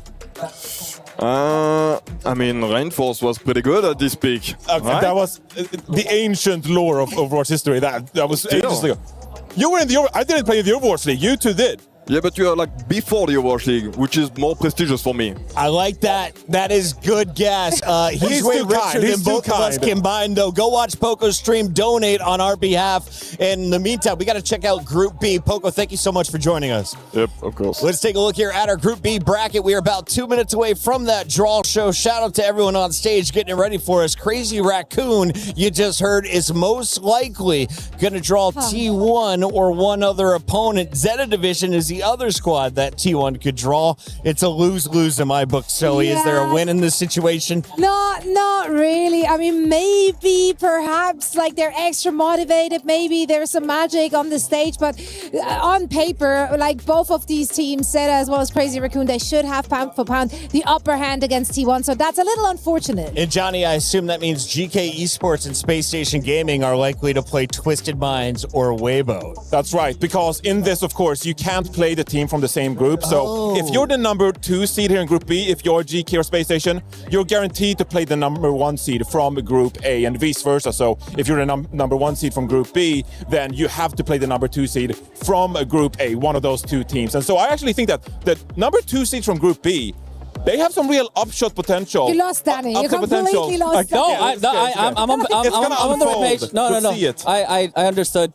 Yeah, group seed number 2 can't play one. Number 1 from the same group. On the same group. There you go. Yeah. Something like that. Excellent work here. It took 60 years of esports knowledge combined to figure out how this whole thing works. Meanwhile, production knew all along, and they're going to have that ready for us in about 45 seconds. Before we go, if you're Weibo and you want to make it to a championship Sunday, who are you hoping to draw?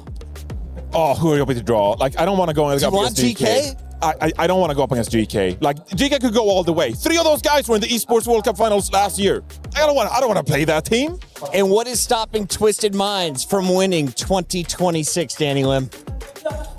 What is stopping them? And I why guess is it Crazy teams like Crazy Raccoon and Zeta, I guess. But I think Twisted Mind has a really good chance. I mean, they played it super close in Champions Clash in Tokyo, and they might be able to do it again and maybe win this time. We'll find out who is Crazy Raccoon playing. It is time to get into the draw show live from EWC.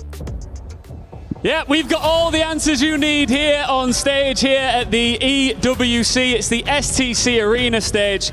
And look, we've played all the Overwatch that needs to be played in the group stages. There's one thing left to do, and that is to determine the matchups for our quarterfinal. We're going to have a live draw here. Myself and Lou are joined by some very special guests. First, I'm going to introduce Team Liquid's Rack Attack. How are you doing, and how much have you enjoyed the matches today?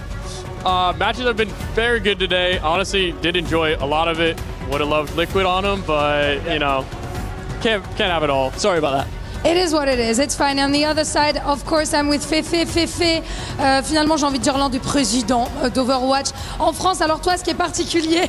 Ooh, big reaction. Yeah. What is particular with him is that not only he's a streamer, but also a caster. You've been hearing his voice here in the venue. So which team do you have your eyes on? Who are you excited about? I'm gonna always cheer for EMEA, so I'm excited to see who Twisted Mind's gonna face. Fair enough, Twisted Minds. I'm excited. And Geeky as well. And Geeky, fair enough. Should we do this, Lou? Should we start? Let's go. We're gonna start by Seed 1. So Fefe is gonna draw Seed 1s one by one to have them in the brackets. And teams from the same group cannot be facing each other in the first quarterfinals. And first is indeed Twisted Minds. Ooh. The Saudi organization. I'm gonna take care of this. Thank you. They're looking good. Twisted Minds looking very good. Yeah, they recovered. Fefe, next one. On y va.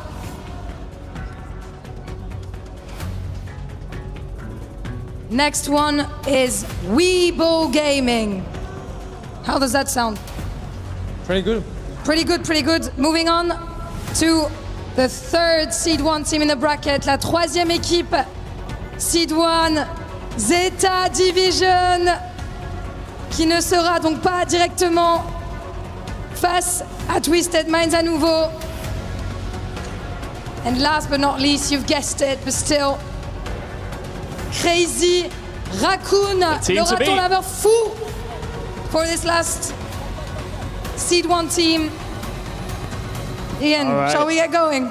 Now, the question is, who will they face off against? Out of the teams that are in the top seeds here, who do you think would you say is number one and the most dangerous left in the tournament? You gotta go with Crazy Raccoon. I mean, they're always dominant force. They always bring it when you need it, and just a scary team overall to face. Fefe, do you agree? Crazy Raccoon best team? Oh, I don't know, but pretty good one and the best since few months, yes. Okay, solid recently. Let's move on to the C2. This is where we find out which teams will face off against each other. Rack Attack, you ready? Ready, I'm ready. Let's begin.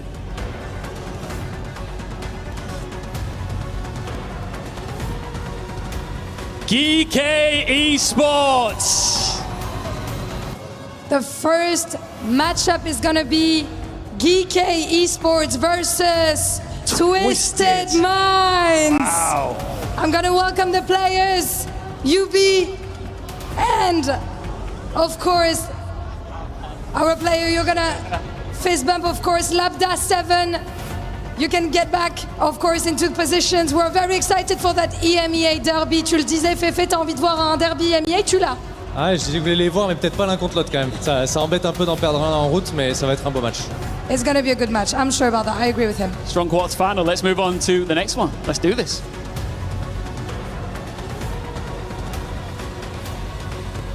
Dallas Fuel.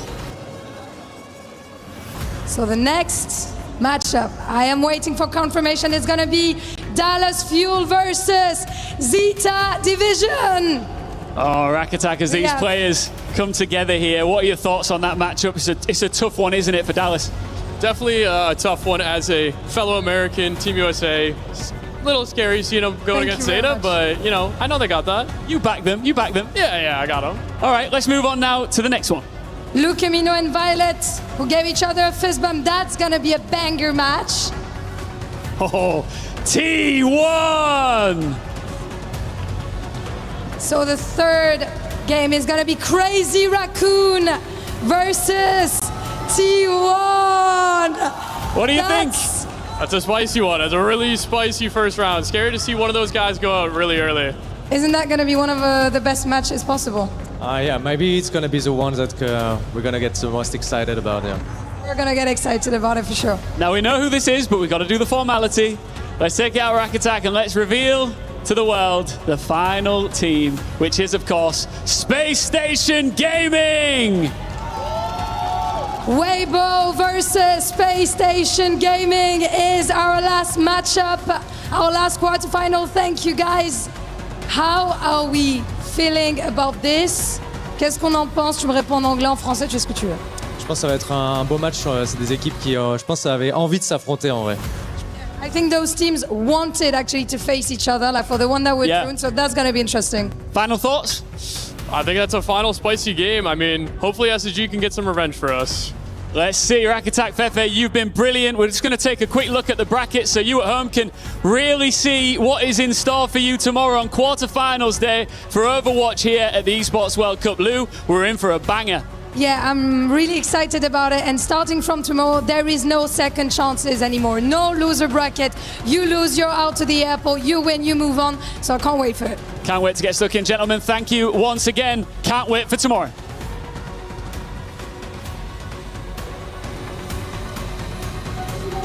Can you win an award for a draft show? Well done to that trio, our director, Ian, and of course, Lou, alongside our special guest. And what a bracket. If you are a Weibo fan, this is your time to smile. Johnny, Space Station Gaming is in your way of a semifinal and potentially a clear road to a grand final. My head has exploded. Like, this bracket is unbelievable. If you told Weibo Gaming or Space Station that they could make top 4 in this tournament, both of those teams would have just just exploded with joy, like so happy about this. And meanwhile, Twisted Minds, GK above them as well. That's going to be essentially a match for us in the grand finals because they're so favored. This bracket is unbelievable. On the other side, T1, they're devastated as they draw Crazy Raccoon. And even if you win that, you're likely to play Zeta Division, the squad that everyone has feared in this tournament, Zoe. Yeah, I mean, my heart dropped here for Dallas Fuel. They had to fight so hard to even get here, and now Zeta Division in their way to make the semifinals. For T1, I mean, at least they're familiar with Crazy Raccoon, and maybe the familiarity helps them in some way, shape, or form. I'm reaching, but I'm trying. Danny, if you win this next round and go to the semifinals, what's the difference in prize money and, of course, points for the club championship? 60K? 60,000 with 300 points? Yeah, did I get that right? Not bad. Okay. Not a bad finish. I feel like I'm getting quizzed every time. Every time Puck is throwing me a question, I'm just like, oh, did I get that right? It's okay. To be fair, I put up all the notes of the homework on the big screen. I know. I was like, Danny, it's right there. Top 8, 35,000. I saw Pumpkin look at me. I'm like, okay, he's gonna throw me some question. I didn't even see that, and you were like, okay. I'm like, okay, right there. And that's, got it. And that's how you win Emmys, ladies and gentlemen. Our playoff bracket is set. We, of course, have $1 million and 400,000 points, and 1,000 points and $400,000 on the line for first place. Johnny, this is some serious money for Overwatch, and we're only here in the mid-season. I am so excited for this one. This bracket, whichever way it unfolds, it's going to be 2 days of Overwatch action you don't want to miss.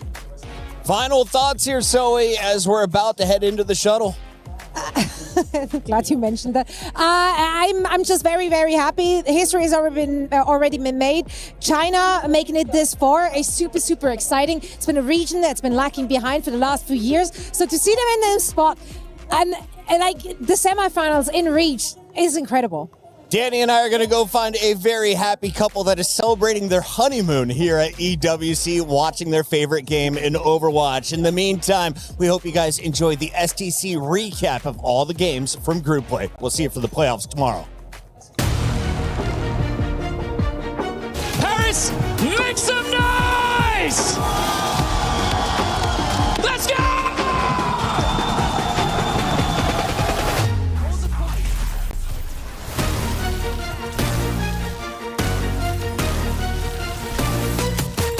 Easy! Otherwise, like, that's got a nice little perch here. Oh my, that is filthy! Nice little keyhole shot there for Labra and Proper. Doesn't know what hit him either.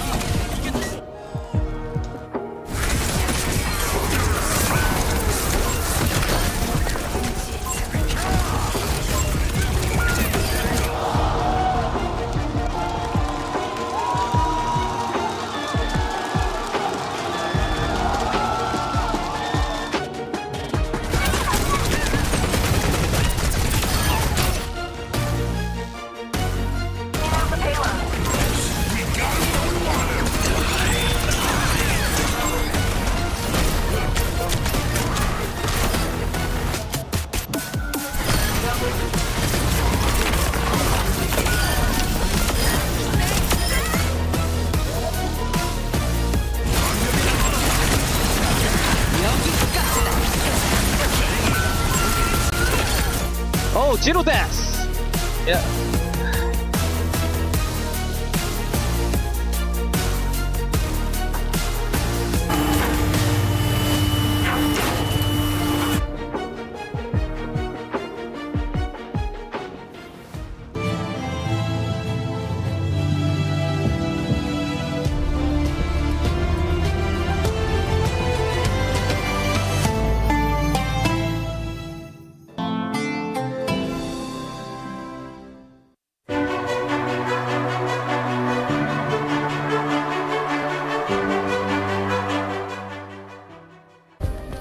Play is in our DNA. Whenever we let it out, it becomes our superpower. Now imagine an entire city being built to supercharge it. Kadir City, powered by Play. We were there. for every click, every clutch, every respawn. We were there for the years of grind, and we're here. Now, the proud founding partner of EWC, powering the biggest event in gaming, shoulder to shoulder with the world's best, making history. Greatness deserves a stage. Lenovo Legion, reach your impossible.